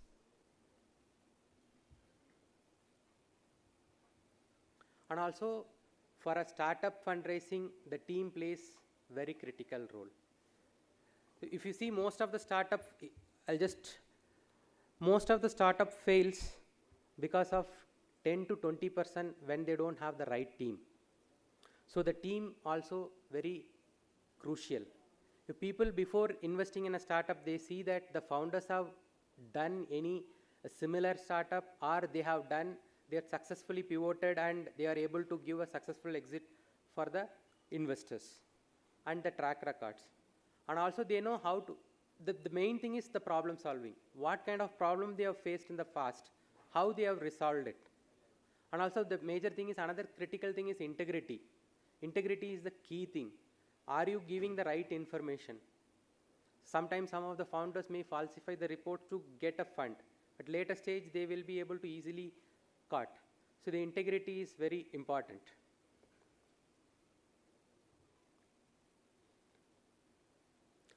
And these are all the indicative revenue multiples for the different stages, like angel and seed stages. If it's agri-tech, it's more of like 4x to 7x of your revenues.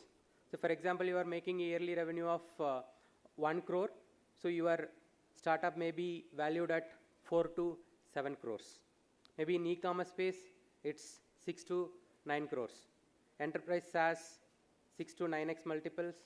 And clean tech, 6x to 8x multiples. And fintech, 5 to 8x. And healthcare is 6 to 9. These are the averages based on the previous IPV funding. Okay, this can be lesser or more based on your value proposition. And these are the further readings, so you will be able to understand more of valuation in the better way. So yeah, that's all from my side. Any questions?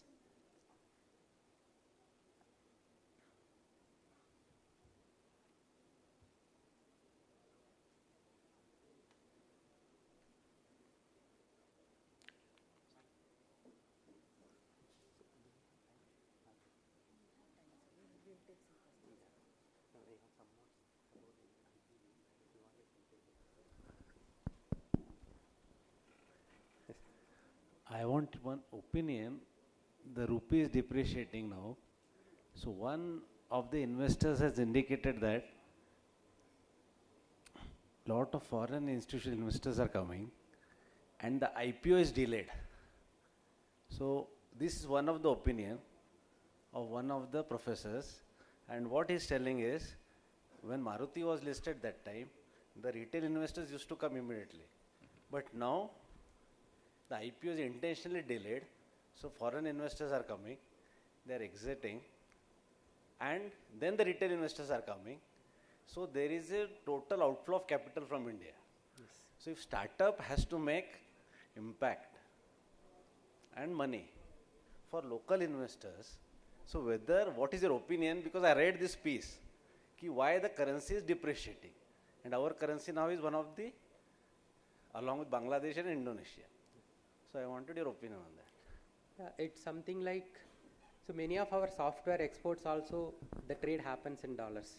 So that's why our theme also like how we are going to have our indigenous things, where use our materials or our raw materials to make it made by India, for the India, by the India. That can be one thing. No. What the piece wrote is, if a startup is there, he will raise capital. And if he grows, suppose very big, most of the funds are from foreign investors. Yes. And he intentionally, suppose startup is going very big. Suppose India creates the next Amazon. So IPO is intentionally delayed to give exit to the foreign institutional investors. So there is flow, every month there is a $500 million outflow from FIS from India.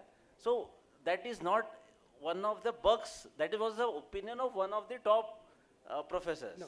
Yeah, if I want your opinion on that. In the startup ecosystem, if that has happened, it's still good for the Indian market. The reason being, because to go to that stage, they have to cross, like that going to create a lot of employment opportunity. Whenever, for example, if Flipkart is going for IPO, for example, it has created. Any of Flipkart is already grown. If some pre-revenue stage startup is going to that much bigger range, definitely it's going to create more of job opportunities and other economical impact. Maybe that's where now the common man also can invest along with those institutional investors. That's where IPV is one of the platform where anyone can invest as low as 1 lakh in a startup. The only thing is you need to understand what the startup does, and you need to understand their business model. You need to know whether, because you are making the decision.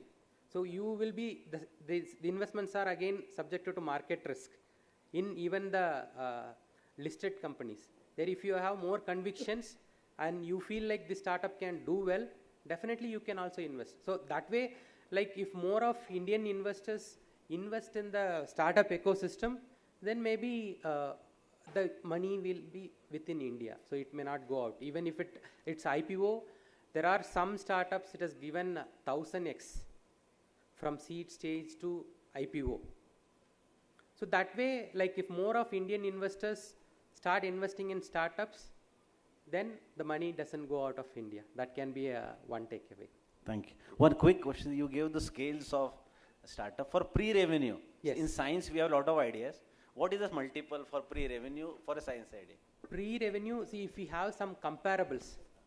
So that is the easiest thing. See, and also pre-revenue, that's also depends on what is the revenue model, how the money is going to come to your business. If you have that information, see, these are all for reference. Again, some companies, if you see the lot of potentials, high-performing startups or high-performing stocks always have higher PE multiples. So that way, these are for indicative reference. This can be like lesser than that. Some companies maybe go at 20x valuation because the demand also more investors wanted to come. The more VC funds also want to co-invest. They want to raise only 2 million. They have, for example, they have bids for 40 million. Obviously, they will try to raise their PE multiples. Obviously they won't come at the lower valuation. If they say that my valuation is 10 million, they will raise it at 15 million. So this has two sides. As an investor, I want a lesser valuation. As a founder, I want more valuation so that I can get more money. Thank you. Thank you. Thank you, sir, for throwing light on how a venture capitalist evaluates the startups and how investment happens, and also telling when to exit. Thank you so much. And I now request Dr. Vikas Singh Chauhan to felicitate the speaker.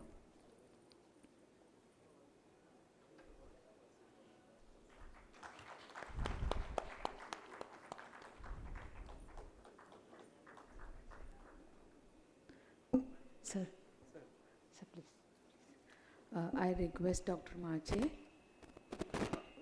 Mache sir, to present the memento to the moderator.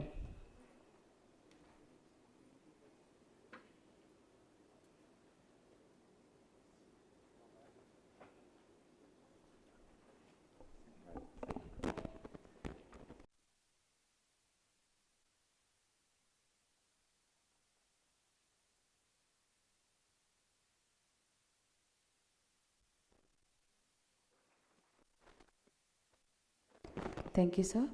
Thank you. Now I am handing over to Dr. Purnima, please.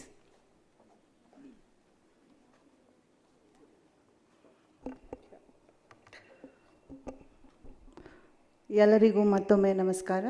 Good afternoon and welcome to the final scientific interaction segment of RISE Conclave 2026, the panel discussion with the experts from academia and institute, that is the research, industry, startup and entrepreneurship, the RISE by itself.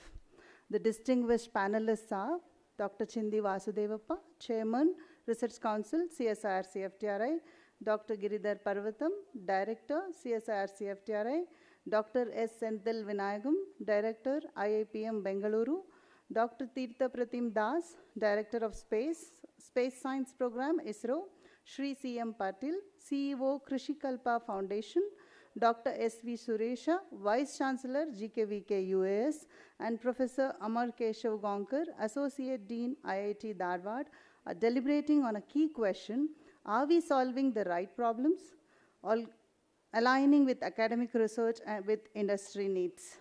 The panel discussion is moderated by Dr. Rajeshwar S. Mache, Chief Scientist, CSIR CFTRI, Mysuru. With a big round of applause, may I now request Dr. R.S. Mache to please lead the panelists onto the dais. Please, sir.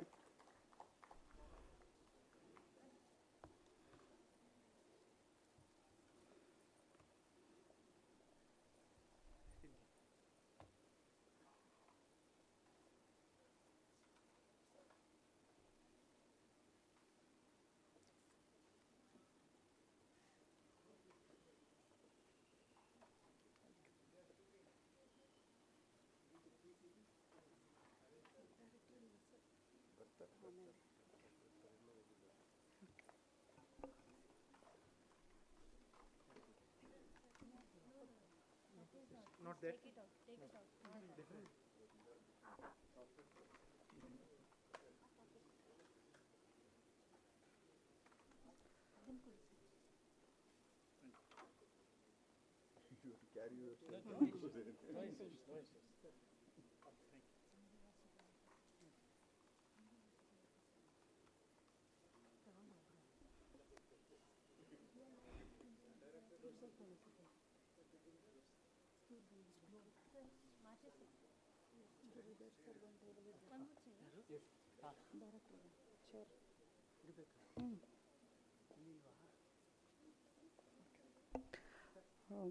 Thank you, sir. Dr. Chindi Vasudevappa, Dr. Giridhar Parvatam, and Dr. Tirtha Pratim Das are already well known to this gathering, and their accomplishment speaks for themselves. There, with your permission, and I acknowledge their presence, and moving on with the introduction of the other panelists. Firstly, Dr. Senthil Vinayagam. Dr. S. Senthil Vinayagam is a distinguished academician and agricultural leader, currently serving as the Director of Indian Institute of Plantation Management, Bengaluru, an autonomous organization under the Ministry of Commerce and Industry, Government of India. Over a career spanning more than 3 decades, he has spearheaded crucial initiatives in agribusiness education, plantation management, and institutional governance.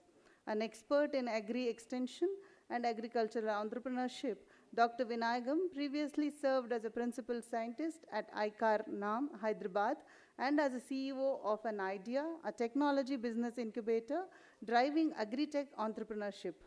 His international expertise has seen him deputed across several nations for rural and agricultural development. An extensively published scholar, his systematic contributions have earned him a national accolades, including Best Scientist and Best Trainer awards from ICAR NAM. Moving on, Dr. C.M. Patil. Mr. C.M. Patil is a highly accomplished entrepreneur, ecosystem builder, and a deep tech enabled. Currently serving as a Chief Executive Officer of Krishi Kalpa, an organization dedicated to transforming the agricultural landscapes by building sustainable, farmer-centric ecosystem. With over 2 decades of leadership experience, he is widely recognized for his pioneering work in democratizing entrepreneurship across regional and non-metro hubs in India. Prior to his current role, Mr. Patil served as a CEO of Deshpande Startups, where he successfully developed one of India's largest and most vibrant startup incubation ecosystem in Hubli, Karnataka, supporting hundreds of early-stage ventures. And as an experienced founder himself, he previously co-founded CADMAC Solutions, scaling it over to 350 engineering professionals, and Get to Galaxy, a tech hiring startup that achieved a successful acquisition. He is a key thought leader on scaling sustainable business and driving economic impact from the smaller towns. Welcome, sir. Dr. S.V. Suresha is an eminent agricultural scientist and an institutional leader who has served as a Vice Chancellor. Has not come. Sorry. He's busy. He has meeting with Minister. Okay. Dr. Suresha was supposed to be one of the expert panel member. However, as he has an important meeting with the minister, he is absent. However, we acknowledge his acceptance for joining this panel discussion.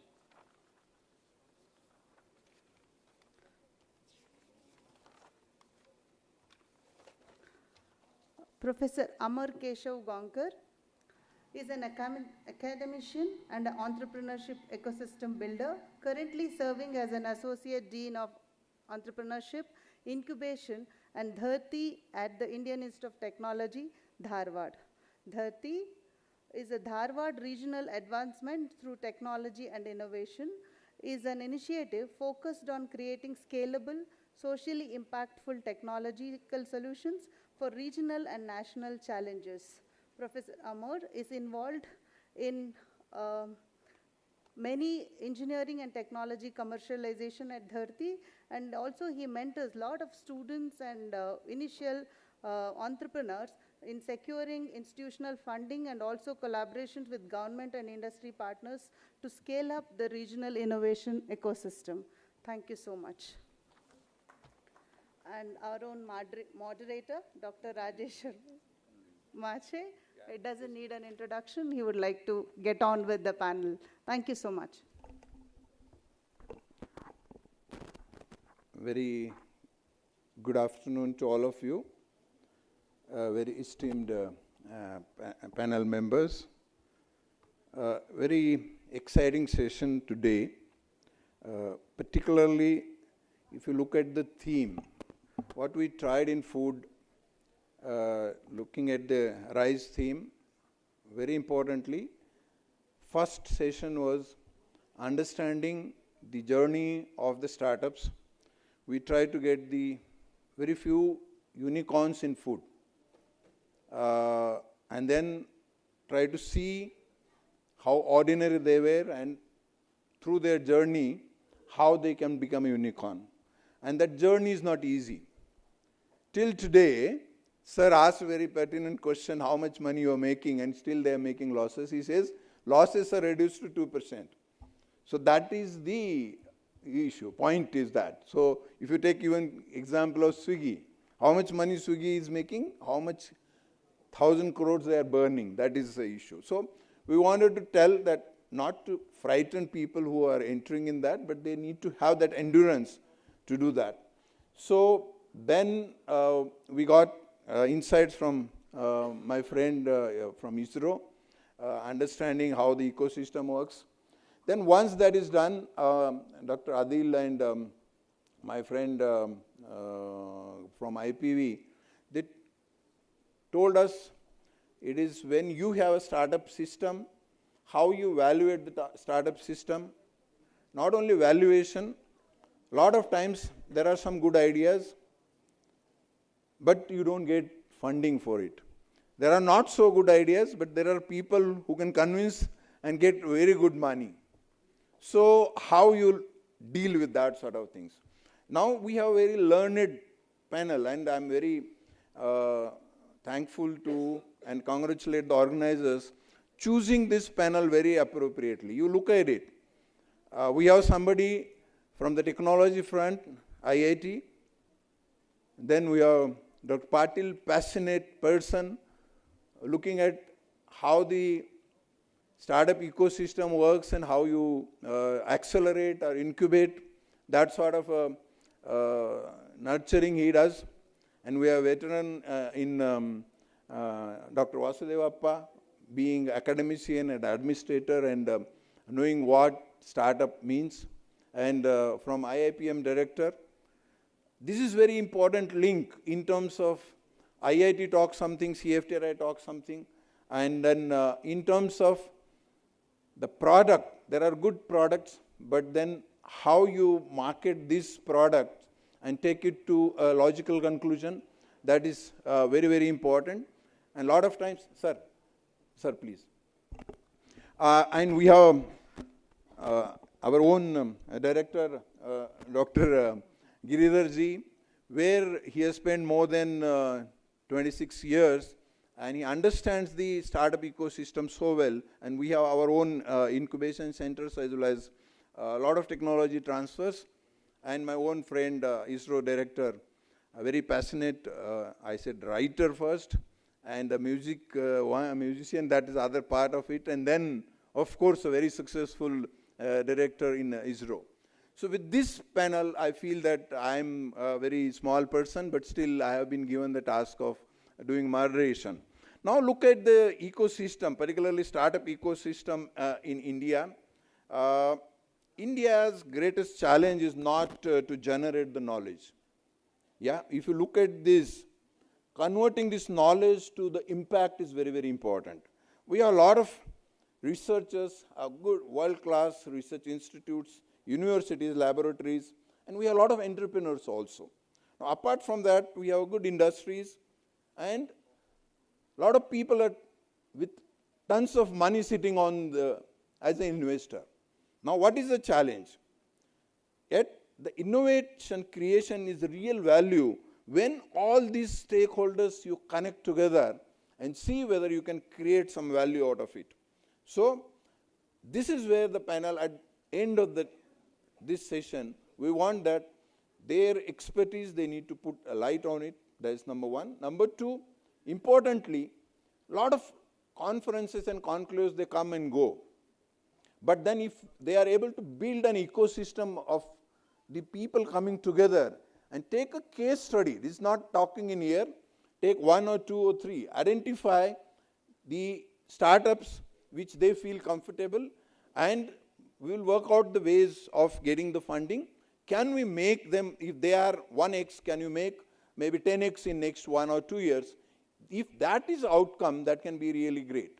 So I think with that, I will just start the questions, and it's very difficult for me to ask questions to my own director.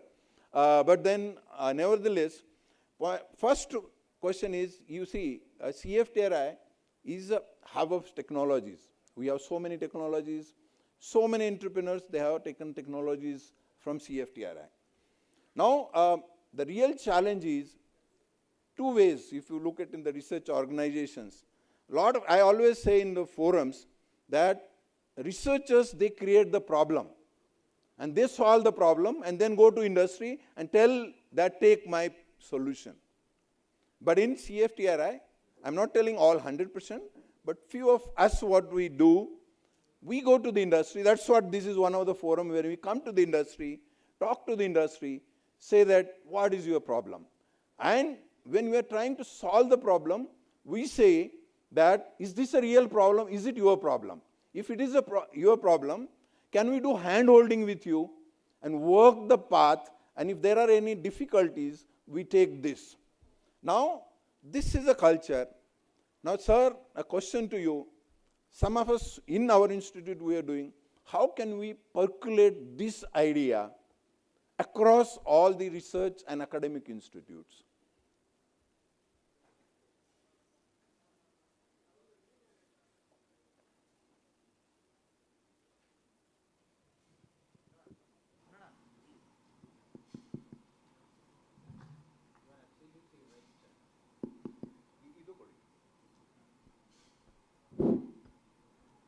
Yeah, you are absolutely right in that direction, but now there is a change. We have witnessed it during the last maybe decade, I can say. Earlier it was like that researchers do find their own problems and do the research and then look for the marketing of their product or technology. But the situation has now changed because most of the funding agencies are also emphasizing at the beginning itself what is the technology you are going to contemplating and deliverables wise also. So in that aspect, already that type of a culture is already there. Second thing is, yes, now this startup ecosystem is there, incubator facilities are there.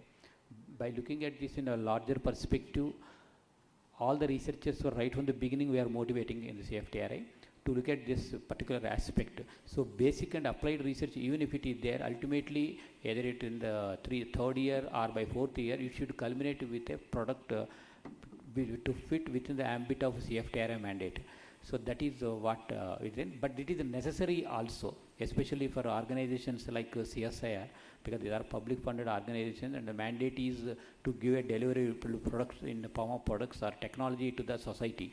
But if it is like an university stream, again it is a different, because the years together they will spend on the basic things, but one day or other day all this knowledge will get translated into a product either by themselves or by the some other industries or pharma industries. But our scenario is different. And timelines are also very important. Within the timelines we need to do that one. So the technology embracing right from the beginning is very important. Otherwise the problem is to find a problem for a research. Very, very. Just continuing the same tone, there is now, when you are taking the problem for the research in terms of industry-related problems, that is one, the existing problems, and then you do research on that existing problems. And then there is a futuristic research. Now you are looking, say, 5 years down the line, 10 years down the line, but then you will not find any fruit at near future. So this is a dilemma with all organizations. Now how you handle this sort of... Exactly 1 decade ago, especially in the before the COVID period, the half-life period of startup ecosystem in a European market is 3 to 3.5 years. But in India, at the time, it was 7 years. So there, if any failure happens, instantly it will die. But in India, it's like a slow poison. Slowly it will die. And by the time they are able to recuperate and sustain with some support, it would have been there. But post-COVID situation especially, once now the AI and emerging software tools have come, and everybody before taking up any venture, they are doing a lot of market survey, market dynamics. It's survivability in the market. Everything pinpoint they are coming. Today morning also I was discussing with someone. What is the difference you have found there? See, it's not, you need not necessarily give a problem for calling somebody to incubate in our incubation center. I will give you a problem. No, they are coming already with the problem and a part of work they are doing at their end, and to have a finishing touch, they are approaching the CFTRI. This is the difference of what we have witnessed during the last 5 years. Great.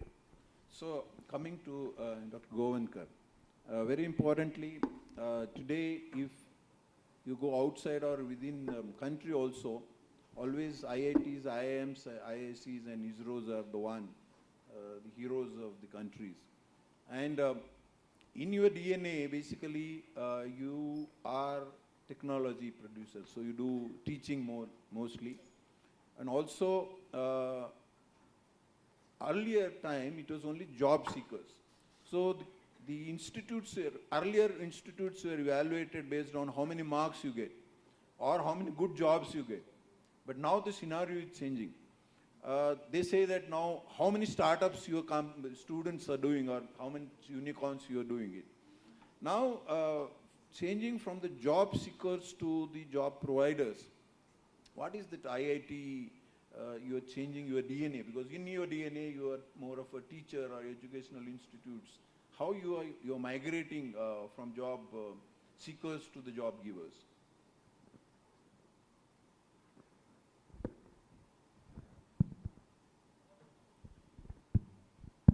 Okay, so if you see the IITs, the main emphasis is to creating a students for the real world, to solve the real world problems.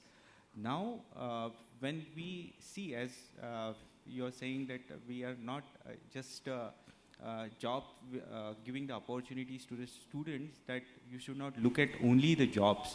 So you should come up with such a thing that you should provide the jobs to the others.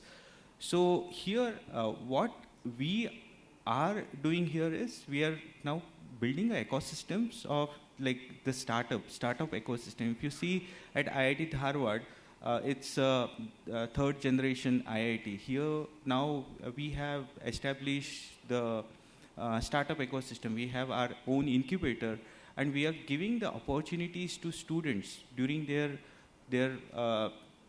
regular classes. If they have any idea, or if they can collaborate with any faculty members, they can, in addition to their regular classworks, they can work on their ideas. And what we are doing at IIT, we are providing that platform to, and we do the nurturing also. So we do, if the student comes with certain idea, and if we found out the idea is really viable, so what we assign a mentor to that particular student, and that mentor is a faculty who is an expert in that particular domain.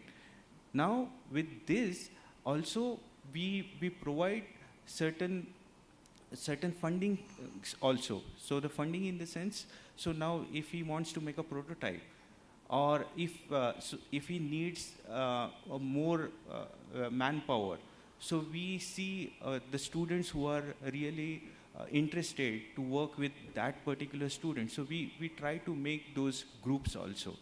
So this type of things that we are trying to do, and we see there are some success stories which are coming at IIT Harvard, and you will come to know in another 2 or 3 years there are wonderful startups that will be coming. So this is what we are doing. And another thing what we are also trying to do here is we are building a joint research centers at IIT. So here to get the industry problem. So now the students are, if you see the BTech students, they're more into the solving the real world problems. And so the classroom teaching is fine. So but they wanted to see what exactly the real world problem, which is the application oriented. So what we are trying to do is we are bringing the research organizations or company at IIT, and we are trying to, with their association, we are trying to build the research platforms or the research centers, which will go in hand with this research organization. So it's not like we are the only thing that we are doing is like the basic research. So we are going into the translational research. So these are some of the things that we are doing. Great. As you said, you are a third generation IIT, and then you don't have a legacy of doing only teaching. So you can have a new DNA with adding to this. Now, a couple of questions in terms of the startup ecosystem and the subject on startup. Is it a part of the curriculum which we have changed, or if it is being an alumni of IIT itself, a lot of times you have so much of workload, and then if he has to do something extra, so he has to have that extra zeal to do it, or is it that you are reducing 1 or 2 subjects and then you are adding this sort of subjects, and then once he gets that sort of a motivation and then he goes to this, so how is that? Is it an additional one? So, so when the student comes in the very first year in the BTech, so we have a course which is a compulsory course called as Design and Creativity. So he is actually trying to build a small prototype. He's understanding what do you mean by design and prototype. So we have a faculty member who teaches for more than 300 students that course, and so there are groups of the students, 5 to 6. They come up with a nice prototype. So this is the very first course. It's a credit course. Then we have different courses in the curriculum on the startups. So one of the courses, like we have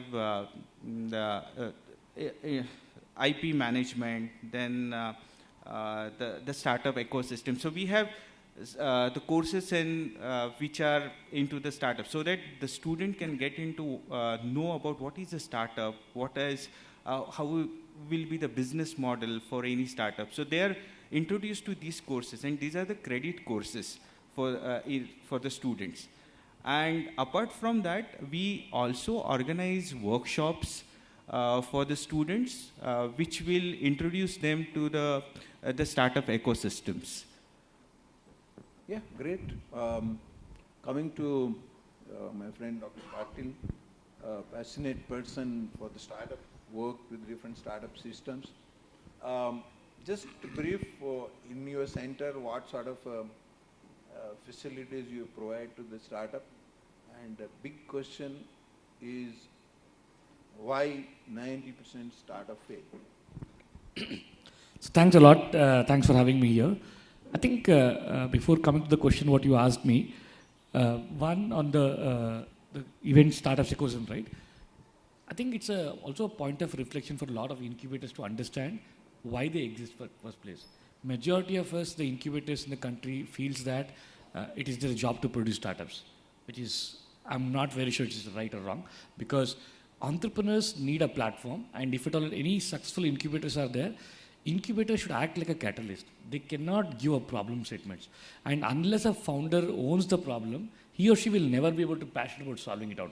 So I think that the role of incubators or accelerators should be more to see can they play a role of catalyst and be that help for the startups to go to from point A to point B. That's how it should be there. None of the incubators, in my opinion, should give a problem statements. That's point what I wanted to make out. And coming back to the question what you said. I started my journey as an entrepreneur, done 3 ventures, taken 2 exits. To be very honest, when I was approached by Desh to lead the Deshpande startups, back then it was called Sandbox Startups, I actually asked all the founders, I'm the wrong person you're asking, because none of my startups were part of the incubators. Why would I have to start something? And fundamentally I believed, because at that point in time, I'm talking about 2016, 2015, bulk of the incubators were all academic incubators, and they were more wanting to give us subject matter experts.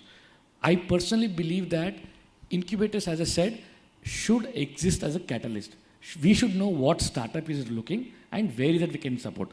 Academic institutes, with all due respect to them, I'm not very sure if at all they can provide a business mentoring. I personally believe the fundamental philosophies of 3 M's, what I call mentoring, market access, and money. If you ask any startup in the audience here, they need only first 2. Last one, they should chase, if at all, the investor should chase them, if at all they're worthy of it. Mentoring, when I say, bulk of these people do mentors, there are more mentors than entrepreneurs, unfortunately. Mentor's job is more to hold a mirror, not to answer everything what entrepreneur needs. I think in the heat of mentoring, we go and undermine a lot of startups into, and they start driving out the startups there, which is particularly wrong, and this message is more for entrepreneur mentors over there. What we did right in Deshpande startup or in innovation or in Krishikalpa is that we more attach them to right sort of mentors who more hold a reflection mirror for the entrepreneur to see what we do. And these are the industry experts.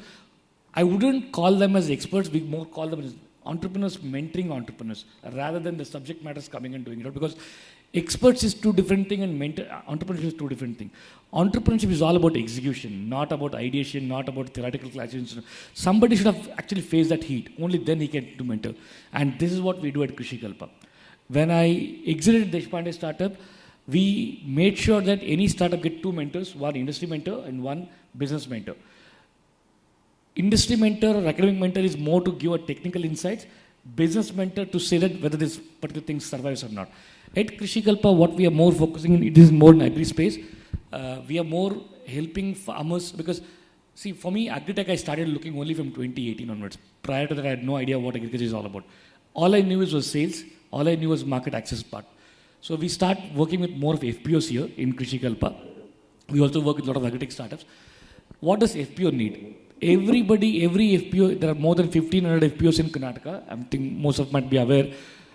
On average, government spends about 50 lakhs per FPO. We don't even have 10% of FPO, which are doing 5 crores of annual revenue. Forget profits. So this was a problem when Shalini Rajesh ma'am, the current chief secretary, gave us to us. We said what we can do. We said we can't take up the entire FP ecosystem. We try to instill the entrepreneurial thought process in them. What we can do. Again, I only prioritize marketing access. We started connecting agritech startups or a processing center to an FPO. Incident, for example, when we worked in Ramnagar, there were coconut belt, we all know that. We said, this is such coconut, ragi and mango predominantly. We took 3 surplus crops. We started connecting them to end customers so that an FPO start talking and negotiating for those. You won't believe an FPO which had never crossed 40 lakhs of revenue annually, they started doing close to about 5 to 6 crores of revenue. Simple thing what we did is we made them talk to the customers and we told them how did we find the customers for them. This is what at Krishikalpa we are focused on. Of course, there are agencies like CFTRI, there are a lot of incubators which has got a lot of support system where we use those expertise over there. It's a human capital where we invest a lot. So when Prashant started Krishikalpa, one of the renowned investors in the community country here, he said, boss, how do we make math between these two? Then we started working with startups saying that, hey, you need farmers. Nobody will come to you. Might as well you go to the FPO who have a collection of farmers, go there and demonstrate some of those things. Farmers will never believe what you say on your PPTs. You go and demonstrate at the field. I have seen bulk of startups putting plastic tire and expect it to work in the field. Boss, I said, have you in your life, have you gone to visit the field? Why don't you do this with the customer and fail it over there and then take it up? So at Krishikalpa, we're more focused on making this amalgamation between all of these two things, and then we say. Coming to the second point, why startups fail. As I said, everybody feels that what they dream is what the reality. Unfortunately, entrepreneurship is not meant for a weak heart. It's a brutal journey. Your highs are very high and your lows are very low. Unless and until you are willing to take that loss, don't step into entrepreneurship. I am in the business of promoting entrepreneurship, but I want somebody worthy to step into entrepreneurship over there. It is not meant for everybody. Is why we say that go and talk customer validation. Please don't talk to your relatives, friends, family. They always want to support or they want to pull you down. The real help comes only from the market. Never underestimate that ability. And this is why 10 out of 8 startups fail. Everybody starts with a dream. Everybody starts with a passion. Passion is like a spark. You need fuel to get it burnt over there. And the fuel is nothing but discipline, perseverance. Do you have that ability, tenacity to go to the next stage? If only passion is there and the fuel is not there, you won't get to the next stream of thing. And out of 10, unfortunately, 2-3 of them will have it. They are the one who survives to the next stage. So in your opening remark, you are actually making a point. Some of these startups are not still making revenue. Look at the positive side of it. They have an ability to raise fund and convince somebody. It is not a small art. See, we can always talk about PPs like Ola, Swiggy. How are they able to convince? They are not fools. The people who are getting convinced with the money are not sitting fools. The easy investors have got that storytelling art, conviction, passion, the track record, what they can do. That is where they're able to make it out. I think unless an entrepreneur have a combination of passion and that entire fuel, it's also the co-founding team, the understanding of the domain, wanting to do nothing more. Culmination of this thing is what generates those startups over there. I think incubators should stop playing safe, expose them to brutal horror at the earliest so that he or she will succeed. And I just make a last point and end it out here. When we started Deshpande Startup, believe me, we used to invite startups. After my first cohort, we had more than 90 to 100 applications coming out. We only used to work with 10 and we made sure that out of 10, 8 of them succeed. If any incubator accelerators provide that platform, it will be a pull market. The more it is a push market, it's a downstream. It's not something other side of it. So that's where I agree. Soil your hands and don't think that startup is luxury. It is a hard work. That's very important. Now, see, you have a unique position here. You are a first failed startup, succeeded startup, exited startup, and promoting the startup. So this is a unique position you are. Now my question to you is, I've seen my journey that there are a lot of good founders, a good tech, I said in the opening remark also. Technology is also excellent, but then they are not patils. They don't know how to market it. So how you help, or what is your message that everything is in place, they have hard-working ability, but they are not able to convince people who have money to invest in them. Okay. So it's a simple, Dr. Sir. So any entrepreneur who is tech geek, who has a best solution, who we believe has an ability, tenacity, and all of those things. I think if that founder is not able to find co-founder with a complementary strength, it's a disaster for recipe. I mean, that's a recipe for disaster out there. He or she needs to partner with somebody who has a storytelling art. And startup successful is not just on technology. Very evidently, we have seen the market. Also, please let us understand, we all the time undermine something called timing. I don't know if some of you have visited this particular speaker by name Bill Gross, a very renowned entrepreneur in US. He did one survey with about 700 startups across the globe, top 10, top 100 startups. He studied hugely funded companies. He studied hugely talented entrepreneurs. He also studied hugely good team. And he also studied startups who had a very good problem statements. And he was wanting to know which are the 5 factors that are very important for startups to succeed. Is it founding team, good problem statements, funding, and timing? It's standout. Timing is an important thing. If you look at Netflix, or let's say Airbnb, another not an agri-tech startup kind of thing, or take Big Basket. See, Big Basket kind of companies can work in cities like metros, Bangalore, Delhi, because where husband and wife are going outside and you need something to be solid and convinced. If I have this idea in small town, will it succeed? No. So you need to be sure that are we the right time at those. Some people call it as luck, but I call it as a timing. You need to have that particular thing. And many tech founders particularly fail because they keep their product close to their heart. No, yeah. I mean, I would always differ that the more you keep your product close to your heart, there are high probability of you failing because your product has to be tested on the ground, not with your conviction level there. So there is a saying, right? Rubber quality has to be tested on the road. Founders who knows this thing, they need to identify what are the complementary gap. I have done 3 companies. I mean, fortunately, I have not failed in one of the startup also. None of the founders were repeat for me. Everyone were complimenting to myself. If I'm a tech guy, I had a software company which I started. I didn't know about tech. There was a marketing guy. The first company which I started, I was a tech geek. I had a marketing guy who's better than me. So founders should understand what is a complementary strength he or she will get it out. There the chances are very high. It's like we have a light here. If at all I start telling protons are growing at this speed, electrons are beating it, nobody cares. Customer doesn't care. Customer says, I switch on the light, did I get a light or not? That's what is worries about. Many agri-tech startups goes and explain technology because nobody cares in the room. We need to see applications, and that's where I always feel that engineers, we believe more in tech than the applications, but we need to see that does our applications got a real world value. If we are able to see some of this combination, there is where we see a success out there.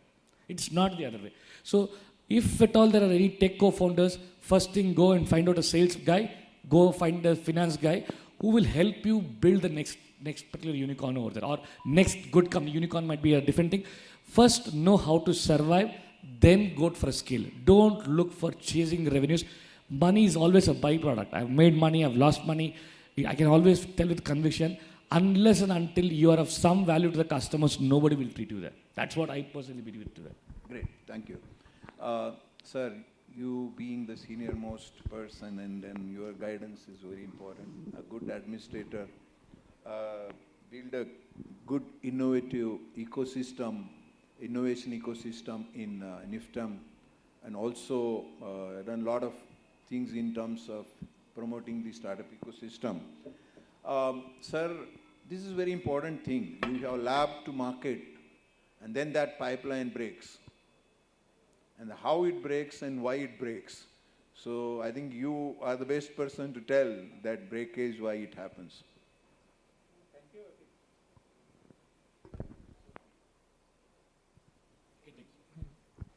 Yeah, hello. Yeah.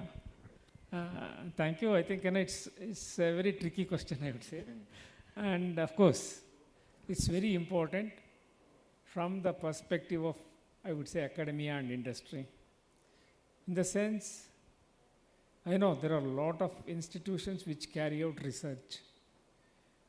Could be exclusive research organization, could be universities, could be, the institutions which impart only education and things like that. But all the same, are they really addressing the real issues on one side? So are they more academic in nature? Yesterday, in fact, Honorable Minister was also mentioning the number of PhDs are coming down.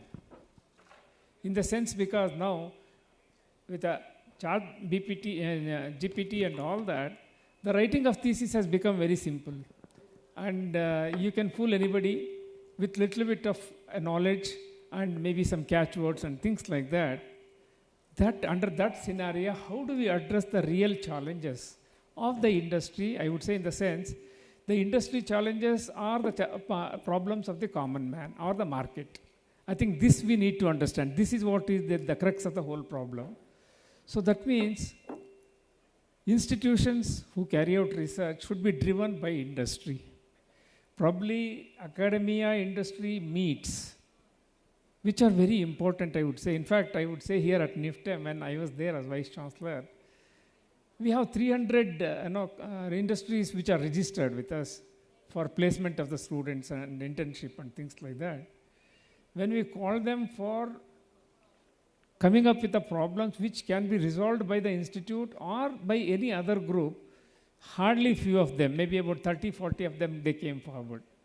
So that reluctance is there because they always think sharing information or sharing their expertise may create some problem, internal problem for them to take it forward. This is on one side.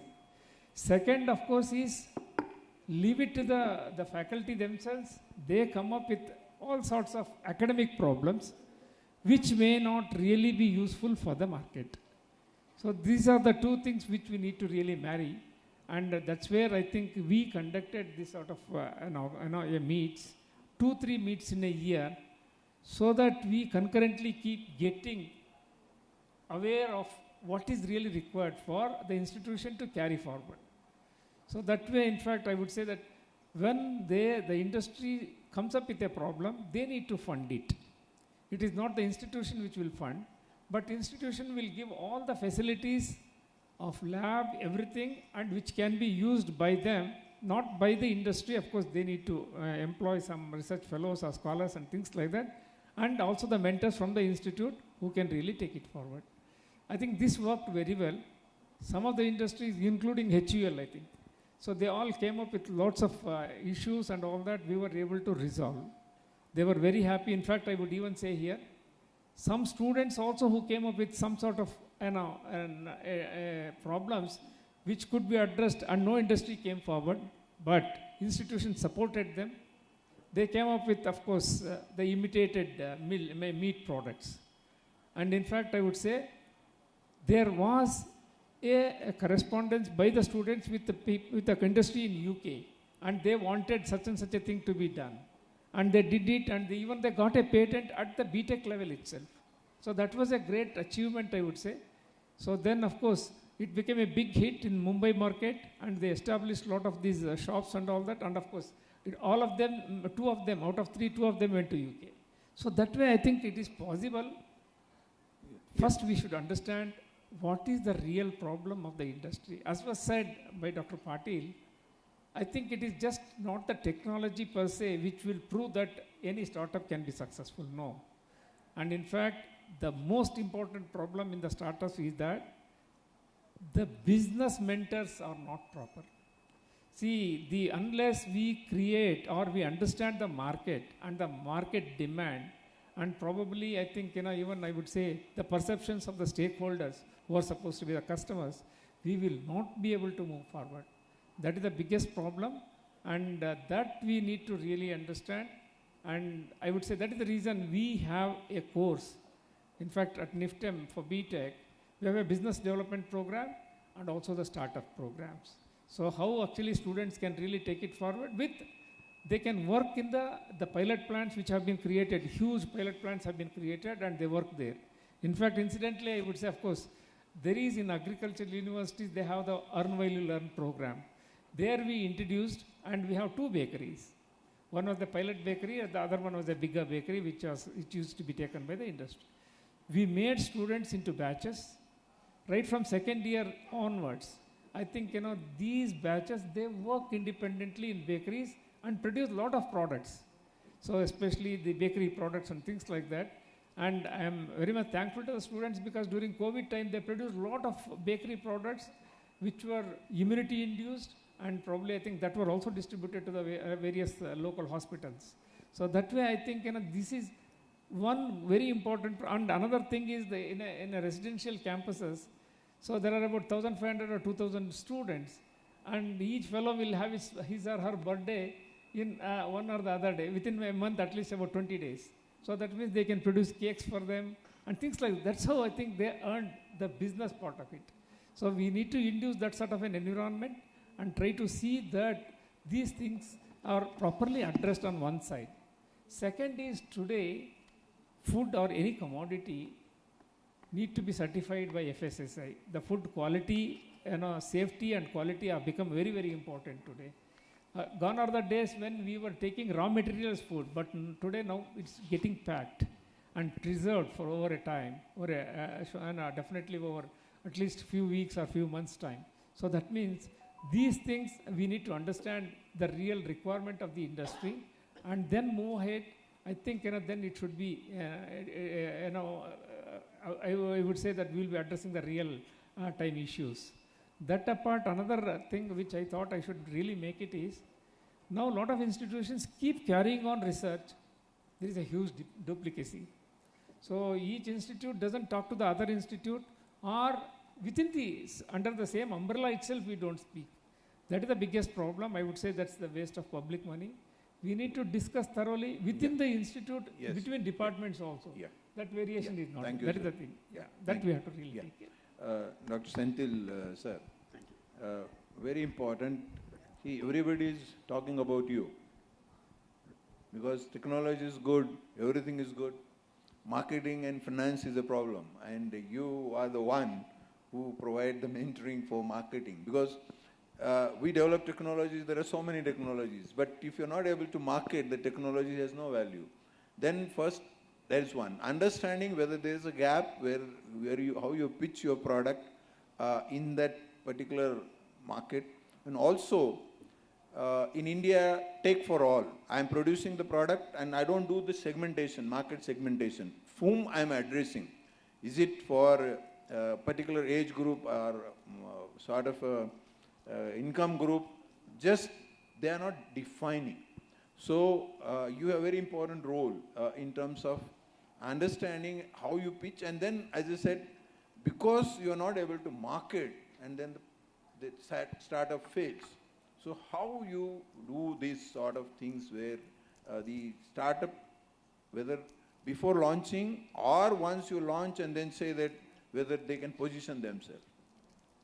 Thank you, sir. Thank you. I am from the Indian Institute of Plantation Management, which comes under the Ministry of Commerce and Industry. So the question Professor Rajeshwarji asked, we are in the mainstream of the market. Marketing, I think all of us knows that our students are to have marketable skill. We use the word called marketable skill. What is that? You should be able to market yourself.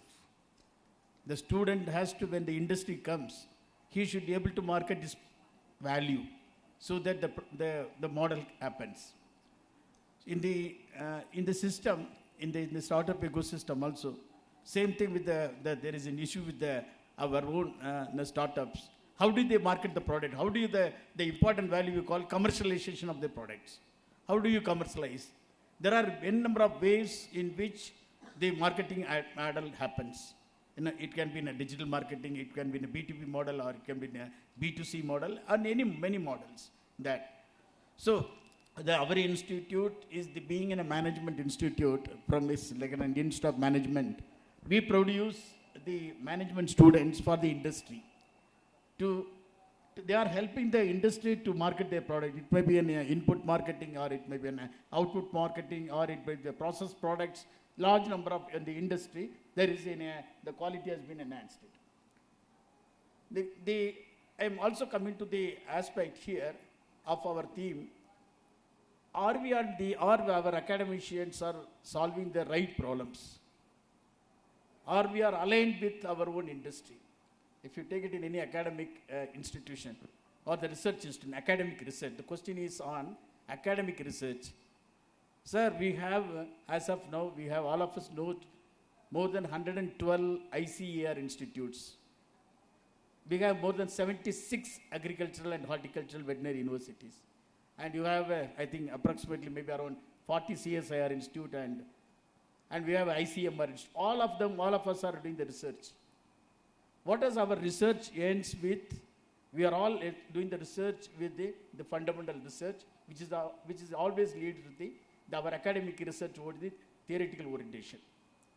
But when you come to the industrial requirement, we have to align our agriculture, our research with the industry requirement, wherein we can market it.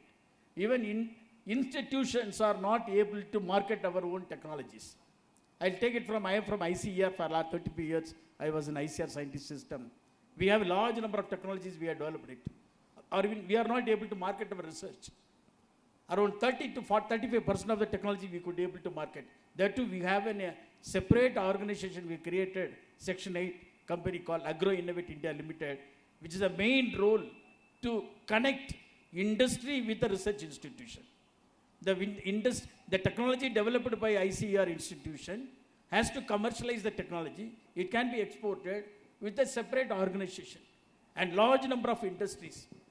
Sir, I would like to tell you here also, I also done a study that it was a big study under the National Agricultural Higher Education Project of the Government of India, supported by the World Bank. How far academy and industry having collaboration? What Professor Vasudeva said, it's having a lot of linkages there. See, we have asked two questions to them. You can also organize, every academic research institution have to organize industry meet. Now it's being organized after this last research grants have been announced by a number of the startup ecosystem when it started, and many institutions. I'm getting continuous communication from many ICR institutes, including IRI, that they are bringing seed industry, food processing industry, all the industry they are coming here, and we are presenting what technology we have it. Similar to your CFTRI.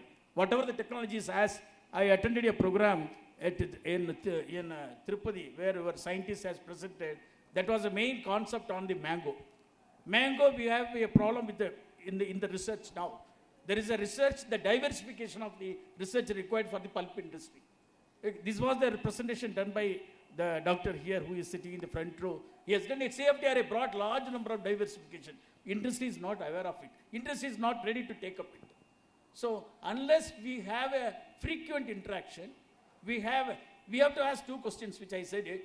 What expertise we have and what expertise they have. Right? These two, if you are making that alignment happens. What are the expectations from you and what experience you have it? Sir, I asked these two questions only.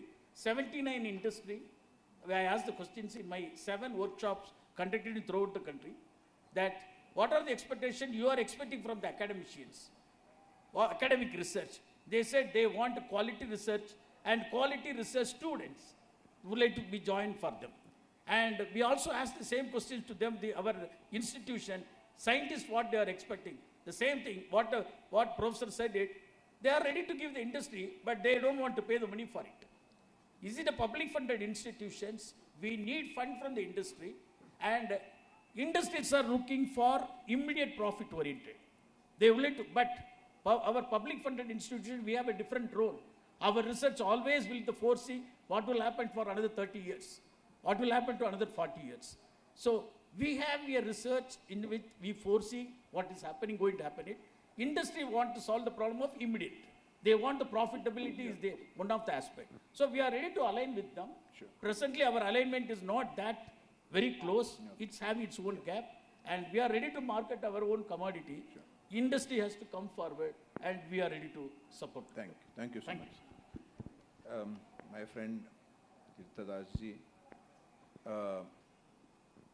ISRO creates problem for all others because ISRO fails and then celebrate and succeed. But we fail and we said stop this project.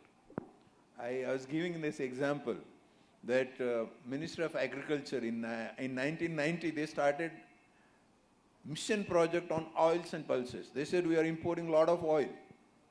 Give a lot of money, started the project. 5 years. I did not say it's failed, but it did not meet the expectations and then they close. But then if Gaganyaan 1, if something fails, they say, we are ready, we'll do it next and then succeed. So there is a difference in the DNA of the other ministries and ISRO.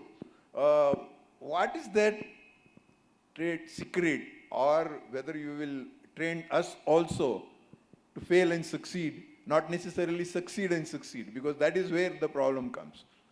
Because if that project should have succeeded, we should have saved a lot of foreign exchange in terms of oil seeds, and then we will import a lot of edible oil.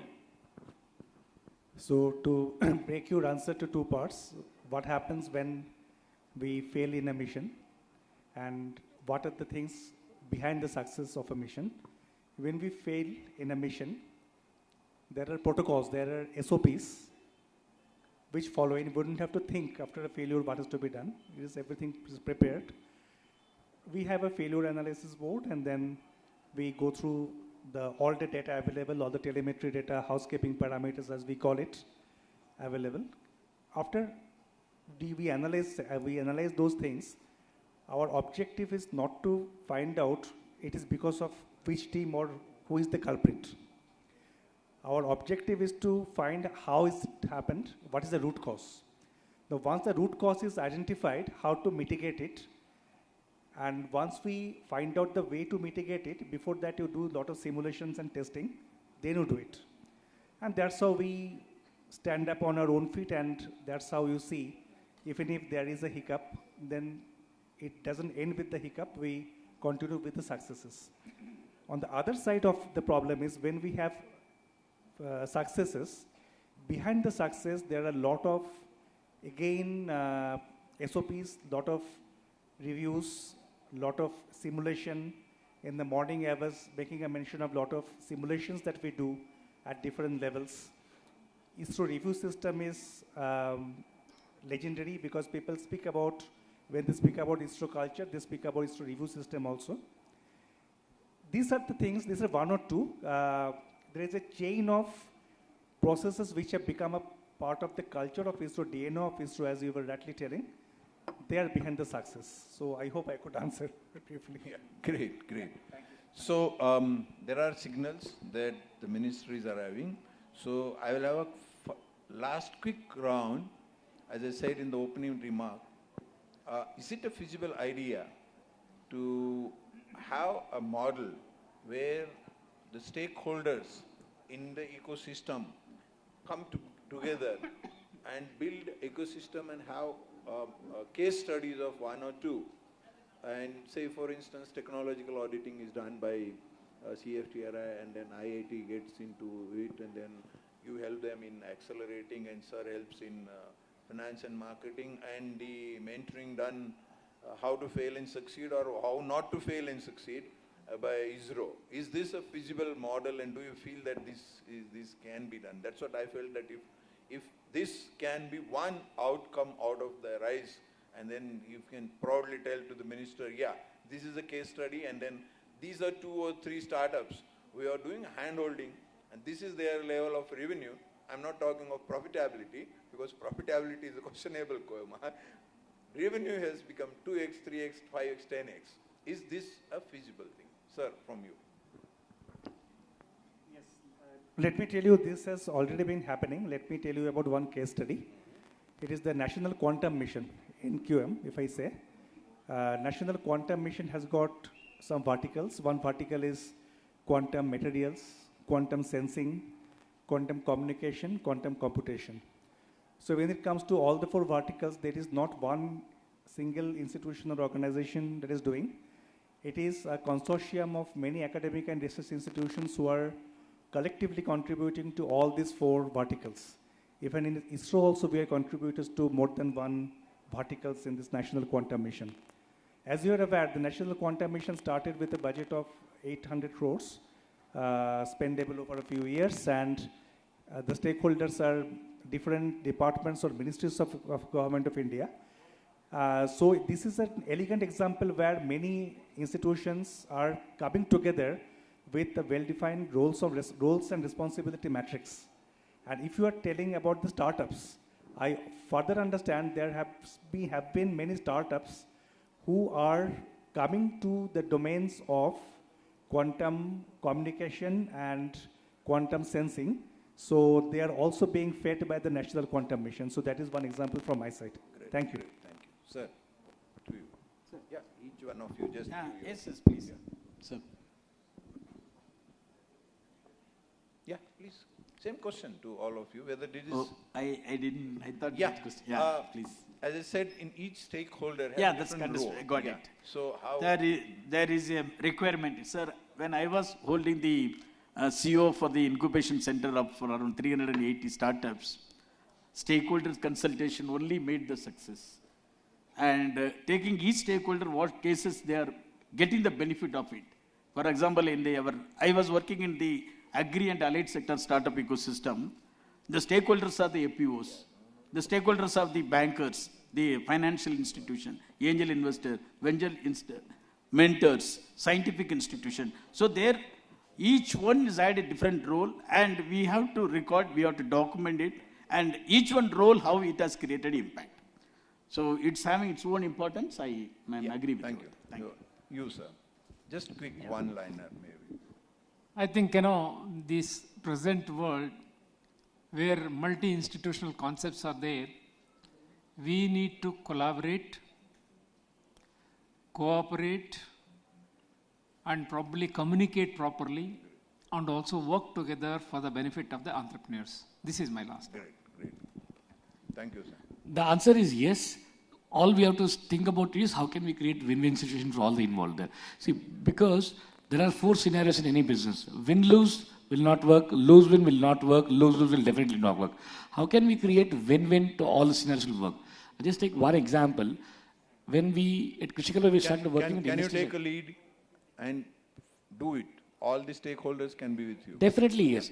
So for FPOs, whom we consider we're not doing, believe it or not, but close to in last 4 years, we have facilitated over 180 crores of revenue, linkage between the startups, FPOs, and farmers. So all we have to look at it, how can we create win-win for all the people involved? The moment any consulting agency comes and thinks of everybody's win, I think this is definitely possible over that. Thank you. Over to you, sir. Okay, so the answer to your question is yes. It's yes, definitely. So you are part of it. You are part of it. Yes. Yeah.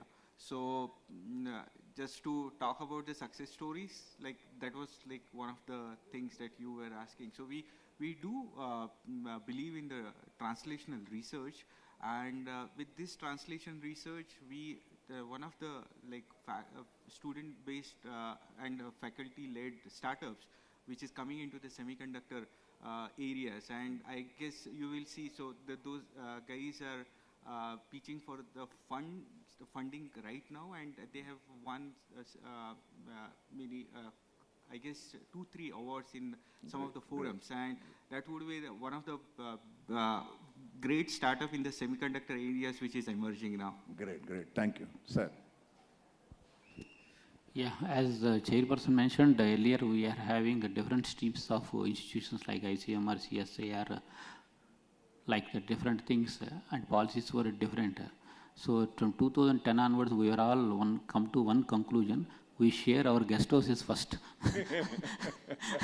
Very. Yeah, that happened. That opened the doors for the R&D. Now we are very happily collaborating with all the inter-organizational things that is happening. That is what External Minister also said. The collaboration is the only mantra to achieve the economical growth in the country. And successful stories, yes, CSIR, in CFTR we are having, and equally challenges also we have. Now we can break these challenges with this collaboration mode. Thank you. Thank you so much.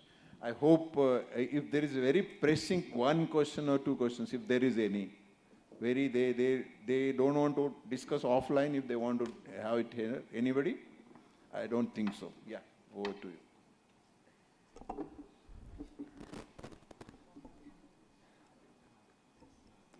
Thank you all for that insightful session. It was indeed a unique blend of experts representing the RISE ecosystem. I'm sure that the panelists have answered some of the key questions on the need for continuous bridge between the industry and academia, training students as entrepreneurs, providing a right platform for catalyst incubators, and also deliberating on important topics such as the crux of marketing, the time, the hardship in startups, right mentorship, commercialization, skill sets that are equally important in the journey of successful entrepreneurship. Thank you so much. Thank you for your time. May I now request Dr. Mache, the moderator, to kindly present a memento as a token of our appreciation. Thank you, sir. To Dr. Tirtha Pratham Das, thank you so much for your time.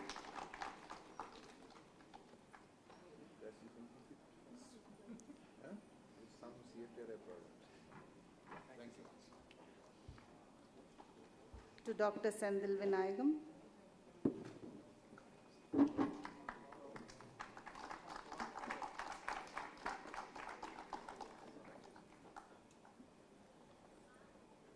To Dr. Chindi Vasudevappa.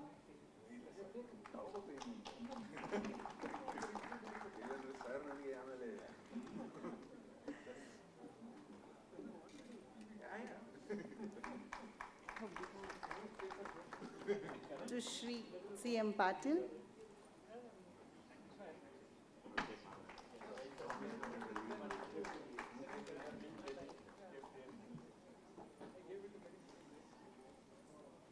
To Professor Amar Gaonkar.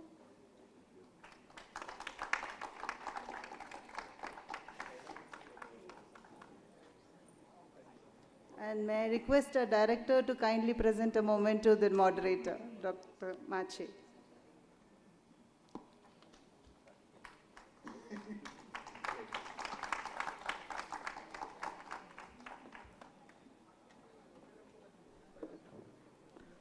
Thank you, everyone. The valedictory function will be starting shortly. We'll get back to you. Thank you so much.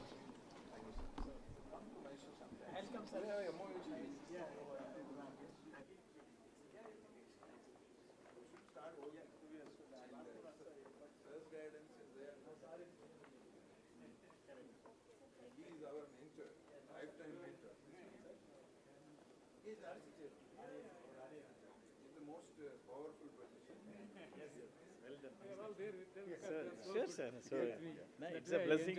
No, your guidance, research guidance will help us.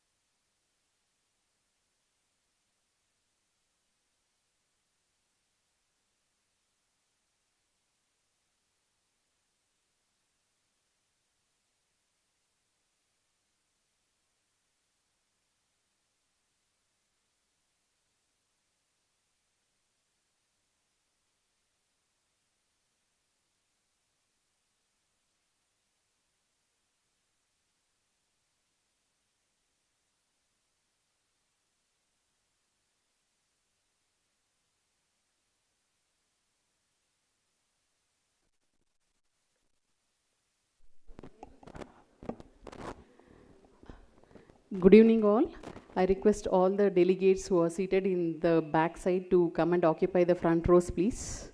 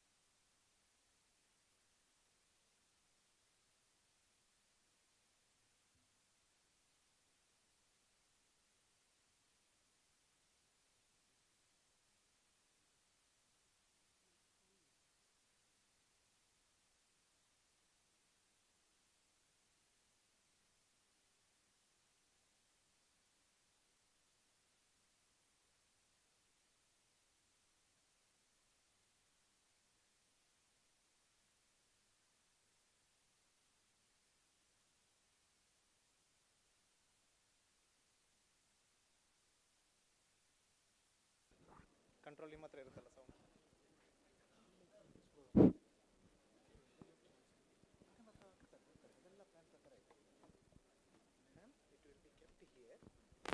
think they should take. వాళ్ళు అక్కడి నుంచే చెప్తారా ఇక్కడికి వచ్చి చెప్తారా?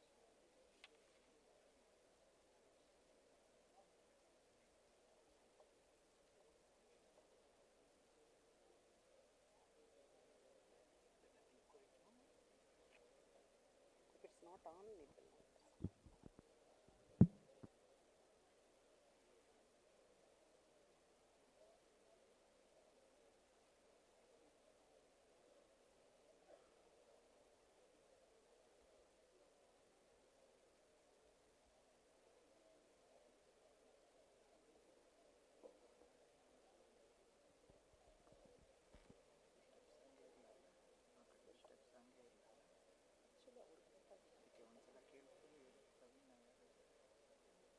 ಸ್ವಲ್ಪ tall ಆಗಿದ್ದಾರೆ ಅನ್ಸುತ್ತೆ.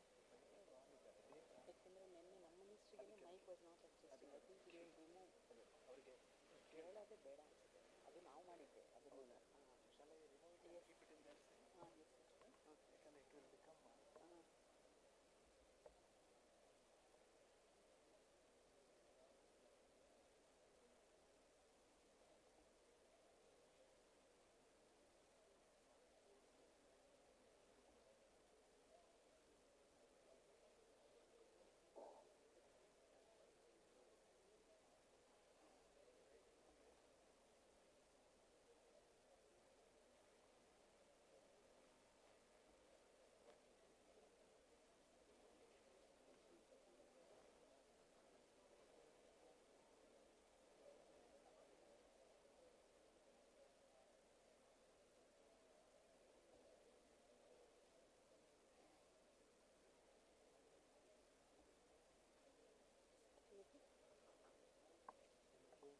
Calling the expo people price wise, they are not coming.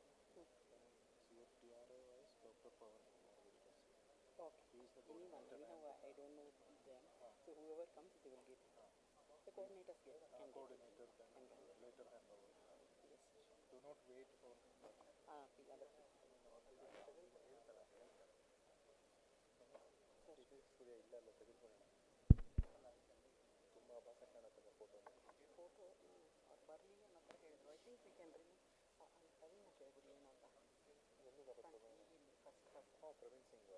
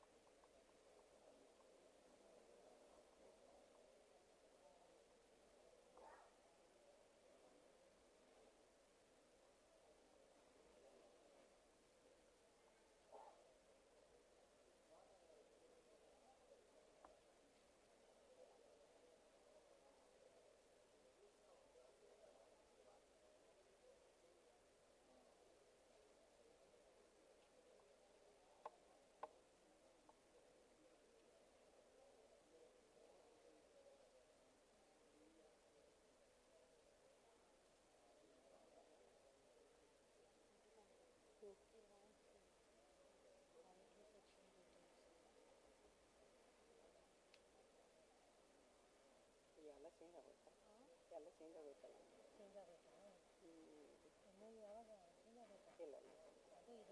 ಇಲ್ಲ ಅದೆಲ್ಲ ಇದೆ. ಅದನ್ನು ಇರೋಕ್ಕಾಗಲ್ವಲ್ಲ. ನಿಮ್ಮ ಅಂಡರ್ಸ್ಟ್ಯಾಂಡಿಂಗಲ್ಲಿ ನೀವು ಆರ್ಡರ್ ಬರ್ಕೋತಾ ಇದ್ದೀರಾ? ಅವ್ರ ಫೋಟೋ ಬರ್ಕೋತೀನಿ ಅಂತ ಇದ್ದಾರೆ. ಅದು ಹಾಕೋದಿಲ್ಲ. ಯಾಕಂದರೆ ಇದನ್ನು ತಗೊಳ್ಳೋಕ್ಕೆ ಹೇಳಿದೆ ಅವ್ರಿಗೆ ಅರ್ಥ ಆಯ್ತು. ಎಲ್ಲಿ ಹೋಯ್ತದೆ? ಇಲ್ಲ ಈ ಶೀಟಲ್ಲಿ ನಾನು ಹಾಕ್ಕೊಂಡಿದ್ದೀನಿ. ಇಲ್ಲ ಅವರು ಇದಕ್ಕೆ ಲೈವ್ಗೆ ಇದನ್ನು ತಗೊಂಡು ಕೊಡೋಕ್ಕೆ. ಇದನ್ನು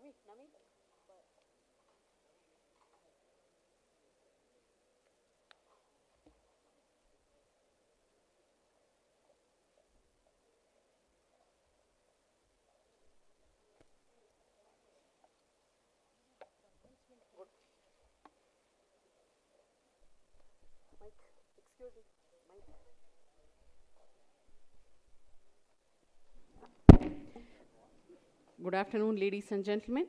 As we come to the culmination of 2 days of inspiring discussions, groundbreaking innovations, meaningful collaborations, and transformative ideas, it is my privilege to welcome you all to the valedictory session of the RISE Conclave 2026 Research Industry, Startup and Entrepreneurship Conclave.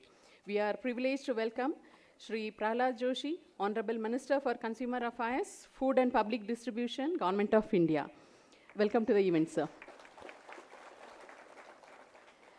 We have with us Dr. V. Narayanan, Secretary, Department of Space and Chairman, ISRO. Welcome to the event, sir. I also welcome our CSIR Laboratory Directors, Director NAL, Dr. Abhay Pashilkar, Director CFTRI, Dr. Giridhar Parvatam, Director 4PI, Dr. Gopal Krishna Patra. To commence the valedictory session, I request everyone to rise for the national song.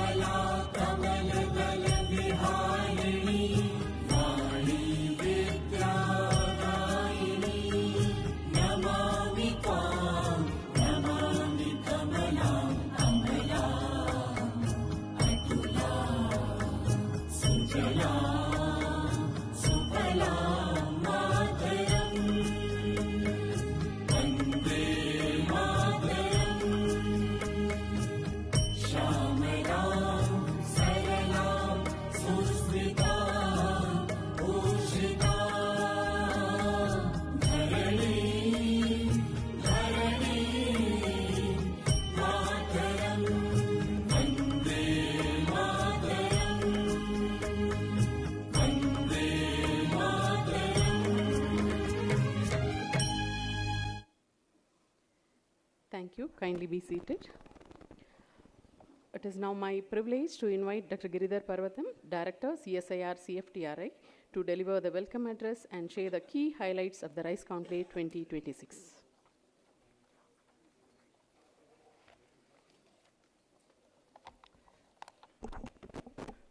ಎಲ್ಲರಿಗೂ ನಮಸ್ಕಾರ. ಗ್ರಾಹಕ ವ್ಯವಹಾರಗಳು, ಆಹಾರ ಮತ್ತು ಸಾರ್ವಜನಿಕ ವಿತರಣಾ ಸಚಿವರು, ಇಂದಿನ ಕಾರ್ಯಕ್ರಮದ ಮುಖ್ಯ ಅತಿಥಿ ಶ್ರೀ ಪ್ರಹ್ಲಾದ್ ಜೋಶಿ ಅವರು, ಬೆಂಗಳೂರು ದಕ್ಷಿಣ ಕ್ಷೇತ್ರ ಗೌರವಾನ್ವಿತ ಸಂಸತ್ ಸದಸ್ಯರು ಮತ್ತು ಗೌರವಾನ್ವಿತ ಅತಿಥಿ ಶ್ರೀ ತೇಜಸ್ವಿ ಸೂರ್ಯ ಅವರು ಆಗಮಿಸಬೇಕು.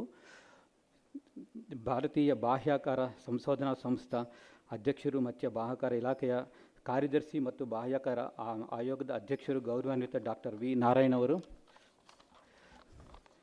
ಗೌರವಾನ್ವಿತ ಗಣ್ಯರೇ, ಗೌರವಾನ್ವಿತ ಸಹೋದ್ಯೋಗಿಗಳಿಗೆ, ಉದ್ಯಮ ಮುಖಂಡರು, ಸಂಶೋಧನರು, ನಾವೀನ್ಯಕಾರರೇ, ವಿದ್ಯಾರ್ಥಿಗಳು ಮತ್ತು ರೈಸ್ ಸಮಾವೇಶದಲ್ಲಿ ಭಾಗವಹಿಸಿದ ಎಲ್ಲರ ಮಾಧ್ಯಮ ಮಿತ್ರ ಮಹಿಳೆಯರೇ ಮತ್ತು ಮಹನೀಯರೇ, CSIR NAL, CSIR CFTRI ಮತ್ತು CSIR 4PA ಜಂಟಿಯಾಗಿ ಆಯೋಜಿಸುವ ರೈಸ್ ಸಮಾವೇಶದ ಸಮಾರೋಪ ಸಮಾರಂಭದಲ್ಲಿ ಇಲ್ಲಿ ಉಪಸ್ಥಿತರುವುದು ಮತ್ತು ಕಳೆದ 2 ದಿನಗಳಲ್ಲಿ ನಾವು ಕಂಡ ಅದ್ಭುತ ಪ್ರಯಾಣವನ್ನು ಪ್ರತಿಬಿಂಬಿಸುವುದು ನನಗೆ ಅಪಾರ ಸಂತೋಷ ಮತ್ತು ಹೆಮ್ಮೆಯನ್ನು ನೀಡುತ್ತದೆ.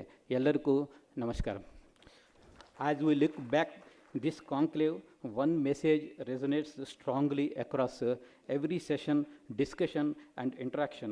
That is, India's future growth will be driven by the powerful convergence of research, innovation, startups and entrepreneurship, the very pillars of the RISE Mission Conclave 2026 that happened during the last 2 days here. The key message for the RISE Conclave was whole of government, whole of society, whole of science and innovation for Viksit Bharat 2047. ಇಡೀ ಸರ್ಕಾರ, ಇಡೀ ಸಮಾಜ, ಇಡೀ ವಿಜ್ಞಾನ ಮತ್ತು ನಾವೀನ್ಯತೆ for Viksit Bharat 2047.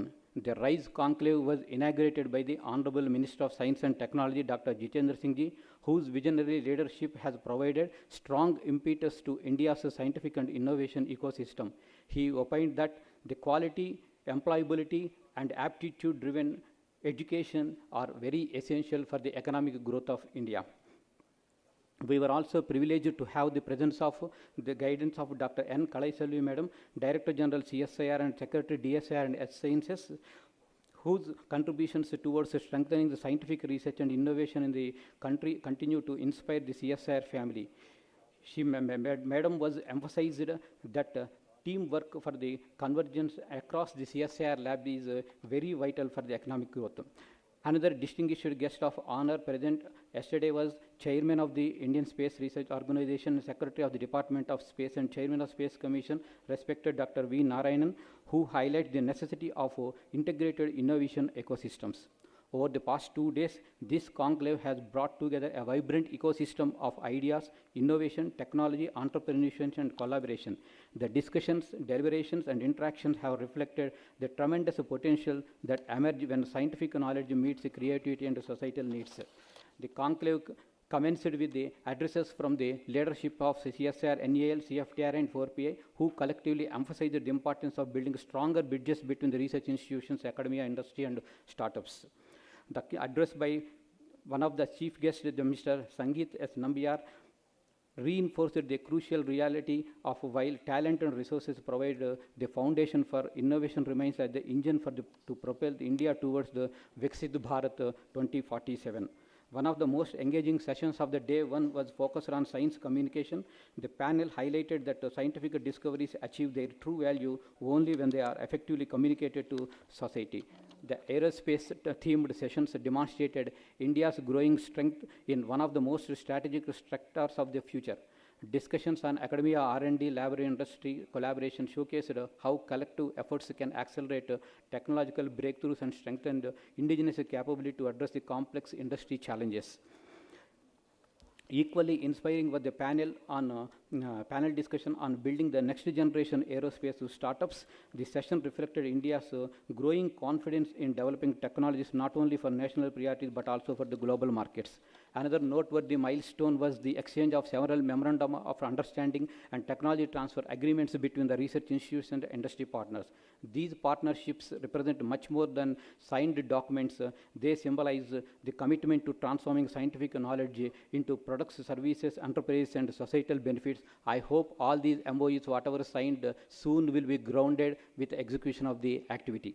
The startup exhibition and the science and technology pavilion brought innovation to life by showcasing emerging technologies, breakthrough solutions, and entrepreneurial ventures. The enthusiasm displayed by startups, researchers, students, and industry participants reflected the vibrancy of India's innovation ecosystem and its readiness to address the future. The dedication session on leveraging NAL's patent portfolio for startups further demonstrated how research-driven technologies can create opportunities for entrepreneurship, commercialization, and economic growth. The second day of RISE Conclave 2026 focused on the transformative role of data science, artificial intelligence, and machine learning in shaping the future industries, while also exploring strategies to strengthen the agri-food innovation ecosystem and accelerate the journey from the laboratory research to the market-ready solutions. The subsequent sessions organized were under the theme of Agri-Food Nexus 2026, architecting the lab-to-market pipeline focused on the innovation, entrepreneurship, funding, and industry-academia collaboration in the agri-food sector. The session on angel and venture capital funding focused on equipping entrepreneurs with a practical knowledge on attracting investments and scaling their business. Experts shared their insights and crafting compelling investment pitches under the business and valuation methodologies that effectively engaging the investors.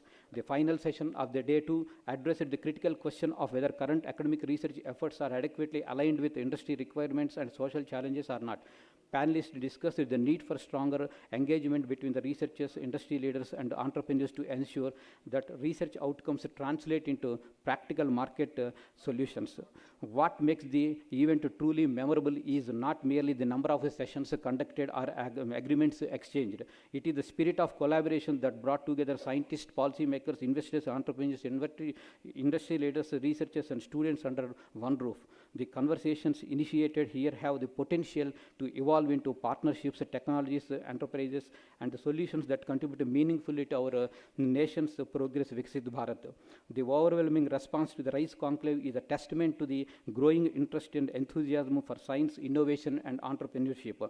The participation of a large number of visitors, more than 1,200 numbers, and to be the precisely, and also the number of stalls that exhibited with the startups are more than around 100, showcasing innovations and technologies from the 40 plus organizations, and the active involvement of people from diverse sections of the society have made this conclave truly vibrant and inclusive. As we conclude this RISE Conclave 2026, let us carry forward the momentum generated during these 2 days.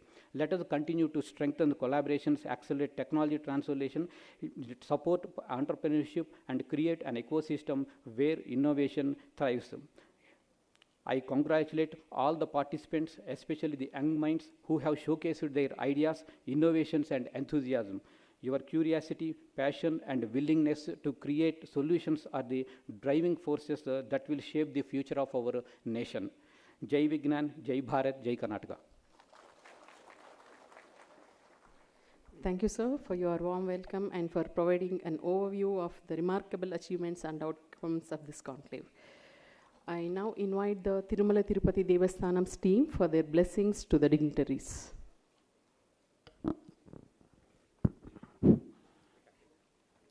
Om Yam palayasi palayasi yam palayasi palayasi dharman dharmam palayasi palayasi dharmam dharman tvan dharman tvam tvan dhrutya tvan dhrutya Vaktrabje Bhagyalakshmi Karatalakamale Sarvada Danalakshmi दोर्दण्डे वीरलक्ष्मीः हृदयसरसिजे भूतकारुण्यलक्ष्मीः खड्गाग्रे शौर्यलक्ष्मीः निखिलगुणगणाडम्बरे कीर्तिलक्ष्मीः सर्वाङ्गे सौम्यलक्ष्मीः त्वयि तु विजयतां सर्वसाम्राज्यलक्ष्मीः श्रीर्वर्चस्वमायुष्यमारोग्यमाविधाच्छोभामानं महीयते धान्यं धनं पशुं बहुपुत्रलाभं शतसंवत्सरं दीर्घमायुः नवो नवो भवति जायमानोऽह्नाङ्केतुरुषसामेत्यग्रे भागं देवेभ्यो विदधात्यायन् प्रचन्द्रमा स्थिरति दीर्घमायुः शतमानं भवति शतायुः पुरुषः शतेन्द्रिय आयुष्येवेन्द्रिये प्रतितिष्ठति यजमानस्य श्रीभूनीला अलर्मेल्मङ्गा समेत श्रीलक्ष्मी प्रसन्न वेङ्कटेश्वर प्रसादसिद्धिरस्तु प्रसादसिद्धिद्वारा यजमानस्य उत्तरोत्तराभिवृद्धिरस्तु श्रियः कान्ताय कल्याणनिधये निधयेऽर्थिनां श्रीवेङ्कटनिवासाय श्रीनिवासाय मङ्गलम् कल्याणाद्भुतगात्राय कामितार्थप्रदायिने श्रीमद्वेङ्कटनाथाय श्रीनिवासाय मङ्गलम्।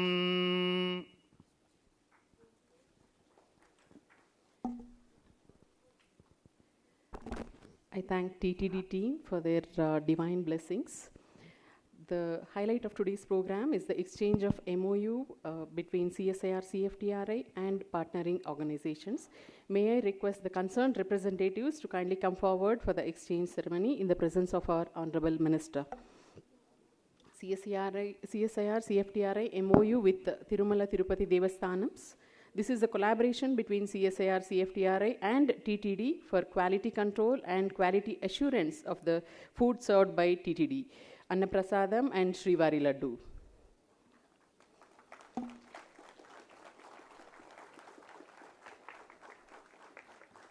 CSIR, CFTRI MOU with NAVIC, Nivedi's Agri-Business Incubation Center, ICAR Nivedi, for collaboration on incubation of startups and ideapreneurs to nurture the entrepreneurship ecosystem in the areas of food and agri-technology and help in bolstering the startups and ideapreneurs from ideas to commercialization.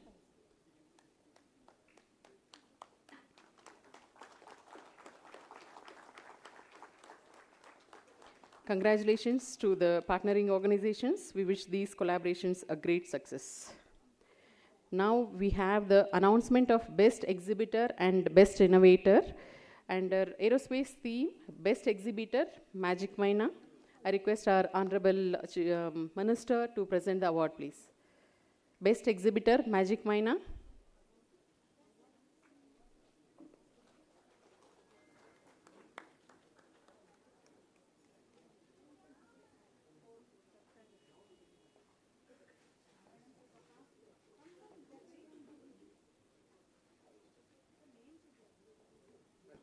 Best Exhibitor under Aerospace theme, Mrs. Magic Maina. Next, Best Innovator, Trident Engineering under Aerospace theme. Request the coordinators to collect on behalf of Trident Engineering.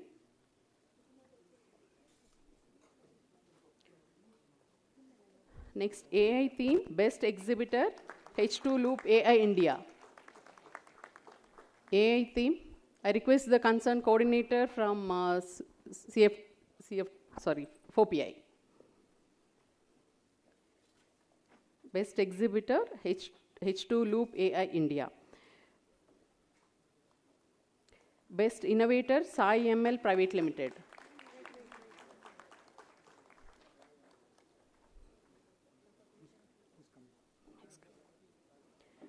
Next, Food Science and Technology theme, Best Exhibitor, Kamireddy Agro Foods. Yes, sir. Best Innovator, Gastro Foods Private Limited, under CFTRI food science and technology theme.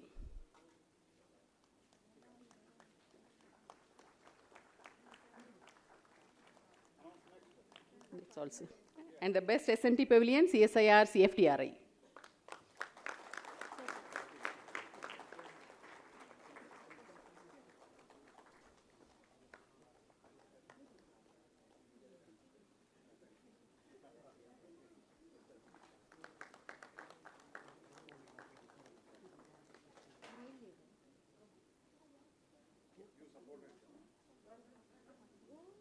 Please come, sir.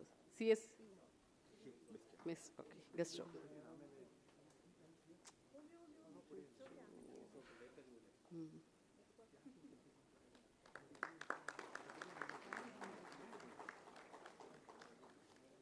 Best S&T pavilion, CSIR, CFTRI.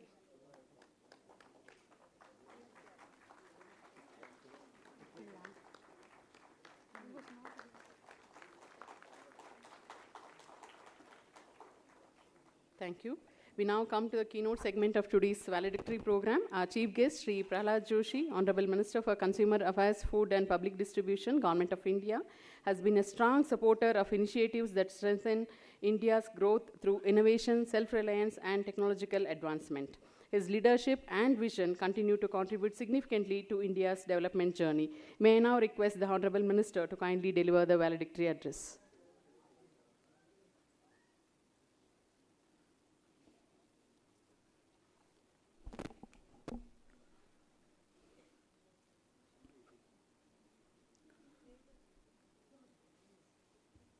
Shri V. Narayan, Chairman ISRO, Dr. Abhay, Director CSIR, Dr. Giridhar, Gopal Krishna, and other dignitaries who are other dignitaries of the dais and all other distinguished members, scientists. I think 1200 registration, and probably after having all from yesterday after deliberation, you are in a, as early as possible, you are in a mood to go back. I understand. That was what I was telling. And we are already late, but I can assure you I will not take much of your time because of two things. One, you are also in hurry, I am also in hurry. I have to go to Goa now. Goa, there is a World Wind Energy Conference. World Wind Energy Day is tomorrow and Wind Energy Conference. सारे देश विदेश से लोग उधर आ रहे हैं, इसलिए मुझे भी जाना है. मैं कल भुवनेश्वर से आया हूँ, तो अभी आज इधर हूँ. कल I am there in Goa, Goa से विजयवाड़ा, विजयवाड़ा से Delhi 2 days, Delhi to Mumbai, and there are some more destination I have to visit. Friends, I would like to only tell this RISE. RISE is Research, Industry, Startup and Entrepreneurship Conclave. I do not want to say much on things because you are already people who are sitting here. Some of you here are already working in the field. But what is needed is today, India, need of the India is very, very huge and high. जो भी हमको चाहिए, it is too high. जहाँ तक मैं एक उदाहरण आपको बताता हूँ, I'd like to quote an example. It is unrelated, but I would like to quote an example. Sometimes I think in 2008, so there was one question in the parliament. That question about the availability of the wheat. Some member asked the question. Then agricultural minister replied, yes, there is a little shortage, need so we will import. That was a simple statement. It was not yet decided to import at that time. But as soon as he said one single sentence, the entire world, wherever the wheat was available, the price shoot up like anything. The reason is India is purchasing. So why I am quoting this unconnected example is our need, because of 140 crore people, our need is very high. Why need is very high? One is we have become aspirational country. We are becoming manufacturing hub. You might have seen our manufacturing capacity is going up. 10 years back, or you can say 8 years back, whatever the mobile telephones we are using, hardware, all those were imported. Today, almost 99% are indigenously manufactured. And we are exporting it also. 80% of the mobiles sold in US is manufactured in India today. That is to Apple. And world's largest workforce we have. India's population is 65% is young population. Demography is it is to our advantage now. And there are only 2 or 3 mobile manufacturing units in 2014. Today it is 300 plus. I am not here to explain what in the last 10 years it has happened, but I have got something to tell you after that, and then I will finish my speech. Mobile export 127 times it has been increased in last 7-8 years. Electronic production 6 times. Export has increased 8 times, production has increased. Import dependence, as far as import dependence on the defense equipment is concerned, many people who are sitting here, ISRO and other things, they are scientific people. You are all many people who are sitting here, scientific men from the community, research community, you may be knowing, and now the manufacturing is happening in India, and 38,000 crore we have exported. So what is the point I am trying to communicate you is, what solution India wants, that solution we have to indigenously develop. तो वो क्यों चाहिए ये प्रश्न आ सकता है. देखिए, मैं रिन्यूएबल एनर्जी मंत्री हूँ. We generate, see 10 years back our total generation or total installed capacity in solar was 2.6 gigawatt. Today it is 157 gigawatts in 10 years. Our wind capacity is now 56 gigawatt, and very shortly we will reach 70 gigawatt, and further to that 100 gigawatt. So what is the relation? There may be question in your mind. See, grid stability is becoming problem. And whatever the transition technology we are now getting is, some of the technologies, especially I think DC technology, that is being imported.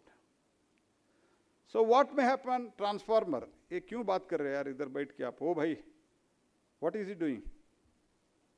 क्या कर रहे हैं आप? आराम से बैठो ना. आप जो पहन के रखे ना, आप बात मत करो. So whatever we are importing technology, equipment, transformer, for grid stability, whatever the new technologies are coming out, any day, from where we are majorly importing, they may switch off our entire electricity system. So what is the need is, and recently, Nayara, Microsoft entirely, it stopped its licensing system and it collapsed for a few hours. I think you are all aware of that. The need is that the India's, and recently I think US is directing Anthropic to limit to US itself. And that may create any time problem. You know what happened to Nayara, But at the same time, whenever we have come out with solution, what startup and entrepreneurs and our youngsters should understand is, many people, especially from this scientific community, people who are in research, they do not want to become entrepreneurs. The reason is क्यों risk लेना है. But अगर आप risk नहीं लेते हैं तो देखो ये स्पेसएक्स अभी ट्रिलियनियर बन गए, तो ये स्टार्टअप ही था. और हमने जो इस देश में किया है, that is Akash missile system, जो इंटरसेप्टर है, ये तो it worked better than Israeli interceptor, which they are using it as a iron dome. It worked out better. Means DG Yatra, CoWIN. These are the things which have been, many such things are there. I do not want to say much on that. Sridhar Vembo, he is also from the startup. So today we have, when there were 200, 300 startups, today we have more than 2.2 lakh startups and 127 are unicorn. A record 55,200 startups were recognized in 25-26 alone. And India, when it wants to become Vikasit Bharat by 2047, we need to become manufacturing hub. And for that, a conducive atmosphere is being created by the support of the government. Sri Narayan is sitting here, Dr. Narayan. The space startups, it was never allowed now, but it is allowed to. More than 250 space startups are now driving India's space tech revolution. And Galaxy Eyes mission Drishti, which Prime Minister also tweeted, I have also tweeted, Home Minister has tweeted, world first Optosar satellite and India's largest privately built satellite. See, when opportunities are giving, Indians are doing extremely well. DG Yatra, दुनिया के लोग आके देखते हैं DG यात्रा कैसे चल रहा है, इतना अच्छा है. So when we mind, we can do it. So recently, IIT Bombay I had visited. This solar energy generation, at present efficiency is between 20 to 22%, 23% maximum. Now they have come out with a research project where they have given it to a startup. That is 29.8% efficiency with silicon perovskite tandem solar cell. So that will bring the cost of the solar generation quite a bigger extent.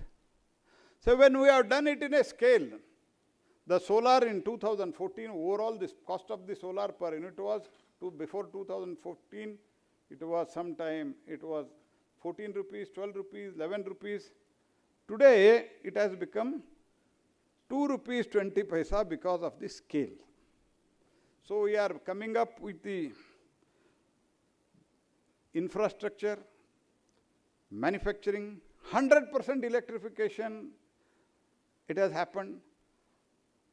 World's #1 road network, means highest road network of the world is in India today. There are many other countries which are geographically very big, but our road network is quite very good. So when you want to Vikasit Bharat, developed India by 2047, दुनिया अगर हमारे बीच में हमारे देश के system दखल अंदाज न करे ऐसे हम सोचते हैं, तो हमारा सिस्टम, हमारा इनोवेशन हमको करना है. This is what because I am not a technocrat, I am not a researcher, I am not a scientist. I can only say what I want as a policy maker. What we want is the solution which are driven by India, which are developed by Indians. हमने UPI develop किया. जब हम digital transaction के बारे में, digital UPI के बारे में बात किया, डिजिटल ट्रांजैक्शन के बारे में बात किया। इसी देश में दो इकोनॉमिक एक्सपर्ट अपने आप को बहुत इकोनॉमिक एक्सपर्ट समझते हैं, मुझे कोई आपत्ति नहीं भी होगी, they may be, but what they said? They said, see, there is no Wi-Fi, there is no power. How can it become like that? How can digital transaction can happen? But today, I think from last half an hour or hour, you are all waiting for me. I'm so sorry I could not reach in time. But at least in last half an hour, more than 20 million transactions have happened through digital. So overall 24,162 crores transaction, 24,162 crore transaction worth 314 lakh crore in financial year 25-26 it has happened, and UPI is developed by India. And the growth is 12,000 time growth since its launch, 30 lakh crore transaction, and now it is being expanded to the UAE, Singapore, Bhutan, Nepal, Sri Lanka, France, Mauritius, and a payment system that is now challenging Visa and MasterCard, which we should be very proud. So what I mean to say is, our requirement is going to be huge. And because people do not want, the worldwide, other people, worldwide, other countries, they do not want that India should become the Vikasit and India should become strong. Naturally, that competition is there. Because according to my assessment, the US is more bothered about China because after the collapse of USSR, they just allowed China to grow, and now they are feeling that no country should grow. So that will happen when we try to become Viksit Bharat. They feel that we should depend on them. We should always go and stand before with a folding hand. So I am not only talking about US or any particular country. Overall, I gave the example what happened in 80s after the fall of USSR. So to become independent, whatever needed systems are there, whatever needed researches are there, that should happen through our own research, our own enterprises, and our solutions are also unique because no country has that much of population. No country is so huge. See, when we give the free food, many times the world wonders at our figures. I had been to Australia during the COVID time. Just after COVID, I went there. There were a lot of restrictions. Even then, India, there were no restrictions. All were lifted at that time.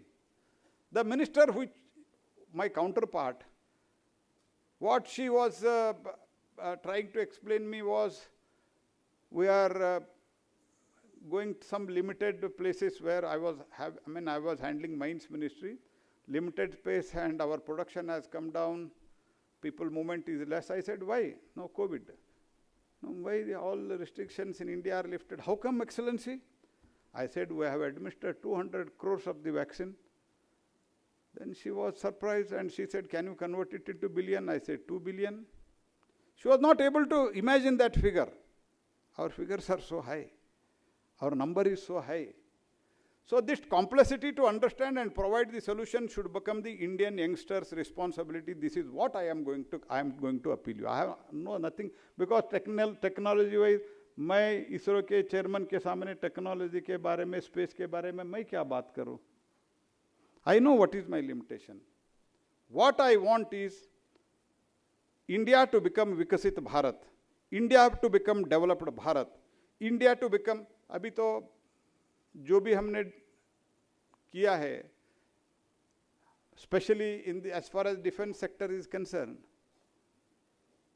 PPE kit से लेके हम सब import करते थे, boot से लेके सब import करते थे. आज चेंज हो गया. 38,000 we have exported, as I have already said. COVID, this was appreciated by many countries. Along with vaccine, we have exported even COVID platform also. These are all been developed because people were not able to imagine to this level how we can do it. So, I would like to only tell you, and what happened lastly I would like to tell, we should have our own time dissemination, Indian Standard Time. Now we are depending on others. What happened during the Kargil war? They stopped our providing the location through the GPS system, the timing, because we are depending. Now India, very shortly, we are coming out our own time with the help of ISRO. I think it has come to a very, very important, almost at the very final stage it is there now. Very shortly, Indian Standard Time with Navik it will be announced. So we may not depend on only on GPS. We will have our own time dissemination. We should not depend on the others. Nobody thought freely it was some people were providing and we were very happy with that. But what is the implication of that? अगर हमारा bank के कुछ transaction में अगर बाधा डाल सकते हैं तो, अगर हमारा डिस्ट्रीब्यूशन ऑफ इलेक्ट्रिसिटी में बाधा डाल सकते हैं, ट्रांसमिशन ऑफ इलेक्ट्रिसिटी में बाधा डाल सकते हैं, आराम से डाल सकते हैं बाहर बैठ के. हमारे विंड एनर्जी में many of the things we are importing, that's why we are now made it compulsory for the domestic content. And almost 80% now it is being made domestic. Why? Anytime they can stop their turbine. So my urge is, my very sincere urge is, we should have sovereign AI. That is what Prime Minister has said. No sovereign nation can afford to depend on AI which they control. And recent AI restriction, they have all highlighted the problem. See, CCTV for the traffic, what we have been put in the many cities, they are monitoring the movements of every person. So should we not have our own system? There are, India, no doubt, we want to become Vikasit Bharat, and that is not a slogan, it is our pledge. ये हमारा संकल्प है. इस संकल्प को साकार करने के लिए भारत के युवा सशक्त है. And now the government is supporting you. The government is supporting in many ways. I do not want to again go on reading all such things or listing it all out, because I said I should also go and you are also in a hurry to go. I am only telling India needs solution for its problem and for its safety, our own solution that you can give, youths can give, youngsters can give. We are the youngest country of the world and we have got opportunity. World wants good products. And there is India's credibility now. World wants good products. World wants good service providers. World wants good teachers. Many such things are there. So we should have our own solution. For that we should struggle. Government is with you. And try to be more, what I can say, more dynamic, more active. And now startup ecosystem, it is being supported like anything by the various government organization, government itself. And recently, you may be aware, the Indian Army recently inducted 100 indigenous Kamijat drones from the SMP Limited, which itself is an example. That is the Indianized, it is domestically manufactured. Many such things are there. Now BrahMos, Akash, Pinaka, all these were being, there is a demand in the world.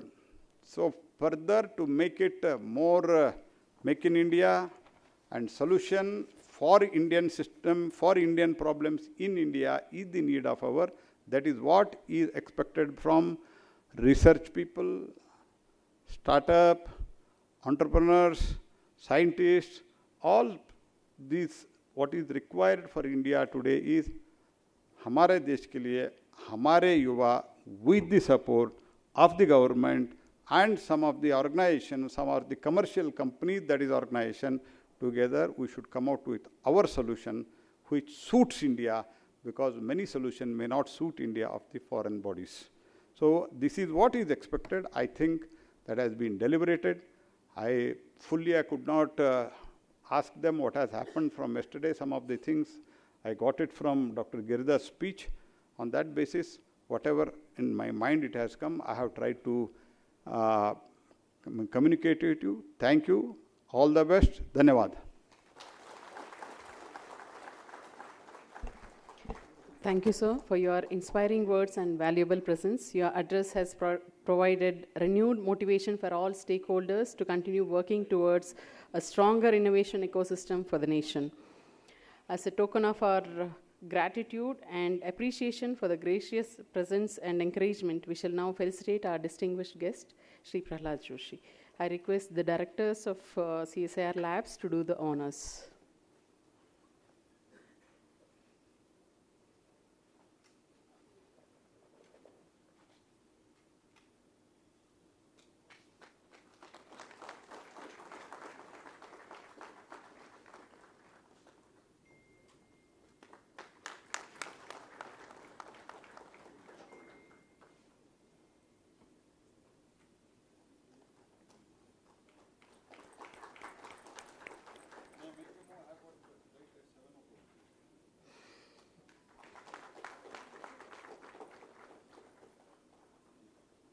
Thank you, sir.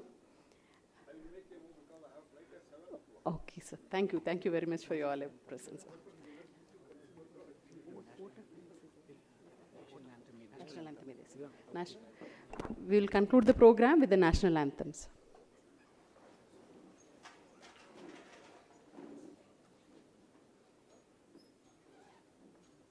जनगण मन अधिनायक जय हे भारत भाग्य विधाता पंजाब सिंध गुजरात मराठा द्राविड़ उत्कल बंगा विंध्य हिमाचल यमुना गंगा उच्चल जलधि तरंगा तव शुभ नामे जागे तव शुभ आशीष मांगे गाहे तव जय गाथा जन गण मंगलदायक जय हे भारत भाग्य विधाता जय हे जय हे जय हे जय जय जय जय हे जय जय जय Thank you. Sorry, I have to rush. No issues. We'll see him often. I love you. Let him out of time. Then we can have them. I request all the participants to please be in the hall.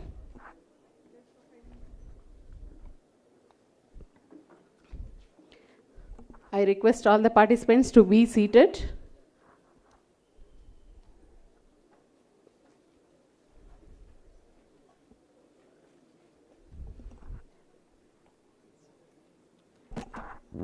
I request all the participants to be seated for 2 minutes, please.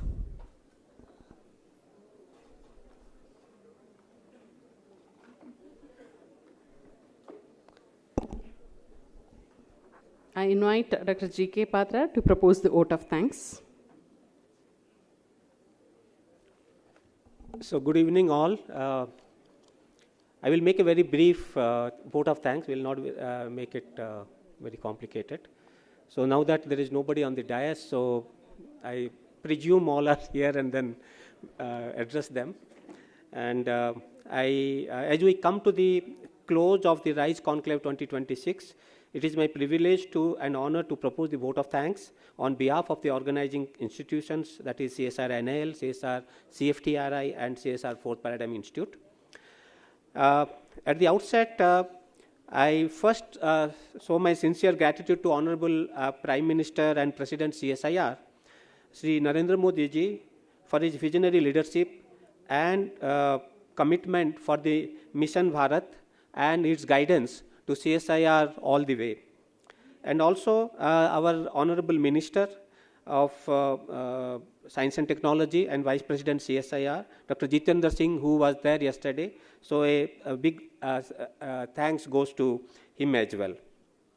Today we had the concluding session where the Honorable Chief Guest was Sri Prahlad Joshi ji, who is the Consumer Affairs, Food and Public Distribution Minister, and also I understood that he is also a Renewable Energy Minister. So I offer our sincere gratitude to Sri Prahlad Joshi ji for gracing the valedictory session and for sharing valuable insights on innovative-led growth, entrepreneurship and national development. His presence has really enriched the occasion and inspired all of us. Of course, he had a flight to catch, so he had to rush.